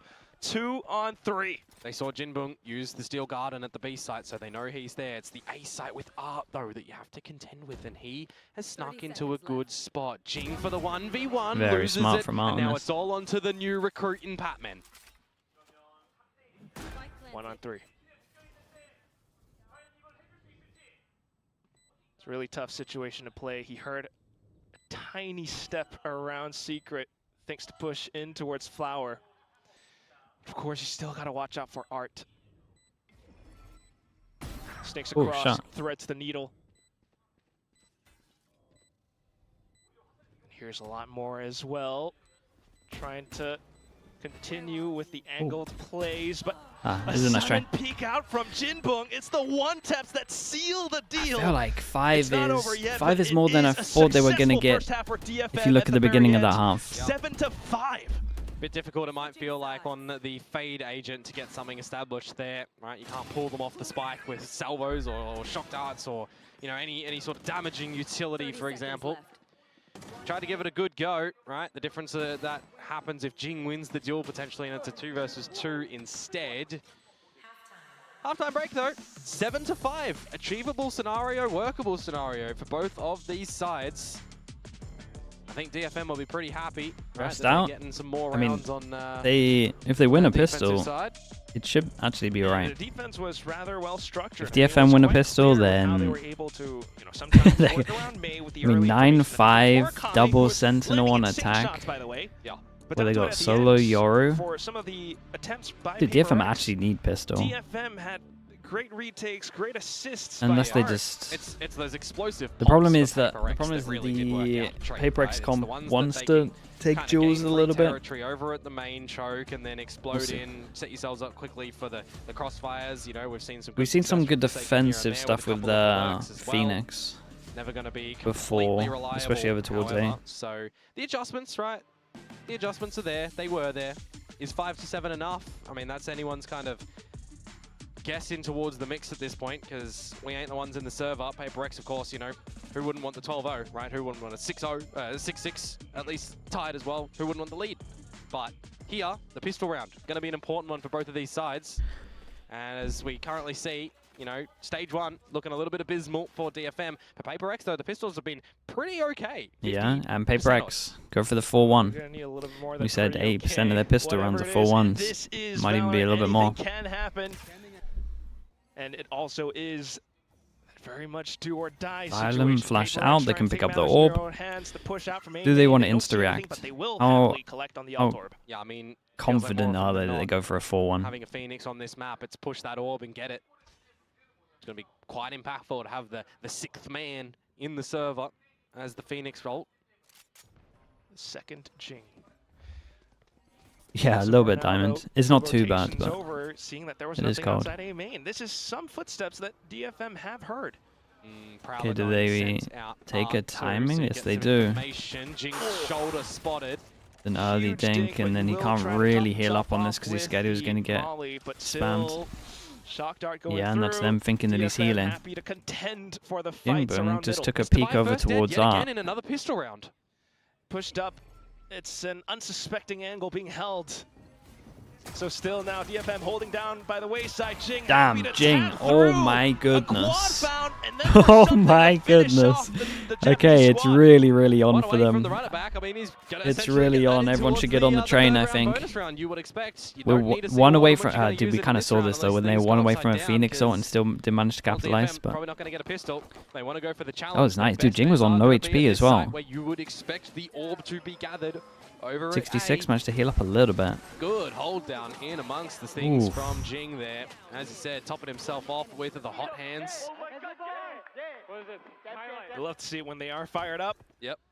So hopefully this inspires even more plays. Before now, DFM off to full save. Akame though. You only have to touch the hill these days? Oh. Just gonna keep them honest. Wait, is that one of the changes? You only have to touch it and then it keeps going? It's incredible. Good call to think about using the Blaze. Yeah, you got shock darted too. So far, still okay. And you've got teammates to assist right around the corner. DFM, however, thinking to... Unaware, yeah, dude. Honestly, my Phoenix knowledge doesn't get played that much. My Phoenix knowledge is not up to scratch. No wrong. Not able to find the kills, but some damage chips here and there have been pretty sensational. Well, the damage that now needs to be found if you're on the PRX side of things is going to be Forsaken. Inside of the smoke, he spots the boots. May, though, with the right click, could now pick up the weapon. There it is. Yeah, but you got to grab the spike. You got to look to do more damage, look to go for a plant. I won't discount May. Yeah, okay. You not have Scream on Phoenix, mate. Here, but in towards the it's 3 years ago. Really he didn't do this back in my day. No shear is going to be here. That's sticking it. Gone. But it is catered for by Jing. You've also got Devi. Oh, okay. Oh, Jesus. Yep. Sure. Oh, God. Well, Petman is also hovering nearby, so a possible crossfire. But still, DFM push up. Akame finding some shots. Oh, good. Then coming back Something in. can pick up the upgrade as well. PRX have right? Equalized. From a gun. 2 players surviving. It starts to look a little bit awkward. He didn't get it. There, right? It's the lesser weapons he didn't of DFM get it. Getting some good damage okay, in. May picks up the up though. A couple of good ones as well. So this bonus round now going to be quite the important one for PRX, even to potentially echo what their opponents did in the first half, right? Winning that bonus round, taking it a step further. There's an operator out for something on the op comes out, they really would have loved that Guardian because there isn't much with this op. He just needs to make sure if they do get over towards the other side that he just saves it. But most teams don't really want to hunt too much anyway, especially if they don't know about the op first of all. And it's just majority of the time you want to focus on your own econ. This is good from PRX though. They got the 4-person stack gamble. We got early info over towards A. There is a question mark here and here. Yep. I'll donate pistols into a round. So they are just heavy gambling. Catch our opponents off guard. And the longer time goes on, the more likely any of this could have happened. He can get split on. There is a huge open and that's why they would need to start getting some information. Fade Eye goes out, Prowler clears all of this. They got a flash to see if they need to late stack again. Don't see anything too much out through the B side of things when the Arc Rose doesn't spot any info. Well, DFM will recognize it as well. The Windows Forsaken flash. Oh, they get the recon? Okay, they go back to the 4-person stack. This could be interesting if they do. The drone. Dude, I think they're coming back over towards here. I wonder though. Yeah, here we go. To go through and he spots the oh, this is scary for DFM. Actually, they just got popped. Well,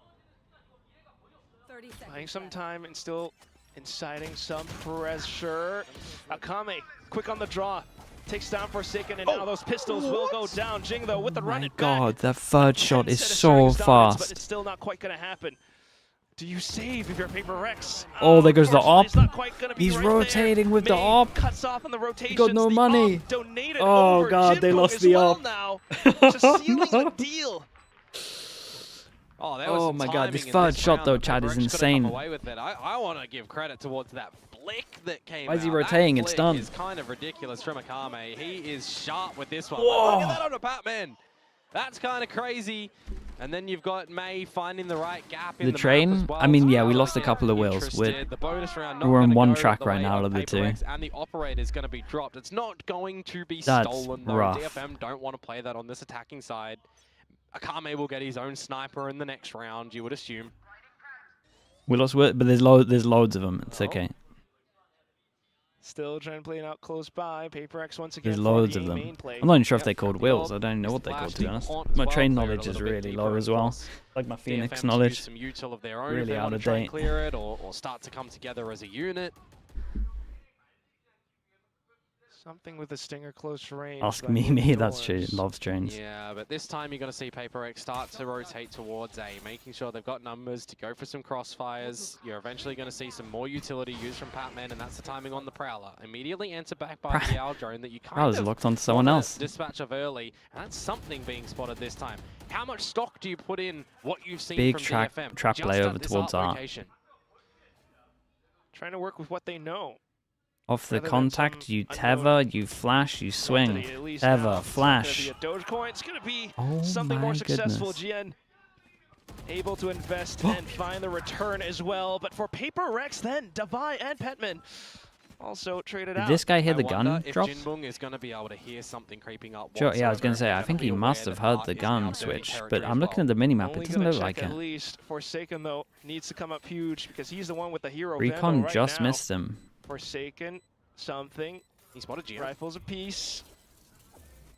Stay safe, and we'll spot out GN for now. And then here comes a crossfire. Out towards the final one. Something closes the distance. And Holy, it's a really, it's a really different way of dealing with the 1v2, but to get that 2 versus 3 established there. rounds around. Got to look over at the money, and they're fine. I thought maybe he was in a situation to be able to hear the Oh yeah, because this is the bonus, he bought the op. Okay, yeah, we're back. You know, very focused on what's going on potentially. Regardless, though, you think it's a situation that Dude, DFM going to be look, kicking themselves for this one. Achieving, right? They're getting the trades out there. They're starting to progress. They've got a 3 versus 2. The Astra as well.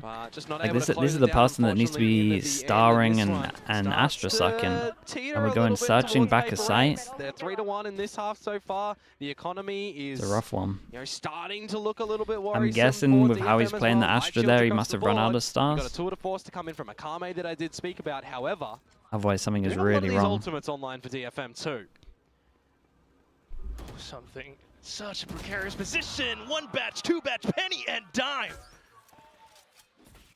And now you'll start to settle and see what you can force out as well. Anything more from PRX, but I mentioned the ultimates. May to send in Dimensional Drift, gather some information. Don't ping the wall. To push Own PRX it. off of their comfort positions now. Forsaken still holding in deep, but May is close by. He's looking for him. Tries to go for the tap. Forsaken needs some help here, you would think. You don't Sheer really to be popped, so get too much off confirm of that nobody this. is in the site. And you've got a good amount of deep mid control and a main control for the rest of PRX, but they need to get on the side itself. How much can Forsaken and Divide do here? Let's go off with the flash as well. Tries to reposition. Anti-flash 2 playing close. Oh, nicely done. Dude, Akame's been incredible. PRX only with the oh, you saved the trip to see if they're through on the other side as well. That's kind of nice. And they did hear the shear wall just popped, by the way, so they know that there's a flank potential. Yeah, these two need to save, though. You got to start looking at the money. Yeah, it's safe. You're not in a situation where you're going to be able to win this one as PRX. If you can do damage, especially as this could be a drop. That's all right. Akame is kind of an the only one extra 1,000 that needed to go for it, but he's getting real close. From, Akame's won so many rounds. Kind of also want to see just all DFM members survive. Teleport's ready. He's playing so well. It's a bit of a standoff right now. Yep, pretty much. Neither side wants to really move, but it's whoever's going to draw first. Yeah, DFM has numbers. They could just push on up. Trigger finger. No, all good. Yep. I mean, it kind of goes either way, right? Anyone loses a gun here, it's awkward for them. So you just have a soft handshake at the end there, and you feel that for what it is. Yeah, no firm handshakes. That was, I don't know what that was. That was more than a handshake. That was nerve-wracking. Gotta love a little. Mate, you won the round. Desk. You lost slam. one player. Oh no, you didn't. You lost. No, you lost a round. Yeah, you lost a round. Wrong way. You gotta call a timeout though. 8 Yeah, to 9. I gotta call a timeout. PRX They not can't able buy. to They got a low buy. find that one there. They saved. Something not able to find the. No, wait, they can buy because of the 2 save guns. With the tour de force. But if they lose this, DFM get moments, to really, right? Map 11. Second half. Playoffs contention for these teams. You would imagine. PRX, more importantly, Also, haven't not been in playoffs at VCT Pacific before. Always have had presence there. that's just a fact. Whether or not, you know, they're feeling the wrath of the fans currently, Yeah. it is what it is. So needing to truly find themselves back in. A wise man once said, you know, if you don't support them at their worst, you don't deserve them at their best. Yeah. But that's just one thing. PRX knew that this might be a hard series coming into it though, because they are the team that said that they've been most impressed by Yeah, they DFM, do, Eco. Yes. right? They reckon DFM has been the most improved. And Yeah, they were we are the right. ones that So, left Pearl open for the Double decide. hero Yeah, gun. I mean, It's not as look, impactful as I thought. Will It's the that next come back round. to haunt them later and should have gone to Dude, there's a Fracture? lot of light Who armors here. knows? They're actually pistol saving plays a now. lot of money with that. Yeah, pistols for PRX, just Patman and Jing to see what the Vandals can do. How much volume do they have in this round? Because you gotta fill it up with something, right? You gotta try and find an advantage. Uh-oh. Oh no, Well, you spotted couldn't out. deal with it. May goes in for the pop flash Wait, play. it kind of ended It's up a being an simple incredible beam bait. switch. Yeah, it's gorgeous. Did they Classic plays did they coming out from purposely PRX, Jing miss for the double kill, steal guard, drone and they with start everyone to push. hiding? They're pushing really hard. Look at this control the PRX are trying to do. Pill for the guns. They've all grabbed them. Gotta be careful. Don't want to overheat too much. Akame has slipped the net. Raid boss is Finds still alive though. 4 versus 3. You'll regain a little bit of this mid control as DFM. You want the spike though, and if you push in front of that shear, you would be trapped. So bait it out first. Still close by. Spike retrieved now for DFM. Maybe a concerted effort to recollect. Yeah, they back picked into up the A some side. guns. PRX Something's then giving them a lot of info, beginning to so they can reposition, heavy also gamble over considering towards this A. possibility. Problem is this guy Still, could though, be do they anywhere. expect Akame to be that And close they're by in honestly, secret? with Forsaken how they're moving loses there, the they're not Zubdual. expecting The him to vibe be for a here. sheriff shot, Ah, but they he's don't connect. incredible. He's digging deep here, Akame. Jing. He's been so good so far, Whoa. but it's not quite happening here. Akame online for the my ace. guy is an actual monster. 6 HP. And something knows Yeah, he and has they to call save. for him to save. Oh, that's a heartbreaker. That's a shocker when you consider that. I'm a little bit Jing worried for PRX though. There, had like something even at when the beginning of they're this round had the great even when they're fake like to switch. All it re-clearing, took was the classic onto they're the not L like drone and a they're not flash in positioned from right May. in their Not re-clears. expecting Jing to be holding the line. You set yourself Should be up hug in the mid, you wall, steal hold the guns this. away. Or if we're gonna Heck, be they doing even that, we kind should of be. knew that Akame was looking to push back up into the mid I don't know. connector through art, but thought better of it. And Akame still able to survive, just finds Rough all at the of moment. the goods for DFM to achieve double Dude, digits how many is first. Akame on? 24-11. I was about to say, you need to see some good mid-round decision-making from DFM in a round such as that, where they get frazzled a little bit by the beginning stages, right? They lose the spike. They lose territories of mid. The spike is almost unobtainable again because of the shear wall. There might be traps behind it. You got to stretch out around the map, but when they get the spike and Akame pushes and has some individual shots to come on out, certainly brings that one back for DFM. That was just a final bullet from that burst. Can't believe it. Just truly magnificent individual effort out from Akame right now, recognizing. And I want to highlight the map. PRX have no Okay, timeouts DFM left keep in this one nice map. and simple. DFM are gonna have to be the Gonna team pick to up the give orb, them gonna the Visor, chance gonna hit to over talk. towards site. Still in with the op on something. Let's see if they have some backup Doesn't spot guns because anything out everyone's towards playing B-Long. close. Marches up. DFM though, the haunt quickly dismissed. Just one player shooting at it too to mask presence. They didn't pick up the orb yet. Then places more Wait, this is kind of stars. smart. They're trying to Also get a well pick set with up. everyone. Goes in for the Wow, angle this is instead. smart though. The sprays They're trying to get a only pick with favoring everyone. They're kill. one away on Batman 2 now trying to people, so hold obviously that they're going to try and backside. pick up the orb, but Once they again want to cracks just through. contact But what can he do? with the Fake. pressure. That's so smart. Not too much. I mean, he's thinking about peeking to possibly deny the spike. Now off the drone, will capitalize for now, but we'll see if DFM can hold the post plants as well. All 3 by a main. You've got some utility. You've got something with the op, but the flash is out. May Is it? miles away from Astrasuck. 22 seconds. Then to hold in with the sprays, but what is this? Absolute shot, bro. Work out. It's just something now. Swaps over to the rifles and try to close in the distance, but it's a shorty on the other side. The time working against, and he taps once more. Jien now by the Oh my god, low HP. Something finds the shot. It's May versus something. Duelist v duelist. But he needs the defuse. May holds the angle. Holy, so nice from them. Dude, this was smart. This was smart though. Oh, May's heart had to have been beating out his chest in that moment in the 1 versus 1. You could see how something's trying to go around the side. He has no idea where May have repositioned to, but May will stand and not be baited by the fact that it's a full defuse. And being stuck in the beginning, Dude, he was insanely calm with this. And then at the end, the Cloudburst, not proficient enough to buy the time. What a round to come out from DFM at the end there. Very, very cool. And this is where things get really rough. Oh yeah, they get really rough because they forced into this. Again, the pressure of this was so sick. Like, you think they're not past this point, really, if the orb's here, or maybe they're getting someone into this corner to punish you, doing some kind of trap play over towards main. But instead, they just fall past and swing out, ignore the orb. You're just not ready for it. It's awesome. It's very smart. Cannot deny the incredible effort that has been put forth today. I mean, they were a team that was mapless coming into this series. Is PRX's Achilles heel really DFM? Might be. Well, something. Ooh. Sorry. The shots this guy. This guy's 25 to 12. He's so good right now. He's entering as a chamber. What a shot from Forsaken. The arc rose at hand as well. So now, thinking about Halls. It's a Steel Garden though, but he gets into the smoke. Close range to the Classic. Fair play, man. But the arts Forsaken did really good. He's already cleared the rest of the site, right? So the team can go in and look to establish a bit of a plan. This is where Pac-Man ult goes in. Got to capitalize off this one. Ult goes in. They got Astra ult behind it. They know that one's isolated over towards the site. Fade-Eye Finnan tries to push through. Incredible things happen even without audio. That here comes the Odin as well. May gun down for now. Jin Bungnan trying to hold by the backside. It's the side step from Petman, but it doesn't work out. Just Jing has a wall. Can he get on it? What's he gonna do? Tap, flash, swing? Blaze helps. The recon, this recon. Oh! He goes for the peak. Oh my god, he's absolutely saved them because they would have had no money after this one.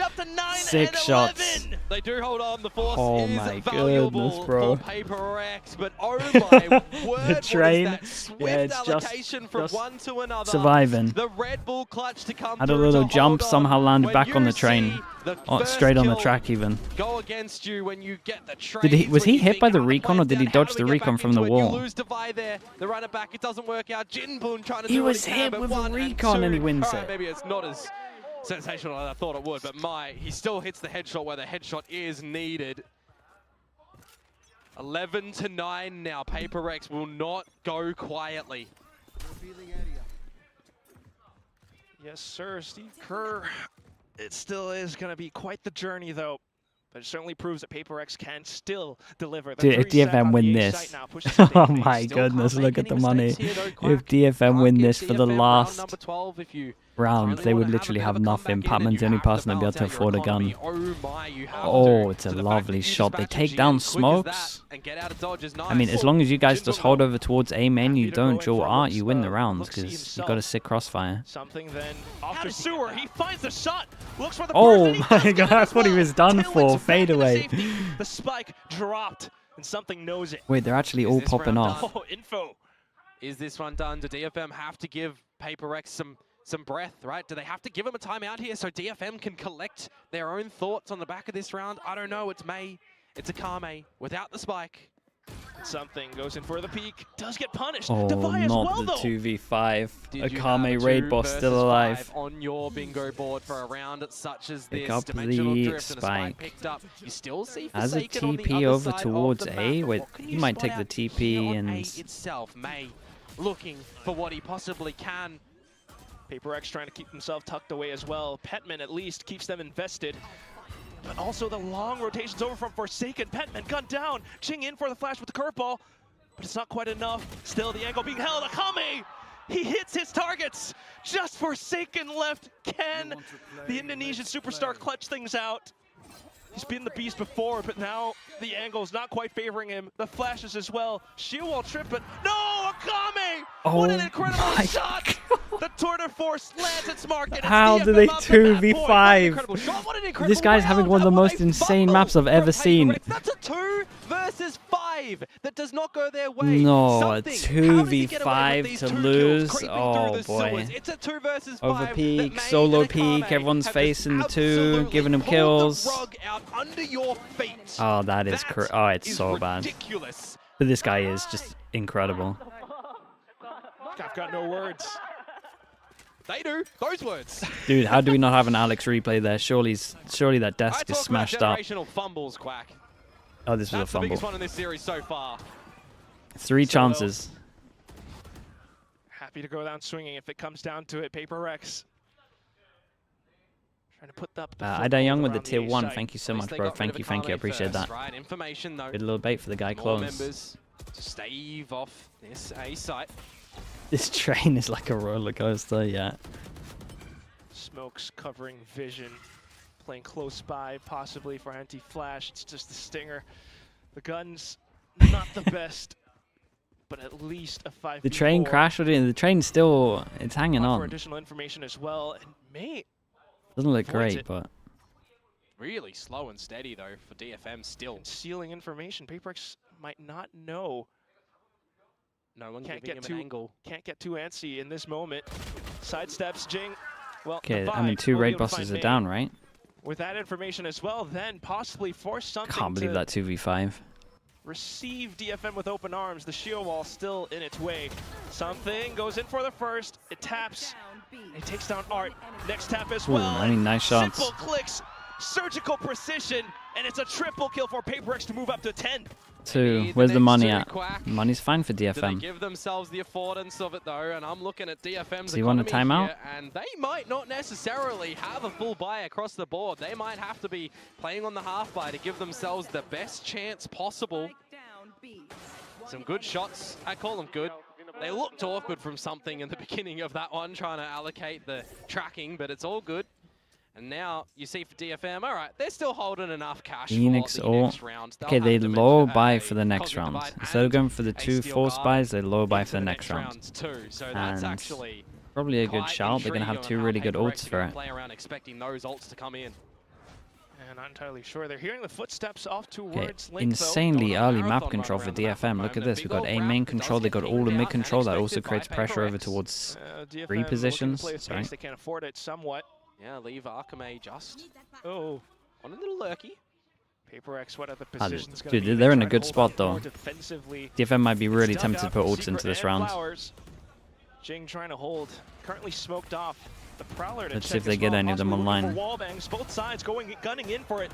But here comes Jing, run it back. Huge on the possible retake as the spike goes down. May though playing inside of the smokes, and it's just Jinboom. Stinger found off by the sides. And he finds the right click as well. Low HP now, but Jing comes back in just to save PRX hanging by a thread. God, they gotta relax on some of these rounds. They gotta relax when it looks unlosable. Okay, one last chance. Mate, this is intense. PRX, you are out. But the last round of regulation now, 11-12. Will we go into overtime, or will it be a 13-11 victory yet again for DFM? Likewise of the first map in this one. I don't know how he even managed to find that kill. I don't know how he gets that extra kill. Just individual. But here we go. Performance, but yeah. Okay, but they have the. Oh, they used Visal. Wait, I didn't even notice that. He used Visal? Possibly Forsaken. When did he pop that? Earlier on by the player. Yeah, I really got to turn my sound up. Something's in a really strong pause, but Akame has been the guy. As much as possible. It's something versus Akame. Meanwhile, they've got control of A main 2, pushed up to the orb, and now falling back. This duel is so tense at the moment. We saw him. Spotted Akame. Calls it out. But you know, it's just one player. Got to consider the rest of the map. Don't get tunnel. Oh, he saw him back, right? Oh, something is so tunnel vision. Oh, nice shot. Oh, boy. The blades are out as well. Okay, and they got info over towards here, and they kind of have early info on A main as well at the same time. Surely Patman doesn't go and just duel this. Patman, you need to move, mate. I need to move. Like 5 seconds ago. Back towards the sides here as PRX. You know you've lost control of Art of Connector. Play on the back of what ults you have. Still Astral. Cosmic Divide. Everything. Devi is going for a really bold play, but it can be perma smoke. Well now. Timing crucial for Devi especially. Hey, imagine your molly right now. It's good. In for the molly. Got a wall, you got flash, you got strong crossfire. No one comes from A main. How are they meant to win DFM? They gave themselves no options. Oh my goodness. three chances all gone. We're going overtime. In the end, there was not a lot of space that PRX could falter with for DFM when they were on 11, but they do manage to at least gather the last 3 rounds to get us into the overtime. Now that stat there is an interesting one. 100% on the overtimes for DFM, but not a lot of sample size. Fair enough. But still though, this comes down to a bit of that mental game. The pressure surely mounting on track by track. Southeast Asia and Japan. DFM might be feeling a little bit even more just because of their playoff spot. Meanwhile, for PRX, it's been back and forth all day long. They've managed to string something together at the end of this, but can they keep it up? Off to the attacking side. They march up into A main. PRX now on attack. Akame gets the hero op out, and honestly, he's allowed to do whatever he wants. They got the trip over towards here, they got full info. And Akame has a lot of map control though. Something, yeah, they hear the fawns though, so they should know that he's close. Right? But still, with the pushes through, the Phantoms find their mark. Just down to the 2 players from PRX trying to hold it down. How much damage did Art get from his Odin here? Dude, Art got so much damage from his Odin spam. It's insane. At the end. That's the defensive round found for DFM. So they'll go back on towards the attacking side as well now, and we have to see what sort of solution PRX can come up with to stave them off. You know that DFM oh my god, this recon. The recon, the spam. Art is actually the MVP in this round. He did so much. So whether or not it will be more methodical, or if they do decide to change things up going in towards something gets his own op out. Art buys the Odin in overtime. Bring out an operator on this defensive side again. He can perfectly buy everything. By himself. Certainly great recognition. He lives for the overtime. Yeah, I mean, on the map, so anonymous gifter, thank you so much. Thank you, I appreciate that. 30 kills for this map as well. Having a belter. Peeks out. They feel like they created the question mark over towards B. He peeks out. He's going to see that this is a fake clone to create pressure.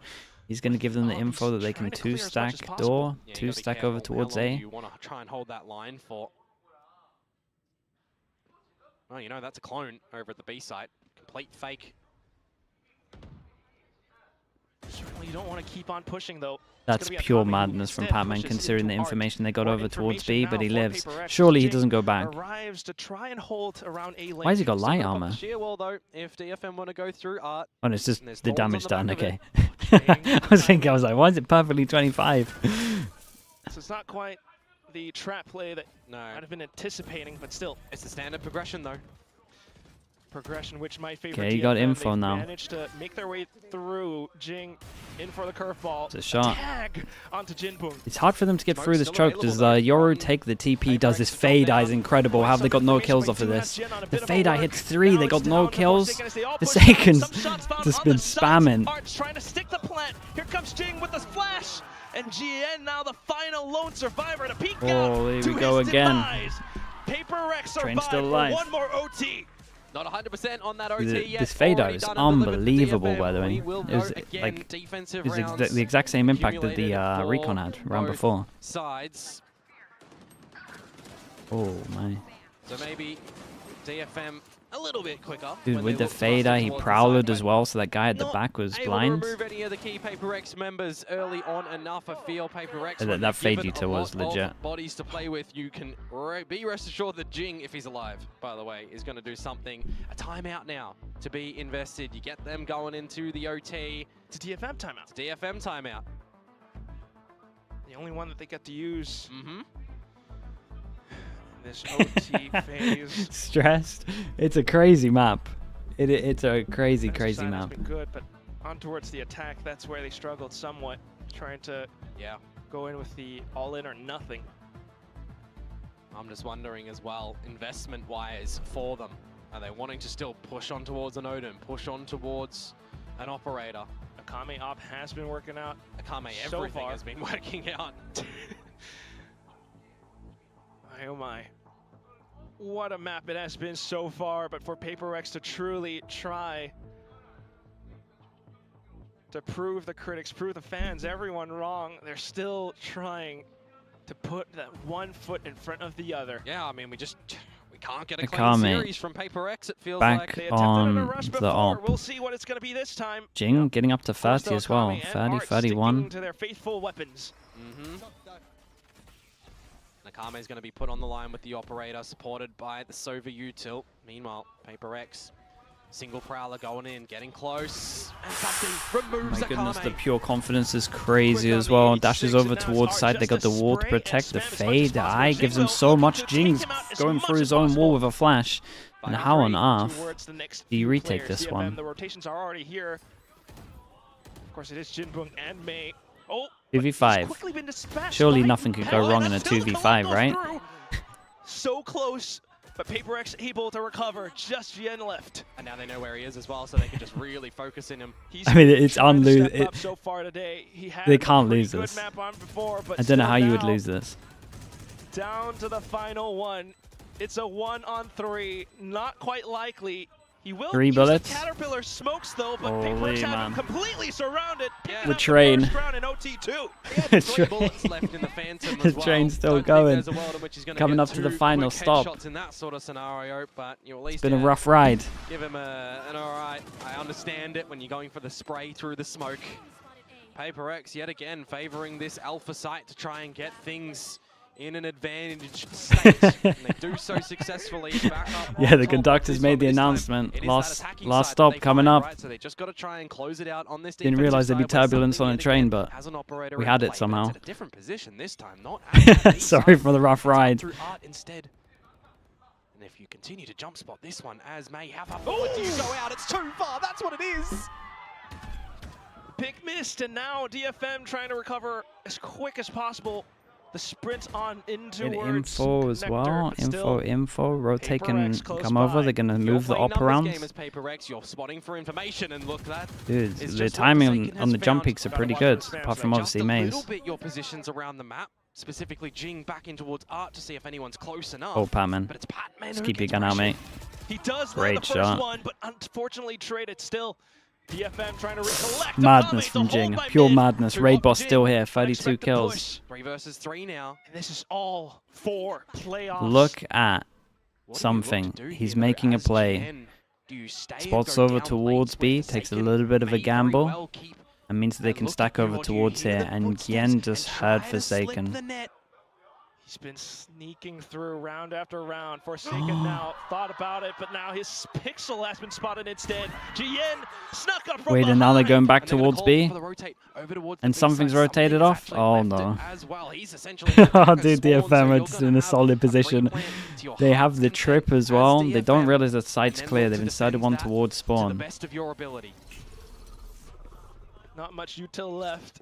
It's an op as well. They're so paranoid that there might be a member here. Unless he shows up and finds his mark at the right time, this could be it for PRX. The tailwind will expire. Divine now catching up to his brethren, but still, it's an Odin, it's a rifle. Something will start things off with the headshot. Divine arrives as well. Smoke doesn't cover the spike, right? Not quite there. Akame then to play around oh the god. Divine will land the shot. They know Just Jin, 1-on-2. Still has Astra puts suck. up the star. Oh, they go for the body block? To play in with they the completely fluffed it. He's pulling them in. Who's truly going to be the emptiness machine? Holy, they did it. They did it. No worry about it. No worries. Full confidence in the train. We hopped on early, we get rewarded. What an absolute game this was. Oh my god, this was so insane. I feel bad for Akame. Akame had such a game. Akame really didn't want to lose this. No matter which way you he played so well. They do not go quietly. Okay, track by track. DFM gave that one a dude, crazy game. Oh my goodness, three chances to finish it for DFM as well. We actually got treated to a banger. I feel bad for DFM. Absolutely not. I was going to say hell no. I mean, what an incredible series for both teams, but for DFM, I mean, truly, commiserations to them. What an insane performance being put up by the likes of Akame, maybe even me as well. Yeah, I mean, Akame has certainly tried dragging them through the mud in this map, didn't he? Kills now, yeah, now it's about the GE PRX game. That's the one. In over 30 kills, but finally, it's PRX getting a victory win here. And now, on the back of this series, Quack, they have their eyes set on global esports. Yeah. Oh, man. It's a really good chance. Poor guy. You gotta imagine how it feels for it's all about this one, chat. Great attempt nonetheless. It's just stage one, but we will see how it all shapes up moving forward. PRX claim their first win in week number 5. We'll toss it down over onto the stage for the winning. At least everyone that was on the train early has got the nice seats for the next journey. Secured your seat. Everyone else hopping on board now. Guys, you're at the back of the train. Hello, congratulations. It's not even the second class tickets. You gotta hold on to the windows. You're at the top. You're on the top of the train. No seats on most of it. Let's take a moment to breathe. Are you good? Yeah, it feels great after losing for 3 games in a row. First hour game. Yeah, it feels great. Yeah, it's a good feel to win again, right? 네. In the engine room, yeah, just sweating. 승리하게 돼서 너무 기쁘다고 한숨 돌릴 수 있다고 썸싱 선수가 바로 이야기를 해줬습니다. 이제 안 그래도 이 승리로 인해서 플레이오프의 진출 가능성이 아직은 남아 있습니다. 좀 부담감에 대해서도 이렇게 떨쳐낸 거를 좀 자세히 한번 더 물어보고 싶은데요. Your playoffs door is still open, and this win was a much-needed, prayed-for win by the fans as well. How does it feel that you can now take a moment to breathe and, you know, just look ahead now? I mean, we still need to play versus global esports, as you say. We still can qualify to playoffs, and we're gonna do our best. 자, 아무래도 다음 상대 글로벌 e스포츠를 잘 이기면은 플레이오프 Match up today? Yeah, it's in 2 hours. 집중해 보도록 하겠다고 이야기를 했습니다. 몇 경기 전부터 다시 타격대를 잡은 썸싱 선수를 볼 수 있었는데 그립던 This train ride, I mean, it was incredible. 소감에 대해서도 저희가 아직 못 물어봤어가지고 한번 들어볼까 해요. You know, we are now able to see you back on that Chat, famous stop jet spamming of yours. champs. How excited are you to be back on that duel list? I mean, I've been playing on Jet quite a while. Like after kickoff, we changed me to the duelist and tried to play on the Euro, but some of the maps I'm struggling a bit on the Euro, so basically we changed to the Jet and it feels great, yeah. Your reputable Jet, yeah, right? Yep. 이제 아무래도 킥오프부터 제트를 다시 잡게 돼서 좋고 요르를 시도해봤는데 Yeah, we just had a good lesson in track by track, and you guys are spamming champs after the first stop. 승리에 더불어서 펄에서도 연장 끝에 복수를 이렇게 성공해낼 수 있었는데 다음 상대 글로벌 e스포츠를 경기를 앞두고 어떤 마음가짐인지 한번 팬분들께도 한마디 해달라고 부탁해보겠습니다. As you mentioned, you are facing global esports. What do you want to say to the fans that have stayed late till this night to, you know, cheer for you guys?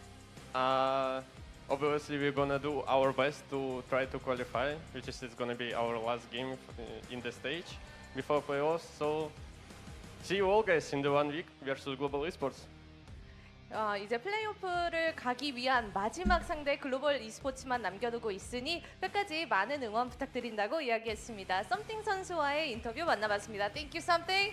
That was a well-fought game. The PRX train is managing expectations, so responsible. Yeah, there's no refunds here. You don't want to set bold expectations. Or let everyone know what they're in for. We said we'd get on the train for a win. We got the win. What a banger series from DFM. Dude, this was a sick game though. Actually a sick game. Okay, chat. Give me a streamer to raid. Give me a streamer to raid. This is really fun. Really fun. Again, I appreciate you all being here. Thank you for watching this game with me. We will definitely be watching PRX G game next week. If keep it around the 2 hours, we got plat chat. I'm just gonna quickly write some notes about some of the teams so I know what the hell I'm talking about, because the games kind of blend into one sometimes. Mind Freak. Oh my goodness. Yeah, let's do that. Chaz, you got anything crazy in his Twitch name? Absolute hard outs on Pearl. It was not a blowout like we saw last PRX time. at the front. PRX did not go out with a fizzle. They fought this game so hard, and so did DFM, and you knew that whichever team lost this map was going to be absolutely crushed, and that's what made it so entertaining, because there was just so much fire for both of Okay, thank you so much, guys. Thank you. I appreciate you all. Insane credit to DFM, right? They are I'll see you for plat chat in a little bit. If not, we got Americas for a while. We got wait, what do we got? We got EMEA first. Sorry, we got EMEA on Wednesday. Yep, everyone from YouTube as well. Subscribe to the channel if you can. Plat chat 2 hours. Okay, bye everyone. Bye. Have a good rest of your day. It's got to sting. Bye. But PRX keep their hopes alive, ready for next week's game against Global Esports. Yeah, I want to go back to that just a bit, because you could see how much it meant to these players, right? You saw how YouTube chat, thank you so much, guys. Thank you. I will see you all soon. Appreciate you being here. On his desk. He went in for the subscribe if you can. Thank you, guys. And he did it again.